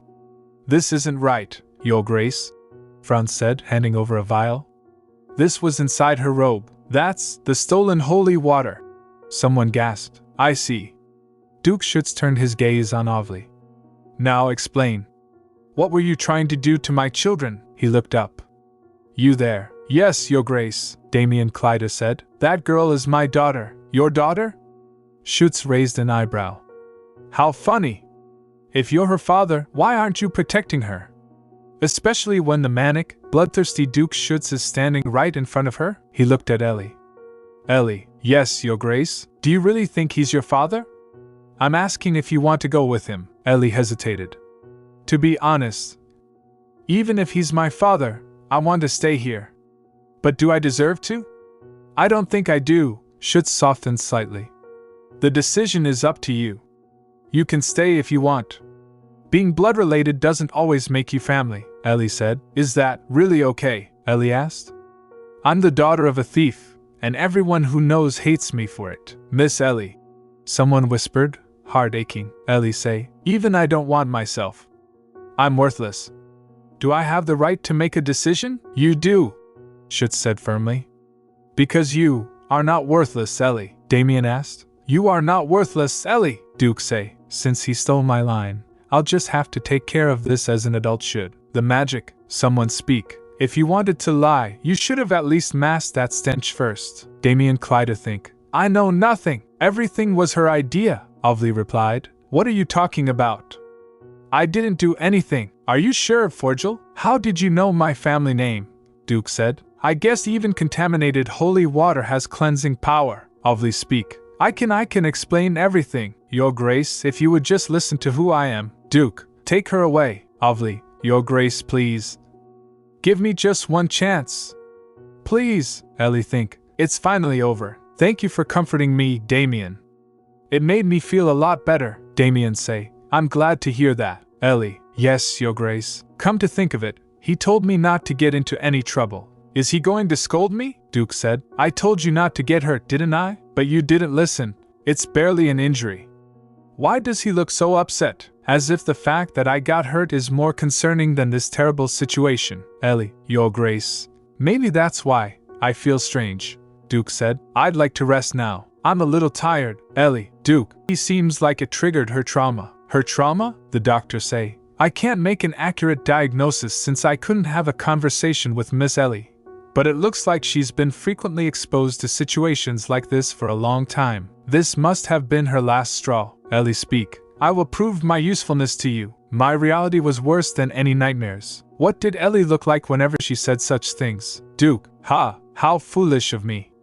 She was just suppressing her pain, and I had no idea. Please have more. No adult should make a child say something like that. Sorry, I was a bit distracted. What were you saying? Please have mercy. I can't hear you very well.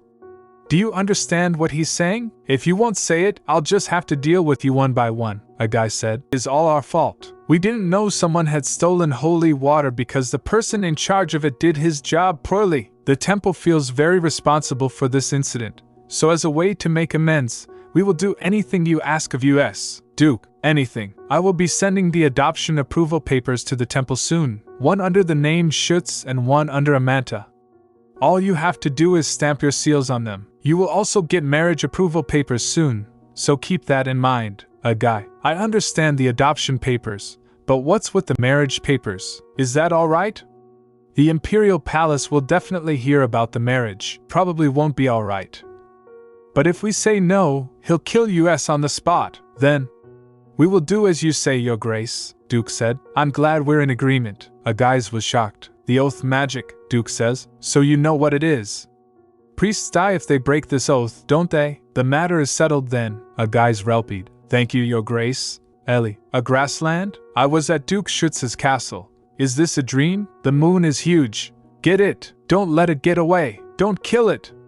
We must capture it alive. A monster? Why is it being chased? Saw me. But, if this is a dream, why does that monster feel so real? Is this, Ellie thinking, this ceiling looks familiar. It's the room I share with Damian. That's right. The Duke saved us from those people, and revealed who they were. Then I passed out. What was that dream, though? My hands were glowing. Damian entering. Ellie, you're awake. Are you okay? Ellie surprised. Oh, we should call the doctor.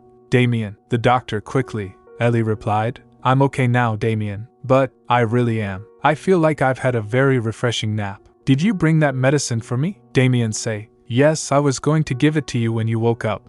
Ellie, thank you. Damian speak. It's nothing. I was so scared. I thought you might never wake up. Because I couldn't protect you.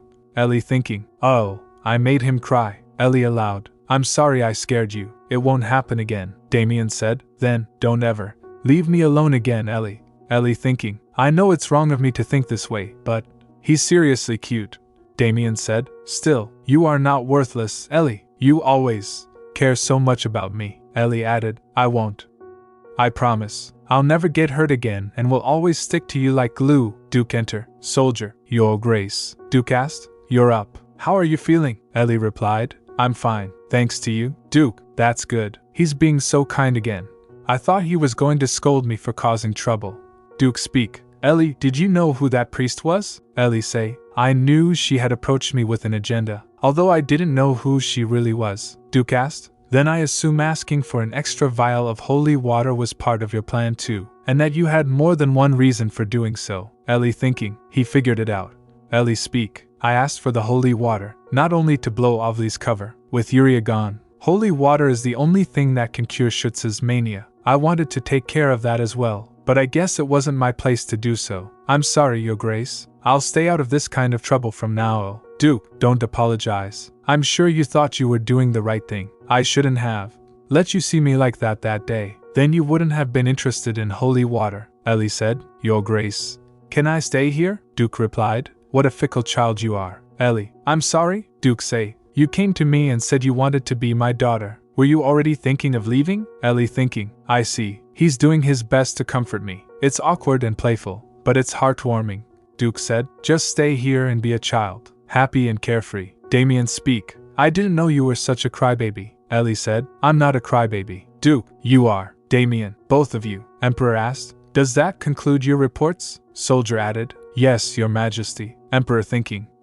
Emperor Ventus Linari Lamencia. Peace is such a boring thing. The thrill of slaughtering people with my sword is still fresh in my mind. It's been 15 years since the war ended. Although I successfully defended the empire, I could not get my hands on the thing I wanted the most. It no longer exists, but what a pity. If there's nothing else, today's meeting is now adjourned. Soldier, Your Majesty. Emperor say, what is it? Soldier, Count Rical Fragile has asked to see you. A guy speak, how incompetent can you be? Please spare me. We didn't know it would go this wrong, Emperor said, impersonating a priest of the temple, of all places, and they got caught by Schuetz. If this got out, what would it do to the reputation of the imperial palace? What shall I do? Fragile caused a big mess. And if the temple and Schuetz found out he works for me, they might think I was behind this whole thing. I must find a solution. Anything to get me out of this. Servant, Your Majesty, is everything all right? I came to see what all the commotion was about. Empress Carthia Lenari Lemencia enters. Emperor coldly, this doesn't concern you, dear. Empress speak, but Your Majesty, your problems are my problems. I shall take my leave, Your Majesty. It sounds to me like Fragile made a big mistake. Is it true? Emperor thinking, she heard everything. So what is she asking me for? Empress said, don't worry, Your Majesty. At least that man came back with useful information. Emperor asked, what are you talking about? Empress speak, the news that Clyda's son was found. Schuetz may have clouded judgment due to his manic disorder, but how could he not report that to the Emperor? House Clyda is no ordinary house. It's a house that made a great contribution to the Empire's prosperity. Thinking about what befell it breaks my heart. No one in the Empire thinks that Clyda's death was simply due to a carriage accident. Emperor thinking, but she's putting on quite a performance. If I didn't know any better, I would have fallen for it too, Empress replied. So, why don't we help that child carry on his family name? Emperor shocked. What? Are you saying we should let him inherit the merchant guild? Empress replied. Yes, Your Majesty. Think about it. Marriage is the only way to continue the bloodline. Emperor, but he's much too young. Empress say, so, you should pick his spouse for him, Your Majesty. Emperor suddenly inspired. You're right. Your wisdom never fails to amaze me, my dear. He will be carrying on a prominent family, so his spouse should be someone who is wise and thoughtful. I'm sure that will make Clyda rejoice from heaven. How lucky I am to have you as a wife. It must be a blessing from God. Empress gently speak. I am just happy that my insignificant opinions can be of help to you. I will continue to be that one person you can rely on, Your Majesty, so that you never seek any woman. Besides me, I already suffered enough from a man's betrayal. 15 years ago, morning in the castle, Ellie said. I slept so well. Maid, good morning, Miss Ellie. Ellie replied. Yes, good morning. Where are the others? Maid said. They have other matters to attend to. We will be waiting on you for a while, Miss Ellie. Ellie to herself. I see. I wish they had told me beforehand. It must have been an emergency though. Where is Damian, by the way? I always woke up first. Did I sleep in today? They have always been with me since I came to this castle. It feels strange to suddenly be all alone. No, they're still in the castle, so I'm not all alone. I'm going to go to the bathroom. Maid say, then let us accompany. She say, I'd rather go by myself. Is that all right? It's a privacy thing. Maid, your meal will be ready soon, so please hurry back. Ellie, okay. She thinking, walking down a corridor. That looks like the entrance to the dungeon. There are no guards at the front. It must be because of that magic. I guess His Grace cast it. I think it's security magic that recognizes certain people. Excuse me. Ugh, it smells bad. I can tell she's still here. Where is she? Is this it? In the dungeon. Livia Fragile is chained. Oh, Livia said. The master has come down herself. Hello there. Did you come here to see me, pretty girl? Ellie's inner thoughts. Dark magic is as dangerous as it is powerful. Since it goes against the natural order of the world, it requires a brutal price in return. This is what it meant, Ellie firmly added. I'm here because there's something I want to ask you. Who else knows about Damian? How much do they know? Livia amused say. That's what you're most curious about. Most people ask about me first, Ellie replied, because I already know you're Livia Fragile. Livia raising eyebrows speaks. You're no ordinary girl, are you? She said. In the original story, she appears around the same time Ashabel does. Had it not been for Duke Schuetz, I would have never known. A villain whose love for Duke Schuetz drove her to commit all kinds of evil acts. Her name was Livia Fragile. Has the Emperor always been in on this? Your father too? Livia smirking. You even know who my father is? I'm impressed, but sadly for you, now I don't even have the energy to speak. Ellie Stern speaks. If you don't speak, you'll die. Livia laughs weakly. Now you're threatening me? Haha, you remind me of someone. Alright. The Emperor doesn't know about this, because the pipe that the snake loves isn't here. Ellie confused. The snake. The pipe. Livia serious now. Listen, I've devoted my whole life to getting into Schuetz Castle, so I'm glad that this is where I'm going to die. Pretty girl. Ah, your eyes. It's definitely a pretty enough color for him to miss forever and ever, Ellie said, after witnessing what happened to Livia, and coming back from the dungeon. I found myself in an awkward situation. Duke Schuetz, why? Should I come fetch you every time? Ellie speaks. I hurt my arm, not my legs, Duke added. I've been feeding you so much, but I can still pick you up with one arm. You need to eat way more, Ellie. I can walk, he say, and I can't believe I've been missing out on this until now. I should ban everyone else from touching your cheeks so only I can touch them. Ellie sighs. Ha, Ellie thinking. He's not listening. The daughter of a famous thief. I'm glad the Emperor doesn't know who I am yet, but since the temple is involved, it's only a matter of time before he finds out. I should secure a fund and prepare for the worst. Is he going to do this all day? Baron Amanta said. Sir Jarrett. Ellie. Hello? Baron Amanta said. Forgive me, Miss Ellie. I didn't raise my son right. I'm sorry. I will never do anything to put you in harm's way again, Miss Ellie. She thinking. Jarrett, is he apologizing about Livia? Jarrett didn't know it would happen, and thanks to him, we were able to catch Livia sooner than in the original story, and I'm the one who agreed to visit the marketplace. It's alright. Please get back up, Duke replied. Ellie, don't accept apologies easily. You are about to become a member of House Schuetz. Since they failed to protect you, they deserve to be punished, she said. Oh. I see. Every little thing I do will have an impact on House Schuetz's image from now on. Even though I'm just a temporary daughter-in-law, I must act the part. I will be careful from now on, Your Grace, Duke replied. As you should. Then, hang Jarrett's head outside the castle this instant, she say. No, I don't want you to hurt Baron Amanta and Sir Jarrett. The mind can't function without them. Please, Duke Schuetz. No, Ellie speak. Then I'm skipping lunch today, and put me down. I want to get down. Put me down, he said. I will give you a pass just this once. Baron Amanta and Sir Jarrett. Thank you, Your Grace, Miss Ellie. Thank you, Miss Ellie. Ellie confused. Ellie, happy now? And could you let the maids stay too? They're really kind. I want them around, he responded. Alright, I'll do as you wish. So no more tears, okay? Ellie, really? Yes. So relax. Your cheeks puff up when you're upset. Ellie, that's a relief. I thought I'd lose everyone. I'm so glad that's not the case. Damian. I was told to come eat lunch. Ellie. Damian, were you in training? Damian. Yeah. Duke, everyone's gathered. Let's move forward. Ellie, puzzled. Wait, wasn't the business supposed to be the punishment? Duke, Baron Amanta will officially make Ellie his adopted daughter soon. Damian. What?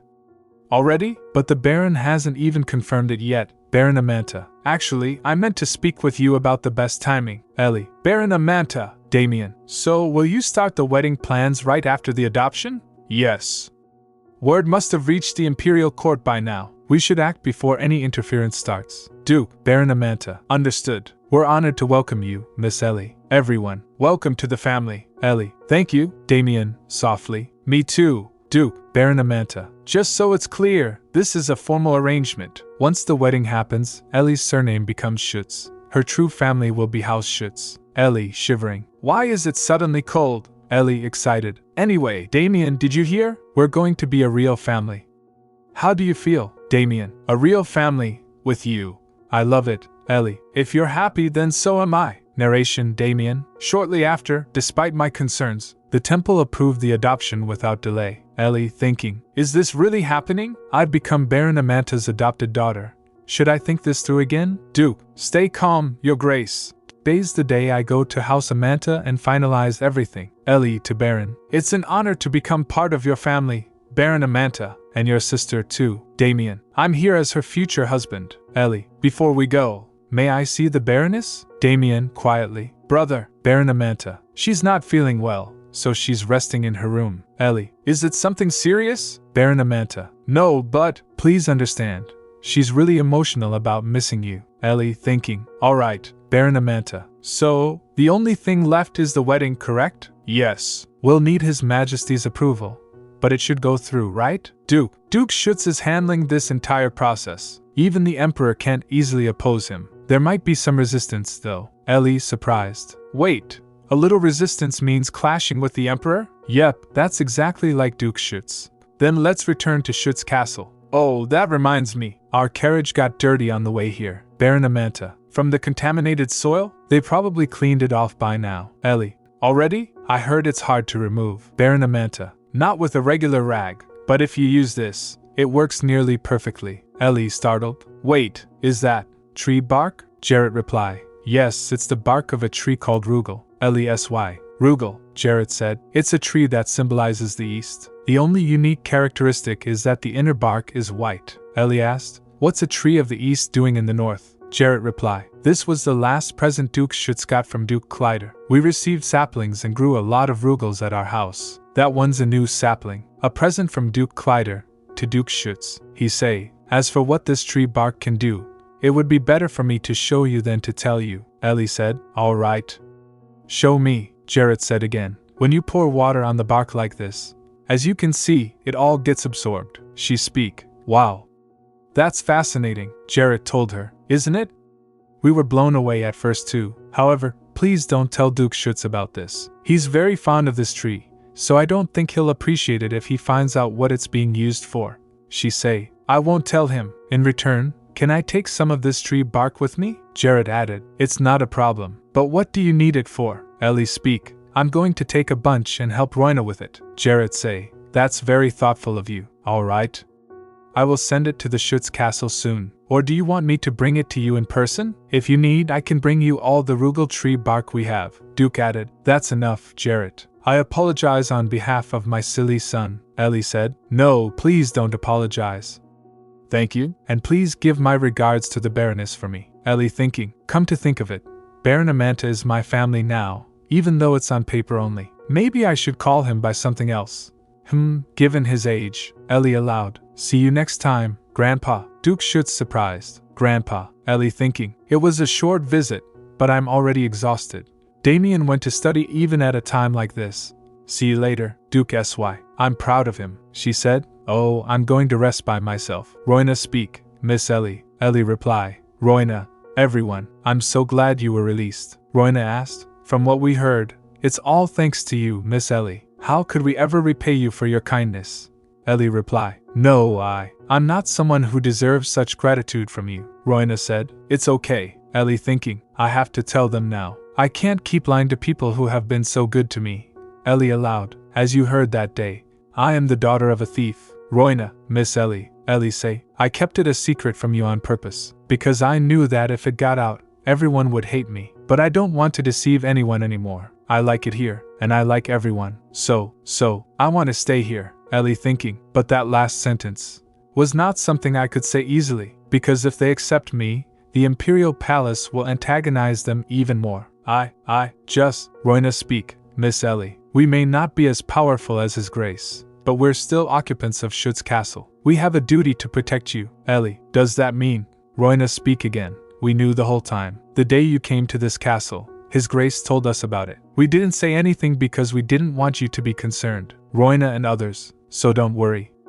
We'll be by your side, like we always are. Roina smiling. Until you can finally be comfortable around us. I should rephrase that. We will work harder so that you feel comfortable ordering us around. Ellie thinking. So they knew. They knew everything from the beginning, and they still. Ellie tearfully. Then can I stay? Everyone said. Yes, we're here for you, Miss Ellie. Servants say. Miss Ellie and Lord Damian are in the greenhouse, so. Ellie thinking. Finally got the presents to everyone. I didn't expect Sir Jarrett to bring me this much tree bark. Not only can I help Roina with this, but with enough research, I can also have. Ellie excitedly speak. Financial freedom and independence. Damian say. Ellie, I made the wreath. Ellie said. Already?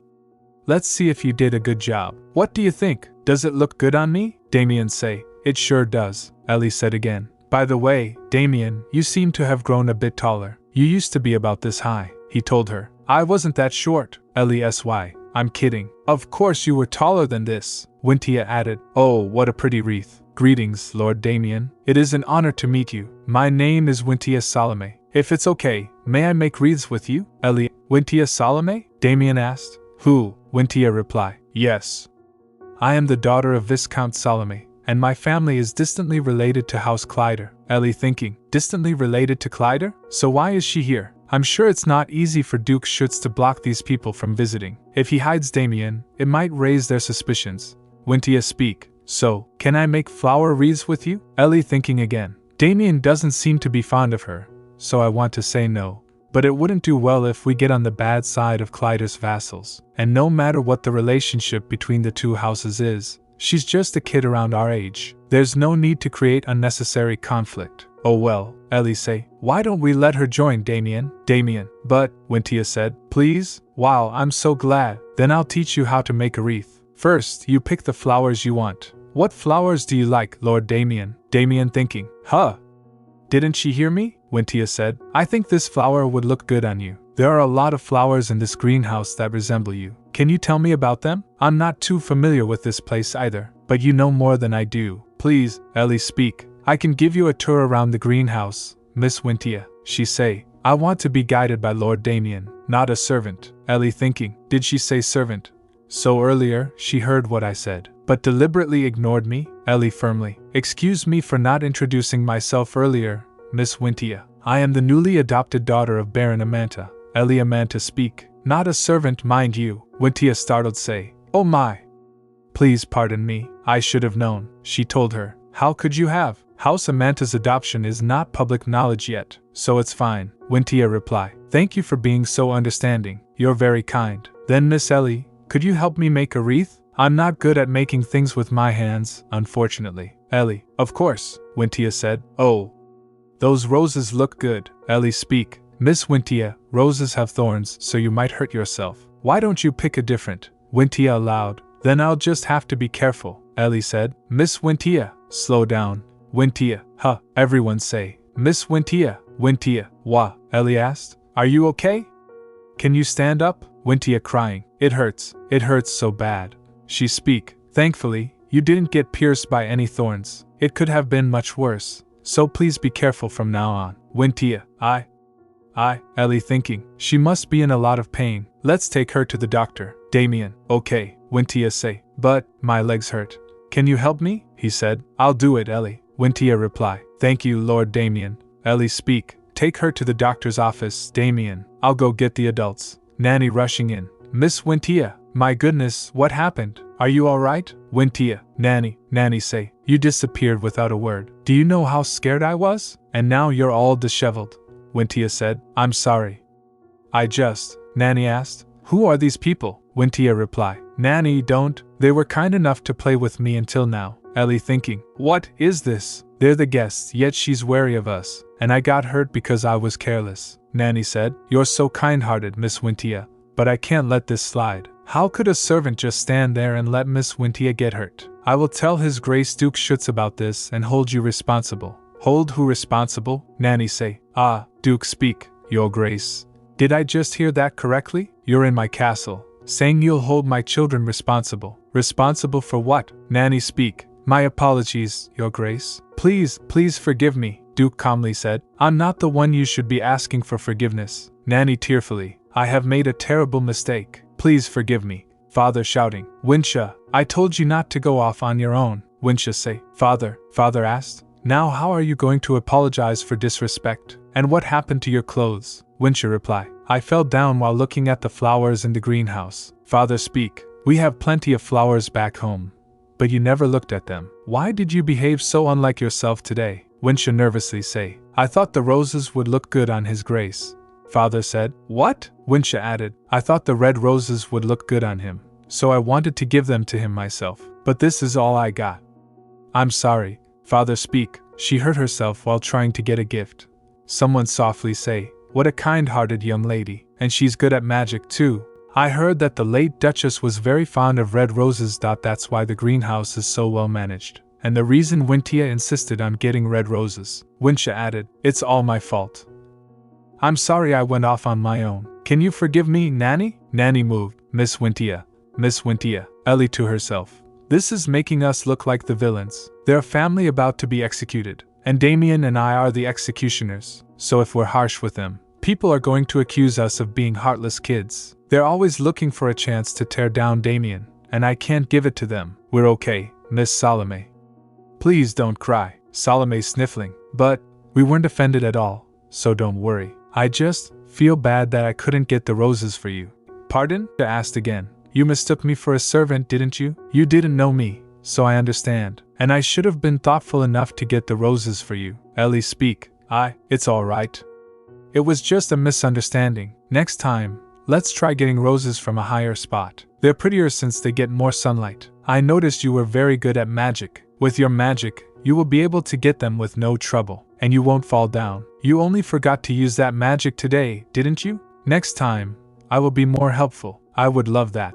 If you would be kind enough to invite me here, Miss Ellie. Aha. So Miss Wintia was just confused. It was their first time meeting, so that's understandable. Nanny speak. Forgive me, but Miss Wintia is hurt and needs to be treated. Your Grace, my lord, please excuse us. Father sighed. How dare you disgrace your father like that? You have no right to cry. At the very least, you could have been more subtle. Anyone could tell you hurt yourself on purpose. Nanny, my lord, please calm down. Father say, get away from me. Was I too easy on her while she was growing up? Why is she so careless? Or maybe, I could use this mess to my advantage. Stop crying, Wincha reply. I'm just sad. Father, about what? Bowing to someone for the first time? I know how that feels. As a distant relative of Duke Clyder, I have lived my entire life in his shadow. After he died, I thought I finally had a chance. But it was ruined by that damn will he left. But there is still hope for you. Wintia, never forget today's humiliation. Some orphan girl tried to take your place, so you should make her pay. If you succeed, His Majesty will be happy too, and House Salome will be forever glorified. Wintia Salome, determined. My place, not hers, but mine. Understood, father. I won't let you down. Maid say, it's cold, so you shouldn't stay out for too long. Ellie, okay. Wintia Salome said, is he really here? Father speak. Yes. With him, we'll be able to get Lord Damian back from Schuetz. Do you understand, Wintia? Just do what you have to. I'll take care of the rest. Yes, father. Servants calling. Welcome. Welcome, sir. Servants speak. Please come this way. The head of the Merchant Guild and the late Duke Clyder's mentor, Heron Hooper. Wintia Salome say, oh, Lord Damian, how wonderful it is to see you again today. How have you been? Lord Damian, did he not see me? Wintia Salome calling. Lord Damian, I finally got your attention. I have called you a few times, but you didn't acknowledge me. Damian coldly said, who are you? Shocked. Pardon, I'm Wintia Salome. We met in the greenhouse last week. Don't you remember? Oh, he remembers me at last. I came here to apologize for my rudeness last week. Also, I wanted to befriend you. Damian pulling away. Don't touch me without permission. Wintia Salome. I'm sorry. Maid speak. Lord Damian, Miss Ellie left a note for you. Ellie say, how was your training today? I'm sure you've worked very hard because that's how you are. I have to go outside by myself for a while. I'm sorry I couldn't tell you in person. It won't take long. See you when I get back. Damian muttering. She always treats me like a child. Wintia Salome. Lord Damian, Damian said, we're going back to the training hall. Beak. Pardon? But you've trained tirelessly since this morning. Damian said again. Ellie told me to work hard, so that's what I'm going to do. Wintia Salome. Just say, Lord Damian, are you really going back? What more does he have to do? Did he just ignore me? All because of that servant-looking girl? I'll never forgive her. Ellie to himself. I didn't get to hear what Talem was making again today. Talem's friend said, I'm sorry, but it's a secret. Blacksmith told her. It doesn't matter as long as he's not neglecting his forge for something else. Anyway, I'm almost done verifying the effects of Rugal, but how can I show it to them without looking weird? I found it on the way, thinking, that won't do. Nothing is easy. There was a stone inside the snowball. Wincha screaming, it's all your fault. Without you, I would have been Duke Schuetz's daughter-in-law. Ellie firmly asked. That was a close call. Wintia, why are you doing this? And who told you that? Wincha replied. My father and Nanny. And, Ellie said, and who? They're the only ones, aren't they? Wintia Salome. Speak. No, everyone said so. You don't know anything. Well, I guess it doesn't matter, because today will be the last day you can covet what's mine. You. Wintia Salome added, that's right. I'm going to tell my father you pushed me into that lake, and you'll end up being known as the girl who tried to hurt me out of jealousy, but tripped and drowned in the lake. You can't even walk properly anyway since you hurt your leg. Ellie asked. How? Are your eyes? Wintia confused. What? Ellie say. That water hurts your eyes when it touches them. Said. What the hell are you? What have you done, you wretch? She speak. It's not what I've done. You brought this on yourself. No, it's all your fault. Why do you keep getting in my way? Why? You're just a filthy orphan, Ellie softly say. Are orphans filthy? Yes, my father said. That orphans are filthy, uncultured beings that do nothing but taint the empire. Because of filth like you, I tail 'em. What are those? Ellie reply. Those crows? I called them. Wintia asked again. What? Ellie again reply. Wintia, if you didn't want to be involved with a filthy orphan, then you shouldn't have messed with her. You want to know something else? Crows like people more than you might think. Don't you want to know just how much? Should I bring them closer? Wintia said. No, Ellie, stay away. I was only trying to scare her a little. Talem, can you help me move her to the castle? The meeting room in Duke Schuetz's castle. Wintia's father thinking. I can't let them take away House Clyda from me. In order to prevent that, I must first bring Clyda's son to this side. What is Lord Heron thinking? Does he really want to protect House Clyda? Duke said. Apologies for being late. Father, your grace, we have all agreed that. Damian say, I'm here. Wintia father speak. I called him here because I thought we should also hear what the child had to say. Someone say, oh, it is an honor to meet you again, Lord Damian. Duke Clyda would have been so happy to see this. He think, he surely is around Wintia's age. Duke think, Damian is barely even acknowledging those old foxes. If Ellie had seen this, she wouldn't feel the need to be overprotective of him anymore. So cute, he speak. In any case, we are truly grateful that you have done such a wonderful job looking after Lord Damian. Duke asked, why should you be grateful? That is my duty as his guardian. So what is it that you were trying to tell me? Oh, well, we were trying to ask you, he say, to return Lord Damian to us. And if that is difficult, for the sake of solidarity between the merchant guilds, we demand a marriage between Lord Damian and my daughter. He speak. I haven't heard such bullshbacks in a long time. How could you say that, your grace? All we want is for Lord Damian to return to his normal life as quickly as possible, he said. You don't even care what his life has been like so far, or what he's gone through, and you're claiming to have the child's best interests at heart.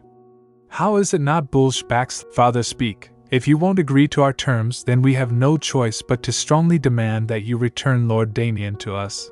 What His Grace Duke Clyda left you in his will was the Merchant Guild, not Lord Damian. Isn't that right? Duke say. You are overstepping your lines. You don't deserve to say Clyda's name. Maid added. Forgive me for interrupting, your grace. Miss Ellie and Miss Wintia have been badly injured. Father. What? Damian. Ellie. Damian asked. Are you hurt? What happened? Are you in pain? Ellie reply. I'm okay, Damian. I was just. Wintia father speak. Oh my goodness. Wintia. Wintia, are you alright? Wintia. Father, what a performance. I'm the one who got hurt. Wah, he think. This is good. Here's a chance to bring everyone onto my side. Please stop this. Why do you keep tormenting my daughter? Did he say keep? Did something else happen? Wintia Salome, crying and said, Father, I'm so scared. I want to go home. Father, don't cry, Wintia. Oh, my poor baby. No.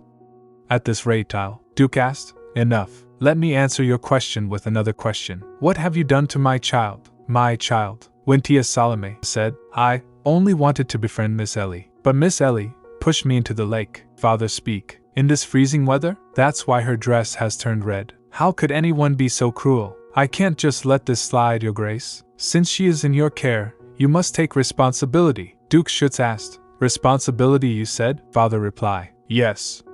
My daughter could have died, all because of that lowly little girl. I have half a mind to kill her myself. Loro Damian?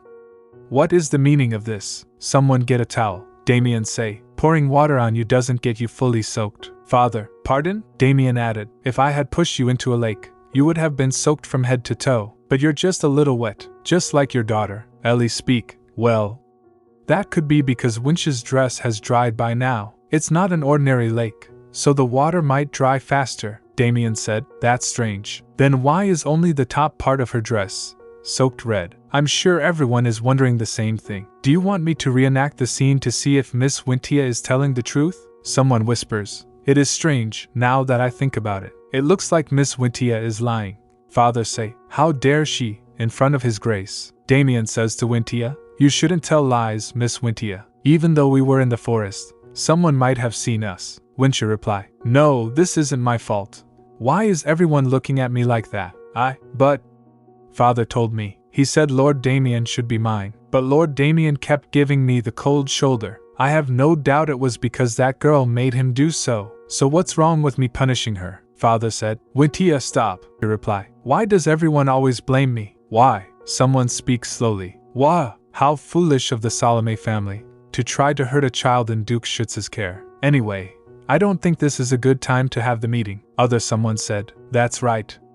We don't want to bear the blame for what they did. Sadly, we will have to come back another time, Duke said to Ellie. You get hurt every day. When are you going to stop making my heart drop? Ellie speak. It doesn't hurt that much, Damian say. Ellie, you broke the promise again. You said that you weren't going to get hurt, that it would never happen again. Ellie thinking. He looks really angry.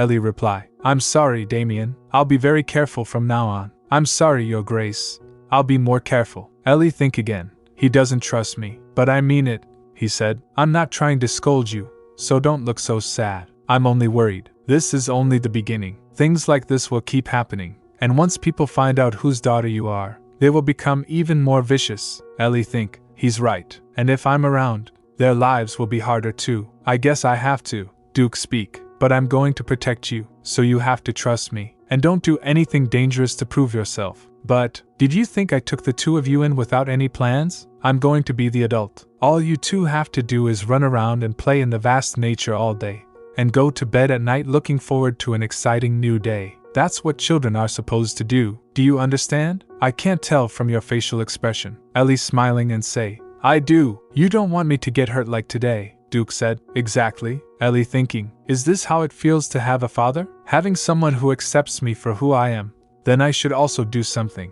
For a child who once seemed indifferent, but now cares deeply about me, even though the first thing he learned in life was resignation. Damian say to Ellie, Damian, I will always be on your side. I will be your shield, and protect you from anyone who tries to hurt you. Ellie, so, Damian, do you want to get married? Ellie speak. If we become husband and wife, no one will be able to mess with you, and it will be easier for you to receive a title. Hold on, does that mean we will be in a relationship like the one you talked about before? Damian asked. Should I have prepared a ring? It's a proposal, after all. You don't want to? Ellie reply. I do, okay. Damian asked again. Really? You said yes. You can't take it back, okay? Ellie, okay. Duke Schuetz say. You're very efficient. Damian, who, me? I'm sure this will make him very happy too. Oh, he was talking to Damian. Why? Shouldn't he say that to me? But who does the Duke mean by him? Speak of the devil. How did he know I was talking about him? Heron come in and said, It's an honor to see you again. My name is Heron Hooper. I will be taking care of the two of you from now on. Ellie think, Heron Hooper? Oh.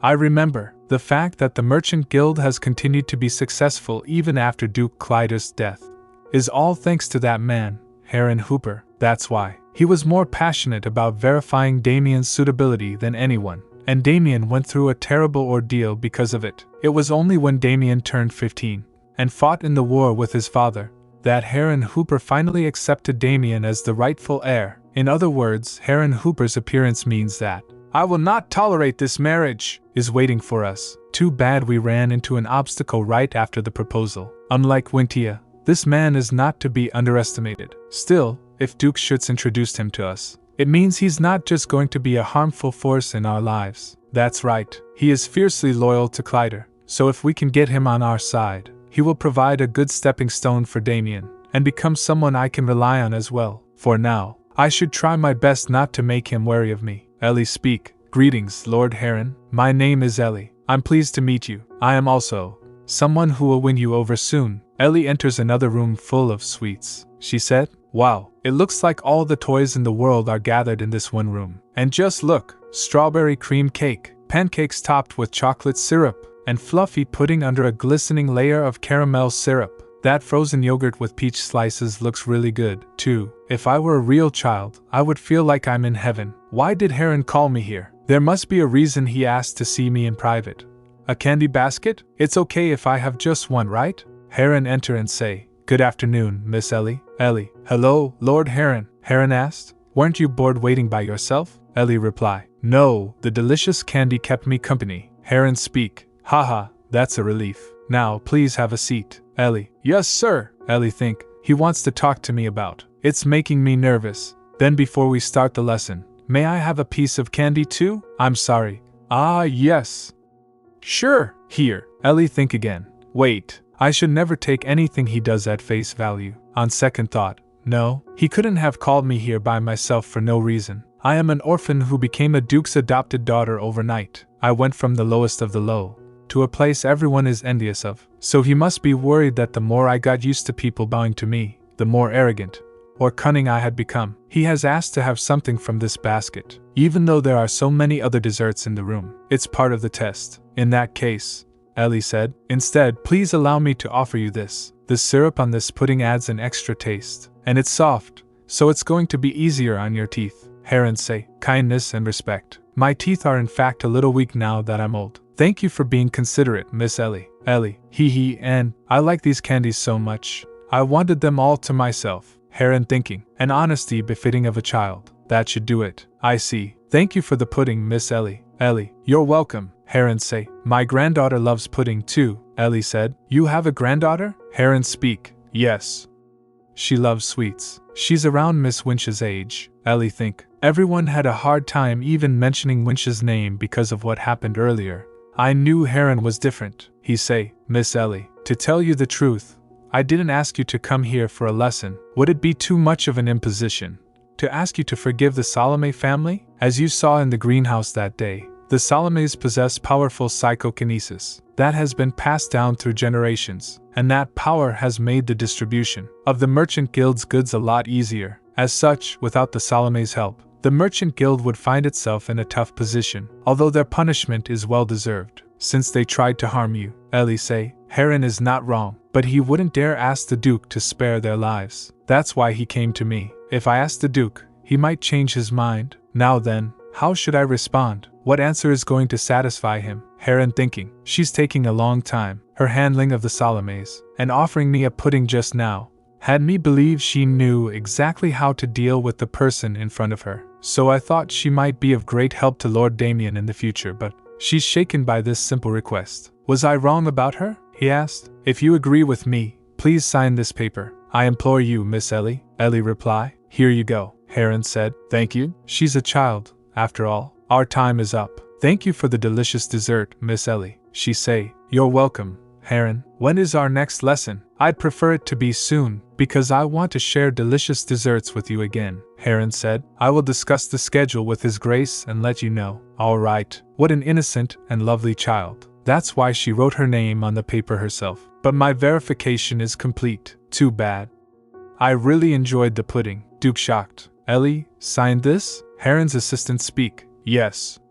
She signed it of her own volition. Please keep your promise now, Heron said. She wouldn't sign it without thinking. If the girl you brought signs this fake document, I want you to retract your punishment for the Salomes. Duke Schuetz asked. Are you underestimating Ellie? Then the outcome has already been decided. As you wish. The Duke had complete trust in her. Shows signature. Ellie Amanta Clyde Erhard Schuetz. Heron reply. Wah, I can't deny that signature. Duke Schuetz. Ha, ha ha. Heron, it looks like Ellie has completely outsmarted you. Heron, I'm sorry? Duke Schuetz say. Read this signature again. Heron speak. I don't see anything wrong with it.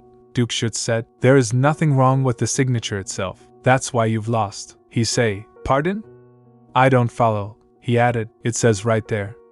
Clyder. In the Empire, signatures end with the name of the head of the family. So right now, all Ellie has to write is Ellie Amanta. And although Damian has been adopted by me, he is still Duke Clyder's son. By writing Clyde Erhard Schuetz at the end of her signature and giving it to you, she made you acknowledge the fact that not only is she Damian's wife, but Damian is a Clyder as well. Duke, see this final signature again. Ellie Amanta Clyde Erhard Schuetz. Didn't I tell you not to underestimate Ellie? Heron returns to Ellie. Ellie say, You're back, Lord Heron. Heron asked, Have you been expecting me? Ellie reply, Yes. I knew you'd return. Heron asked again, Then did you know that I was testing you? Ellie reply again, Yes, I did. Heron speak. Then the outcome has already been decided. His Grace was right. I've lost. Let me reintroduce myself. I am Heron Hooper, and I will be taking care of you from now on. Ellie said, Nice to meet you, Lord Heron. Heron speak. So, in a class society like ours, there is nothing more important than a title. As you can see here, Ellie thinking. I thought he was going to teach me the role of the lady of the house, but the lessons are more focused on economics, Heron asked. But Miss Ellie, you should consider the value of money more than the value of titles, because once the market expands and the value of money drops, classes will be a thing of the past. Ellie, really? Heron, yes, but the wealth inequality will worsen. As the number of poor peasants increases, the nobility will only get richer. Ellie say, there are a lot of female employees in the Clyder Merchant Guild. Heron speak, yes, as long as someone is qualified to work in our guild, we hire them whether they are male or female. Although the system is still in the works, we are looking for ways to ensure female employees' job security. Ellie said, I see, that's amazing, Heron, but I'm sure female employees still have a hard time working here, because of a deep-rooted prejudice that exists. I see most of the female employees are mothers. Heron reply, yes, we took into account the fact that child-rearing requires a lot of money when hiring them. Heron nodded that. Is there something that's bothering you? Ellie speak, well, before going away to the orphanage, I had a close relationship with a woman. She had a newborn, and she needed a lot of diapers for her baby. But since peasants couldn't afford disposable diapers, she had to use reusable fabric diapers. I remember her getting tired of washing them every day. I assume the same is true for female employees here, he said. I see, Ellie say, great. I didn't think an opportunity would present itself this soon, but the conversation is going in the direction I want now. Actually, I saw arugula trees at Baron Amanta's house not too long ago. Heron reply, the trees that grow in the east? Ellie added, yes, and their tree barks are so absorbent that they could soak up the wet stains and paint on the carriage right away, leaving the surface nice and dry at the end. Fascinating, isn't it? Oops, Sir Jarrett wanted me to keep it a secret. I forgot. Great. I mentioned Jarrett's name too, Heron added, but there are plenty of other trees that are being used to make art paper, so I don't see a huge advantage in replacing them with rugel. Ellie, that's not what I'm getting at, Heron. We can make something else with it. For instance, absorbent diapers. Heron asked, Miss Ellie, did Sir Jarrett give you this idea? Ellie say, yes, it was so interesting, I told you all of it. I made a mistake, didn't I? He speak, no.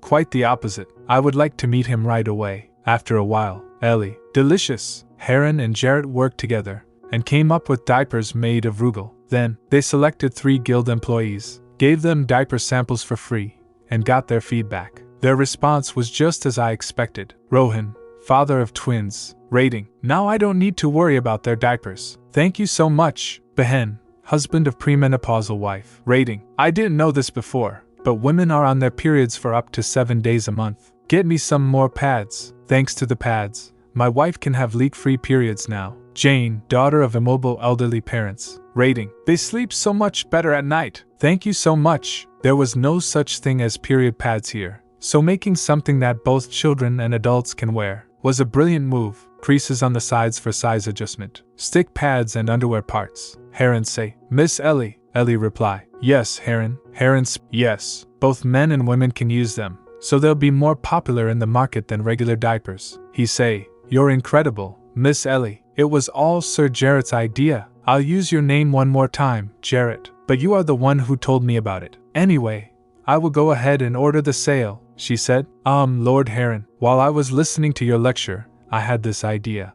How about we sell the pads to the guild's employees at a cheaper price than the market price? It is the Clyder Guild employees who make the pads, after all. That will lead to an even higher sales rate. Also, I was thinking about providing a certain amount of pads for free to staff members who are fertile women, or women with children under 3. There aren't many working women in this world. For the most part, men go out to work, while women stay home to care for children. But even in this environment, there are women who work hard in male-dominated fields, women who brave the prejudice to go out of the house and make money. I'm sure that these benefits will offer them essential support as they navigate through life. Heron reply, then there will be more people who want to work at the Merchant Guild. Thank you, Miss Ellie. That sounds like a great idea. Then I'll go and put that plan into action. Wait. I have more, Ellie calling out. Lord Heron, I have more ideas regarding this business. Heron asked, sorry? There are more? Ellie replied, yes. A few days later, Mareep orphanage caretaker speak. Thank you for your generous donation. I have no words to express my gratitude. Jarrett said, children are the future of the empire. It's the right thing to do, and like I said, I'm only a representative. The entire donation is from Clyder Merchant Guild. We also brought these. I'll tell you more about them inside. Ellie's thoughts. Jarrett is so well spoken. He knows the right things to say at the right time. He also has a confirmed identity that boosts his trustworthiness and a friendly face. There's no one better to fill my shoes. I'm glad everything went as planned thanks to Jarrett. When I was in the orphanage, child calling, Ellie remembering. A lot of the younger children wet the bed at night because they were terrified of the dark. There. It's okay, but we didn't have luxury items like diapers, so we had to wash the blankets with our own tiny hands in the morning. And as soon as we turned 13, we got kicked out of the orphanage because our menstruation made keeping us at the orphanage costly. I'm not donating these simply out of the kindness of my heart, but the children here will grow up to be adults, and they may repay Clyder Merchant Guild for helping them when they were young. I feel a little guilty, but the temple strengthens people's faith in it through charity work too. What I'm doing isn't any different. Grace speak. Ellie, she told. Grace said. I forgot this was the orphanage you stayed at. How have you been? What's all this? Ellie asked. Oh, this? There are something called pads in these boxes. They're cheaper and more effective than regular diapers. There are a lot of kids younger than you here, right? I hope this helps. Although I didn't intend it. I hope these pads bring Grace and Damian closer. Grace emotional-wise said. Why? It was because of me. Because I told that priest about you were hurt. So why? Are you being nice to me? Ellie's thoughts. Grace. She blames herself for what Ovly did. But thanks to her, I was able to take care of Ovly faster than in the original novel. Otherwise, more people would have fallen victim to her. Ellie said to Grace. That's not something to cry about. It's all in the past. And it wasn't your fault. So stop crying. I'm someone who causes trouble for so many people, so I know how you feel. But don't beat yourself up over something you didn't intend, and I hope you can be a little kinder to Damian. He's shy, but he's a good kid at heart. Have you calmed down? Grace speak. Oh, I'm sorry. I've never cried in someone's arms who's not my parents before. And that was a long time ago. Ellie's thoughts. Is she forced to grow up fast because she has a lot of young children to look after? She's still a child herself. Grace, you're still a child too, so there's nothing wrong with you crying in someone's arms. When you're upset about something, if you bottle it up, it will make you sick, and if you're not comfortable with it yet, you can always lean on me again. Grace replied. Okay. Thank you, Ellie added. Oh, that's right. Do people from the temple still visit the orphanage? Grace said. Ah, yes, the same as before. Ellie think. I see. The temple must be trying to sweep Ovly under the rug. Miss Ellie speak. Sir Jarrett. Are you done with the conversation? Jarrett S.Y. Yes, thanks to you, she said. I should go now. Grace. Already? Ellie speak. Yes. I'll see you again. Grace speak. Okay. Thank you for today, Ellie. Ellie called out. See you next time, Grace. Back to castle. Jarrett speak. Miss Ellie, are you sure you don't want to stop by Saint Orphanage? Ellie reply. Yes. I'm sure. Then we'll go straight back to Schuetz Castle. Alright. Saint Orphanage, my first home.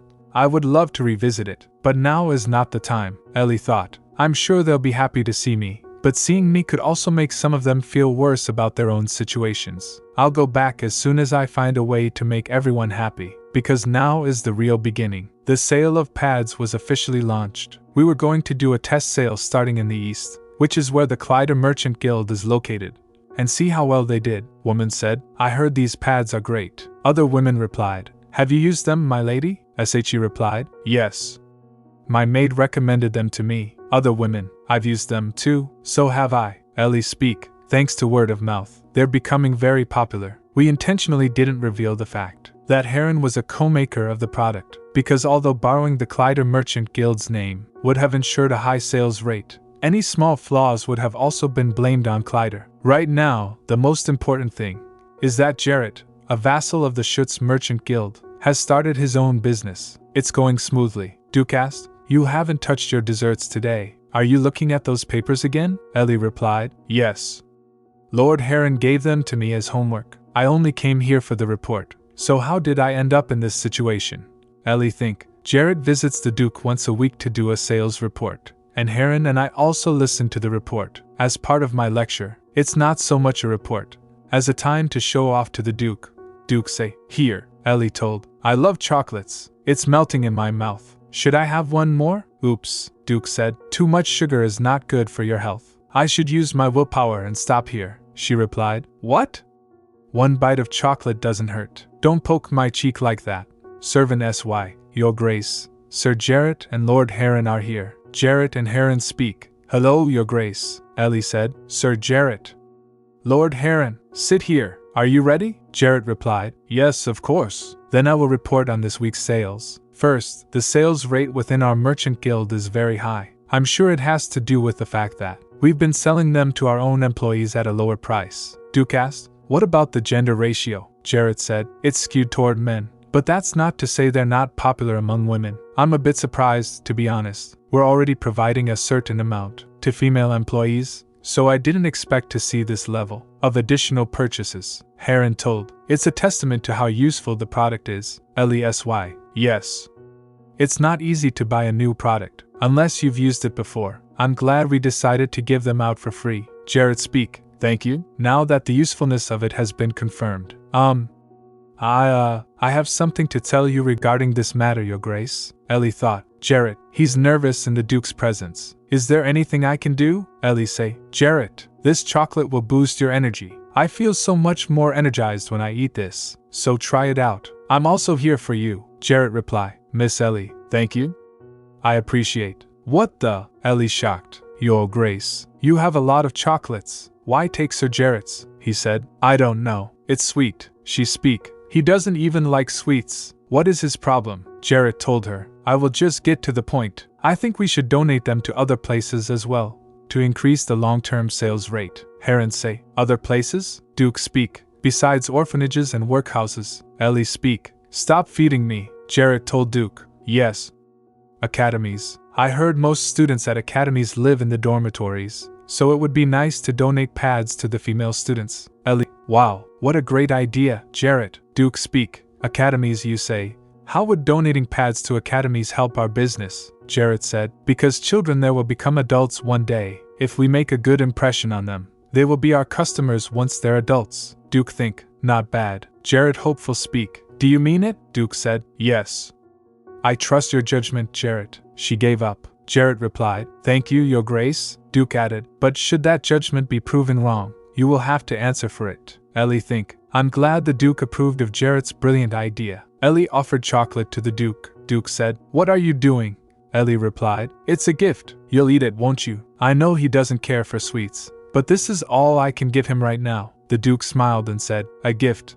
Huh, Ellie thought. He was going to refuse. What a surprise. Duke said. I don't want to, but I'll make an exception this time. Ellie thought again. He's just like a cat. Have some more. Duke speak. I can't. I've already had enough.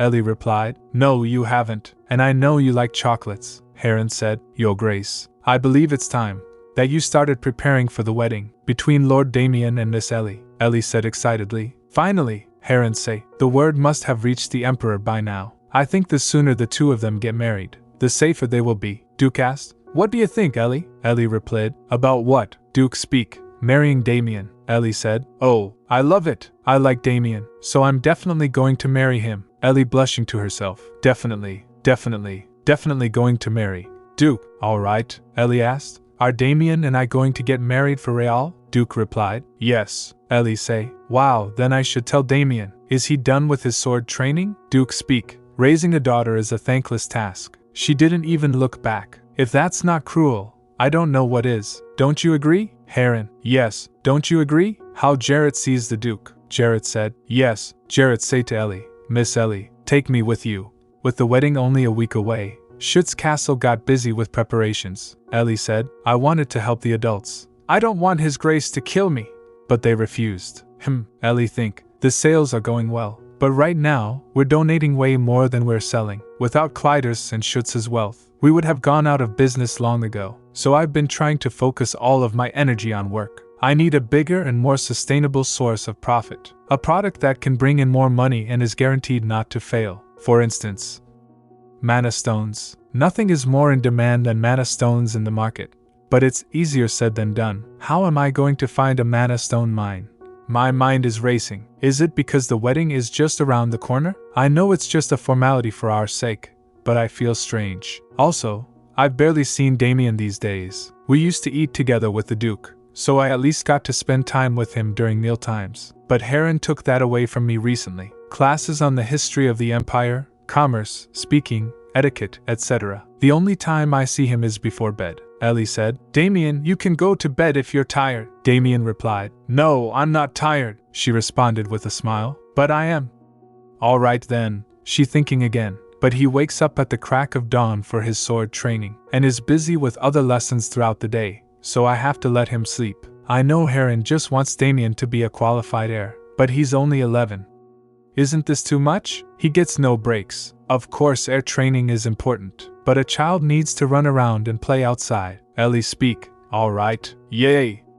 Just wait for me, Damian. Today, I'm coming to you, Heron said. It hasn't been that long since I started teaching him the basics, but he's already at the advanced level. Such incredible concentration and comprehension. He's even keeping me on my toes. But this is a product that has been developed based on Miss Ellie's idea, Damian replied. Oh, I see. I knew Ellie had it in her. Heron think. As soon as he heard Miss Ellie's name, he became distracted and quickly raised his guard. He is a Clyder for sure. He is as much a Clyder as a Clyder can be. I get what His Grace meant by that now. In keeping with the family crest, a blue wolf, the past heads of House Clyder were all fiercely devoted husbands, who never went against their wives. At the same time, they were cold and ruthless toward their enemies, but they never let their wives see that side of them. I'm sure Miss Ellie has never seen the look he just gave me. Everything is going well thanks to Miss Ellie, and she has great business acumen. Also, I was thinking about providing a certain amount of pads for free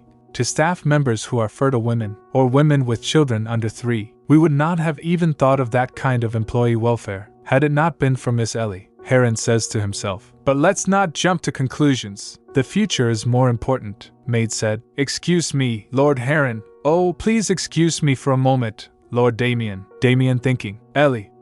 I wonder what you're doing right now. I miss her. Ellie speak. Damian. Damian asked. What are you doing here? Ellie replied. What?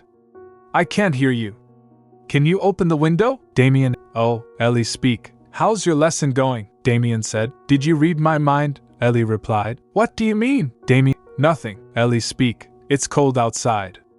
Why did you come to the window? Damian said. Because I can't be caught. Ellie added. Anyway, we don't have time. Lord Heron will soon realize that the maid is only rambling and come back to this room. So let's leave before that happens. But where to? Ellie speak. To play. Damian speak. There's nothing but snow here. What are we going to play with? Ellie said. We're going to have a snow fight. Damian asked. A snow fight? Ellie replied. Yes. Grab some snow and shape it into a ball like this. And then throw it, Damian said. Looks fun, doesn't it? Ellie say. Yeah. Let's put on some gloves first. Oh, your hands are already cold, Damian thinking. Ellie is fascinating. Even though she's right in front of me, I don't want to be away from her even for 1 second. I want to stay with her forever. What is this feeling? Ellie added. That's for zoning out, Damian asked. You scared me, Ellie replied. Then you try.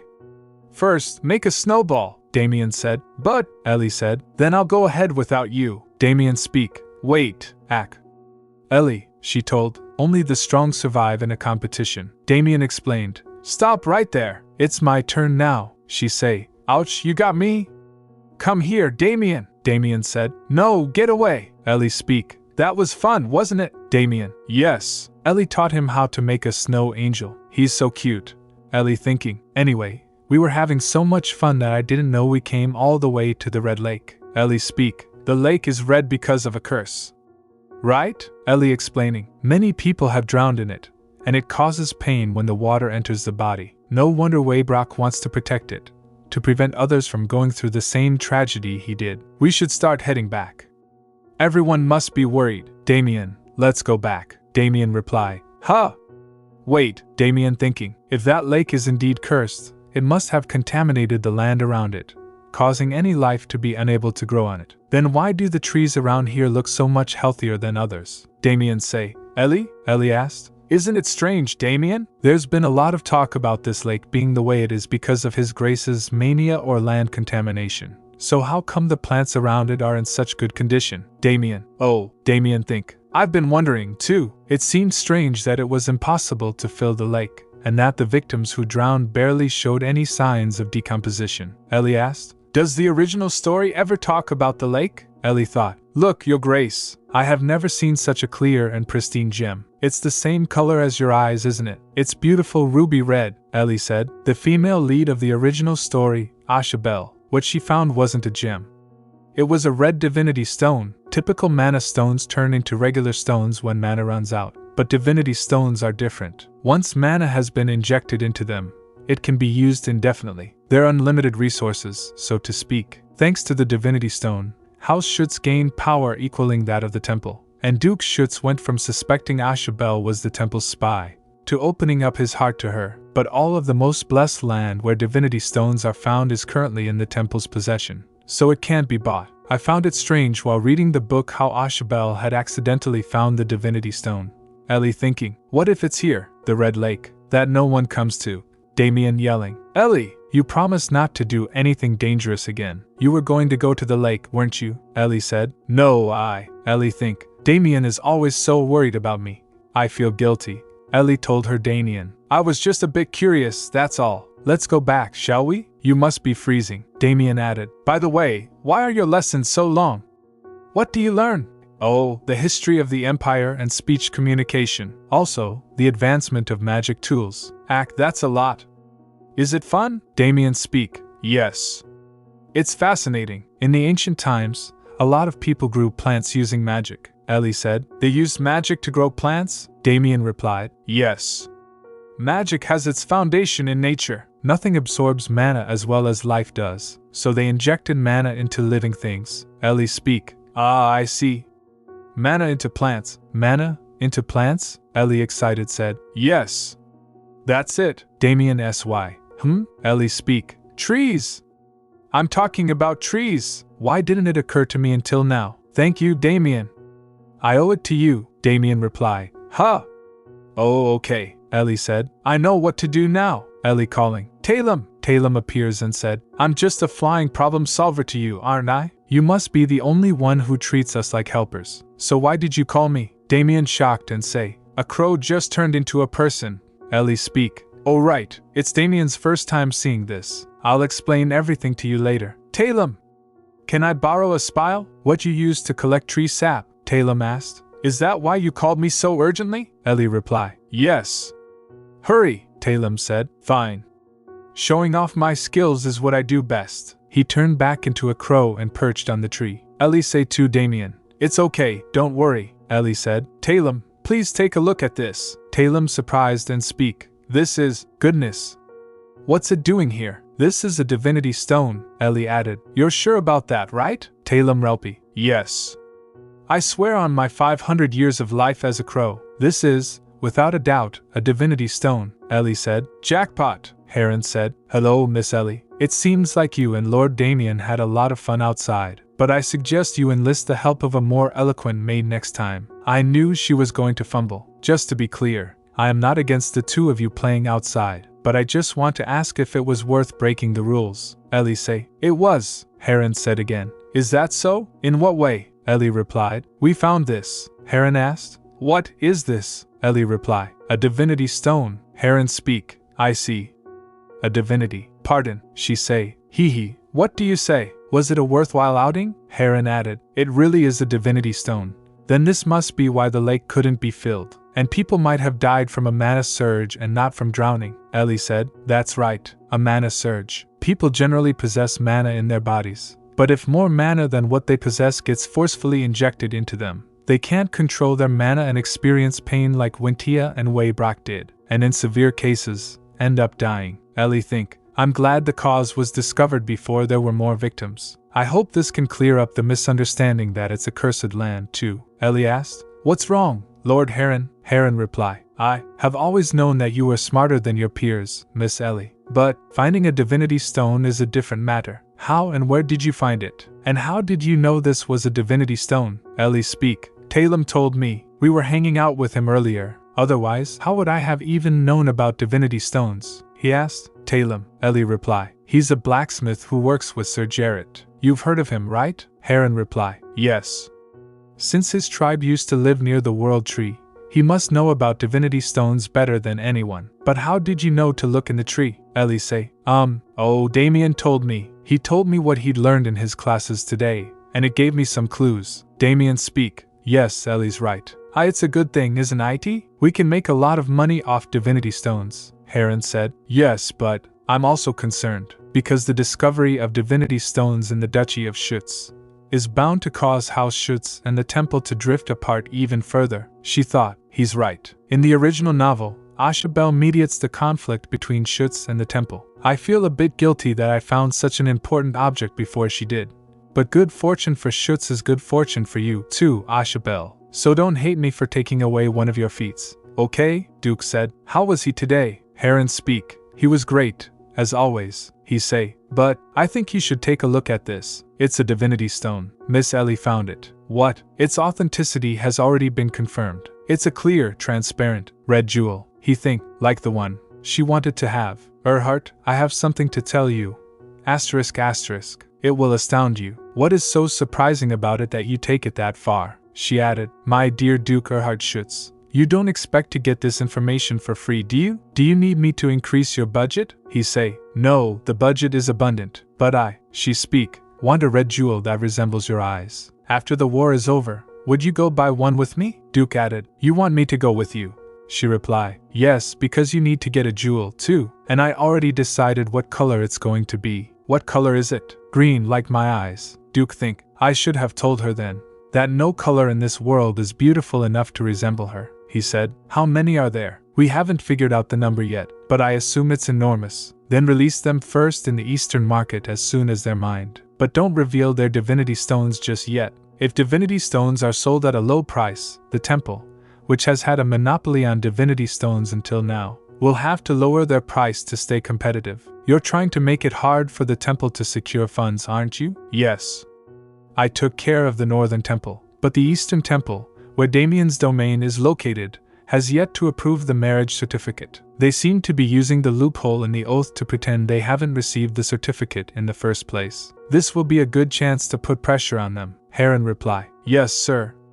Then we will sell them under your merchant guild's name. But Ellie is the one who found it. If we sold it under Miss Ellie's name, wouldn't it jeopardize the distribution? Duke said. Then we can use another name, Heron replied. A name that may not be Ellie's, but can still pose a threat to the temple. There is only one person, Duke replied. Yes, my daughter-in-law will feel much better if her side of the family is successful. A while later, a Manta merchant guild released divinity stones into the eastern market, and divinity stones became a common product in that region. Eastern market shopkeeper said, the fish stay fresh all day thanks to this. Temple officials shocked and say, is that a divinity stone? How dare he stuff a divinity stone into a fish? The Eastern Temple, afraid that the value of divinity stones might decrease. Temple elders speak, we're already mining less than we used to. At this rate, we can't sell divinity stones at a high price. Nobles can't know about this. Managed to get Schuetz to recall all the divinity stones before the merchants found out about the true value of divinity stones,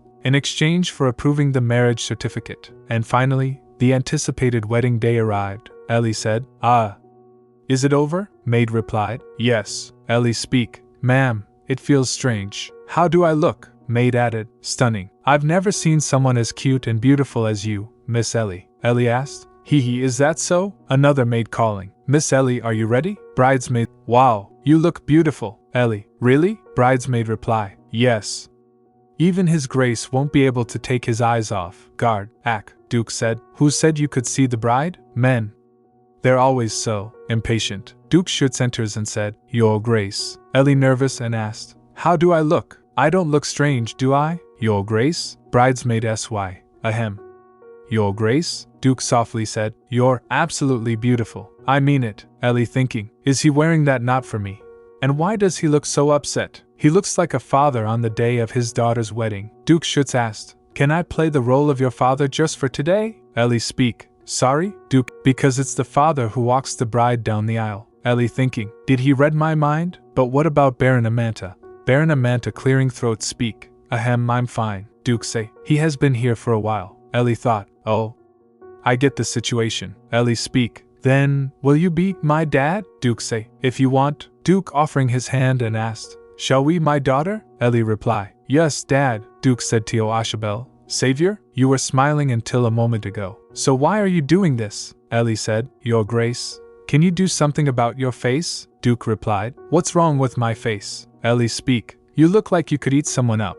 Duke Schuetz added. What? But I'm incredibly happy, she say. Look in the mirror, he said. I just have mixed feelings, that's all. I'm happy, but at the same time, I'm a bit annoyed. Ellie think. What kind of emotion is that?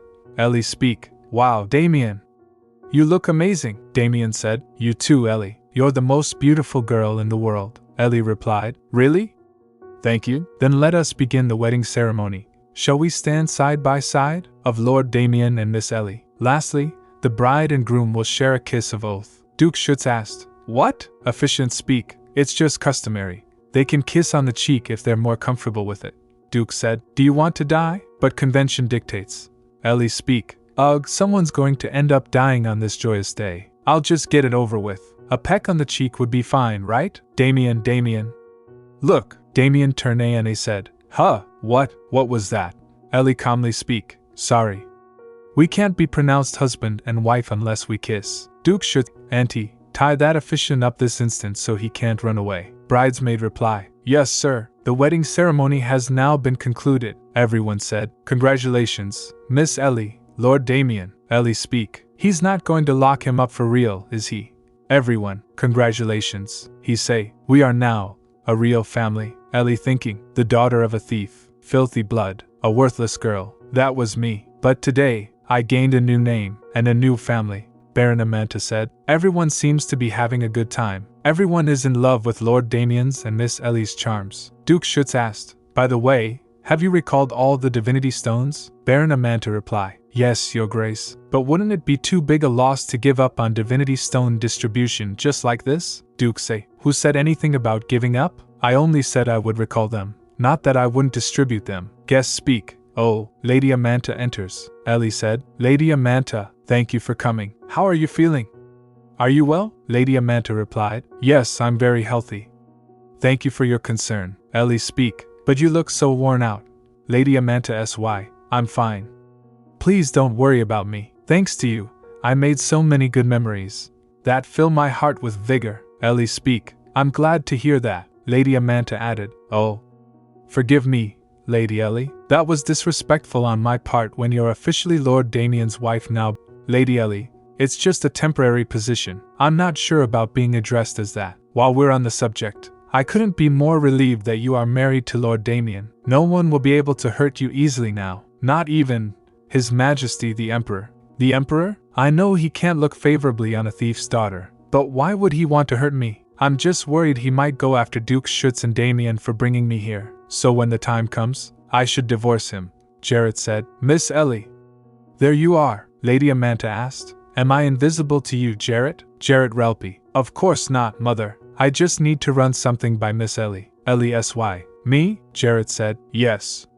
Today is hardly the time to bring this up, but I thought of a great idea, and I would like to know your opinion on it. Ellie asked. What is it? Jarrett replied. I'm considering opening a salon. Ellie said. A salon? Jarrett replied. Yes, I've always been interested in that type of work, although my father objected, saying it wasn't a man's job. Ellie thoughts. Jarrett is starting to speak his mind more and more. I'm proud to see him changing, and a salon can be a great boost for the pad business that has just begun to gain traction. It hasn't been easy to popularize pads due to traditional norms, but if we can promote them to noble women, who make up the majority of salon customers, it will completely change the game. Customer excited and say, Oh, I just got my period. Would you like to use this? Another guest said, giving sample pads to customers of the salon. Other guests speak. Those pads are amazing. Have you used them? I was at the salon the other day and At any rate, a salon is a place where all kinds of rumors get talked about. I can gather information about people just by sitting there. Lady Ellie thinking. Nobles, salon, money. I can't pass it up. But you want to do it, don't you? Ellie added. I support you, brother. Good luck. You can do it, brother. Then, Miss Ellie, I hope you will provide me with business advice for the salon going forward. Ellie reply. Huh? Is that okay? Jarrett speak. Of course. Lord Heron also said that consulting with you will be a great help to the business, Ellie added. Heron did? Does that mean I have his approval now? Brother, then may I ask what kind of salon you're thinking of opening? I look forward to working with you. The Imperial Palace of the Trabe Empire, she said. Yes, who is it tonight? Maid say. No, it's someone else. She speak. Really? But he's been gone for a long time. He must be quite fond of her, Maid said. It's said that she has green eyes. Men. Why are they always obsessed with things they can't have? She speak. What to do? I can't kill every single woman with green eyes now, can I? Anyway, thank you. You may go. She think. 15. It's been 15 years. It's time he gave up. But he's still stuck in the past. Even though I knew he was like this, there was a time when I was convinced I could win his heart. But funnily enough, he even made Laylee, my younger half-sister who looked just like me, his mistress. That sneaky wench. She looked like she could be my twin, but was my polar opposite in every other aspect. And in the end, she dared put her hands on something that wasn't hers. Ha, Empress said. No, that girl is dead. Thinking about her would only disturb my peace. What's more important right now is protecting my position. Servant speak. You called, Your Majesty? Empress say. Yes. Servant added. There's interesting news regarding House Schuetz, isn't there? Empress said. Haha, Duke Schuetz must have finally lost his mind. A marriage not permitted by the Imperial Palace is as good as treason. But Duke Schuetz is not someone who can be easily punished. What should I do? How old are his children again? Servant replied. Clyder's heir is 11, and the orphan girl is 13. She speak. What a coincidence. The boy is the same age as the second prince, Mateo. He might be a good friend to my Mateo. Don't you think so? A few days later, Ellie sy. Wow, so this is what a salon looks like. Brother, what is that? Jared speak. Oh, it's a beauty tool you use on your hair. You and Lord Damian found a gem that contains long-lasting mana. We can't talk about divinity stones openly just yet. I thought I could use it as a hand warmer, so I injected fire mana into it and fell asleep with it resting near my head. Then when I woke up, I found my hair styled nicely without being burnt. That's how I came up with this idea. Ellie think, it's a great idea. People here style their hair with heated metal rods or hair rollers. But metal rods burn the hair easily, and hair rollers are not the best at producing the exact style the person wants, so it's been a problem. Now that I think about it, isn't this a perfect curling iron? But it doesn't burn the hair like a curling iron usually does. This is incredible. That's why he wanted to open a salon, Ellie said. When the salon becomes popular, he can just sell the curling irons on their own. Yes, very nice. You're amazing, brother, Jarrett replied. Really? Thank you, Ellie asked. And what's that next to the beauty products? Jarrett replied. It's various kinds of fabric. I thought I could include a boutique inside the salon. I also made a coffee house and a private room on the first floor. Customers might need a place to rest and have private conversations while the clothes are being made. We're also going to keep pads in stock at all times for when customers need them. Ellie, convenience facilities. I knew Jarrett had good business sense. Jarrett speak. Although I do have one concern, Ellie asked. What concern? It's a decent strategy. Brother, can I ask what it is? Flint said. You touched my scissors again, didn't you? I told you these are for cutting hair, not fabric. Are your ears clogged? Jarrett replied. Sorry, I didn't know the scissors meant so much to you. Ellie speak. Huh. What is this sound? Jarrett added. Here they go again. They're the hairdresser and tailor who are going to be working with me. Flint said. Whatever. I'm done talking to you, but Charlotte, you still look upset. Charlotte replied. You don't say. It's because you can't even distinguish between scissors. Flint, sorry to break it to you, Charlotte, but I know what scissors look like. Charlotte speak. That's not what I mean. Ugh, forget it. Talking to you only stresses me out. Ellie added. Are you on your way to buy scissors? Flint said. No. Don't follow me. Ellie, I speak. But we were in the middle of a conversation. Charlotte said. That wasn't a conversation. That was me yelling at you for touching my scissors, Flint replied. Then should we go buy new scissors? Charlotte. No, Flint speak. Wait for me, Charlotte. She say. What just happened? Jarrett added. They're both very talented. But as you just saw, Flint can be a bit dense. That's why I'm worried. Ellie reply. I know what you mean. He speak. I thought about not hiring Flint, but most good tailors already have their own boutiques, and the ones who haven't yet want to run their own shops. And Charlotte's good at finding the right colors for customers. Charlotte said. Are you really going to tailor it as it is? Flint added. Is there a problem? Jared speak. So I thought she could make the best partner for Flint, who doesn't have a keen eye for colors. The problem is, they quarrel all the time. I'm just afraid they might do that in front of customers. Ellie think. I see, but Charlotte's skills are very impressive. I think they can be put to better use. Jared called out. Would you like to come this way, Miss Ellie? I've prepared hot cocoa for you. She say. Okay. While Flint makes the clothes, Charlotte will style the hair using the curling iron. And with all these convenience facilities, this is the kind of place that would be a hit as soon as it opens. She thinking. But why do I have a feeling that something is missing? Besides Charlotte and Flint, there's got to be more we can do to make the two of them work together in a way that brings out the best synergy. Charlotte and Flint, there's got to be more we can do to make the two of them work together in a way that brings out the best synergy. Ellie aloud. That's it. Jarrett, what's your favorite color? Jarrett reply. My favorite color is blue, Ellie said. Oh. So is mine. Maybe because it reminds me of Damian. But you know, His Grace said that red looks better on me. This color suits you best, he said. And Damian likes green and yellow. But His Grace thinks another color looks better on him. I guess everyone has their own matching colors. Jarrett reply. Wow, that is so interesting. She speak. I'm sure it is. Because this is a beauty concept. That was a huge trend in my past life, called personal color analysis. They say that once you delve into it, there's no coming back. Come on, Jarrett. Take the hint. Matching colors and preferences. Jarrett excited and said, Miss Ellie, then how about we have Charlotte choose the color that matches the customer best? And have Flint make clothes in that color? If we go a step further and style their hair in a way that goes well with the clothes, this salon will be a very special one that no one has ever seen before. Ellie thinking. He caught my drift once again. Ellie aloud. That sounds like a great idea, but there's just one problem. Jarrett speak. If we provide more services, we'll have to have higher pricing than regular boutiques to ensure the quality. But it will be difficult to maintain a customer base with that pricing. We don't even have any regular customers yet, Ellie said. How can we lure customers? Jarrett think. That's true. It's not an easy task. She think. Let's see.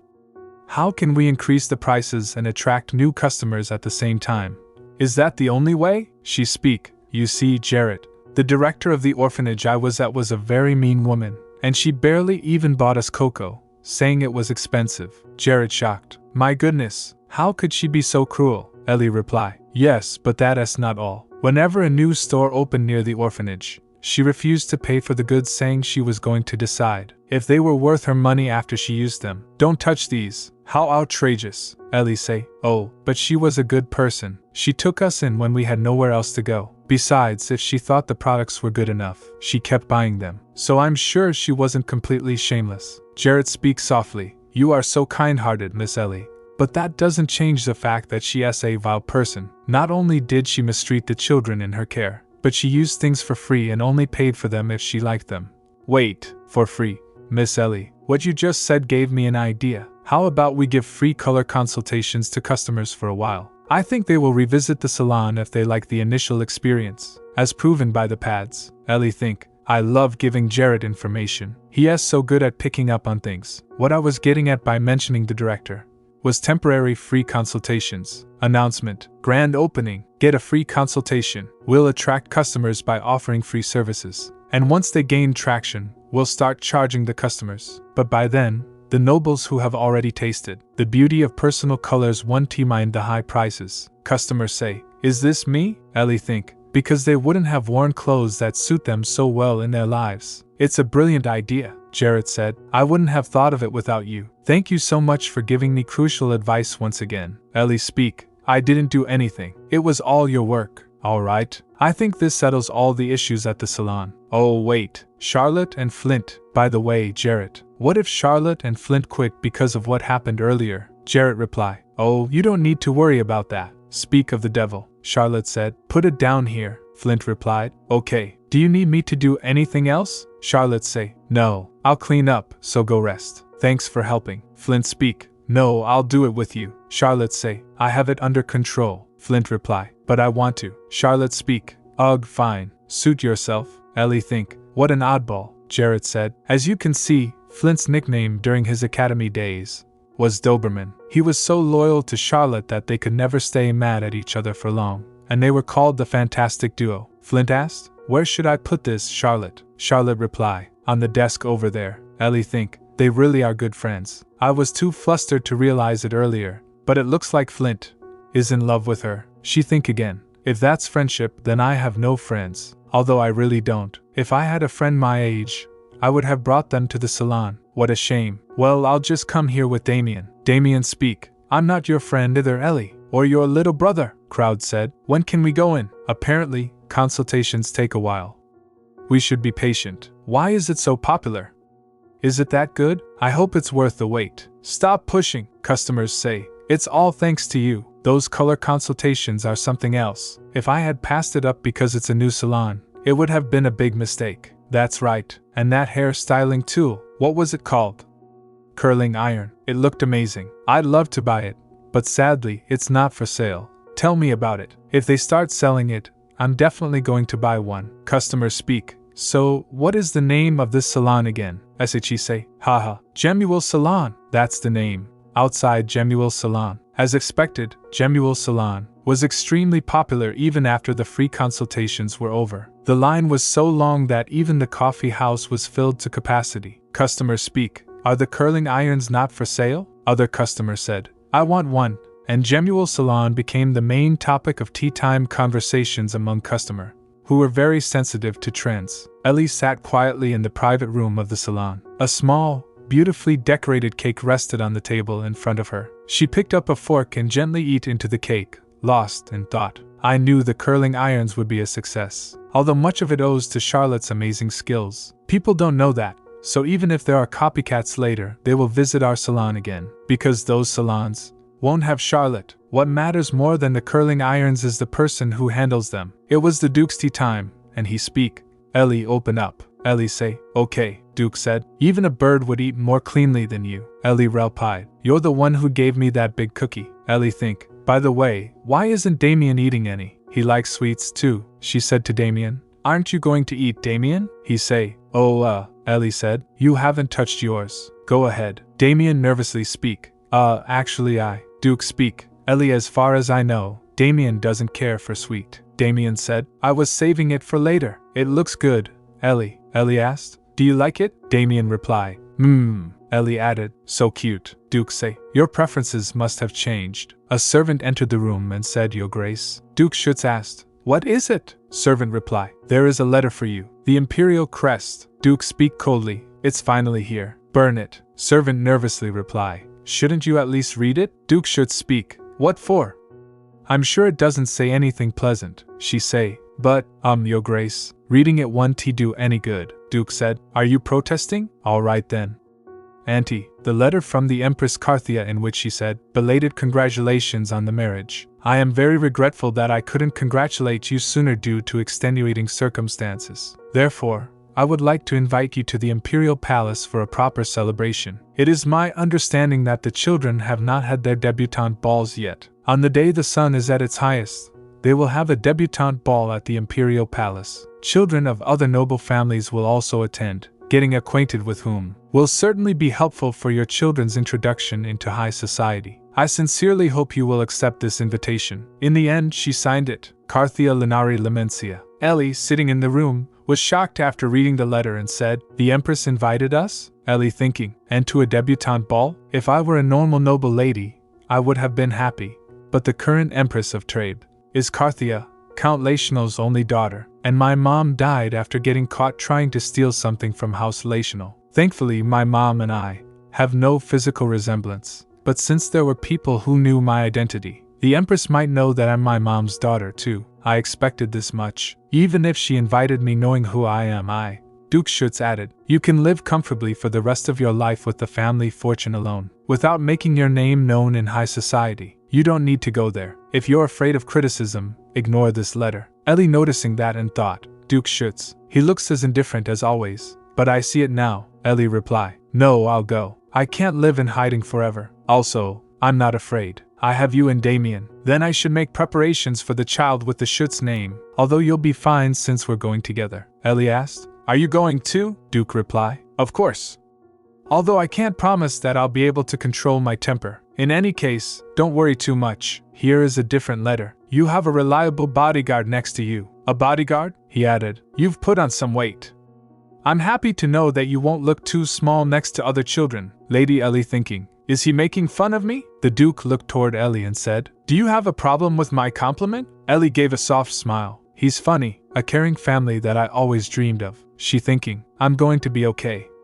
Because now, I have a family who will protect me. Sunlight filters softly through the trees as a peaceful fountain murmurs in a blooming garden, while an untouched tea setting waits quietly, hinting at a calm yet elegant afternoon. Why is it so noisy outside? Someone speak, turning her head. The maid hesitated before reply. It's, he said. Oh, that's right. Today is the day the debutante ball participants assemble, isn't it? The boy sat upright with a thoughtful expression, his golden eyes wide with realization. Resting his chin on his hand, he muttered, Clearly piecing something together. He added, Then is she going to be here too? Please remember to like and subscribe if you enjoyed the video, as it really helps our channel grow. Thanks.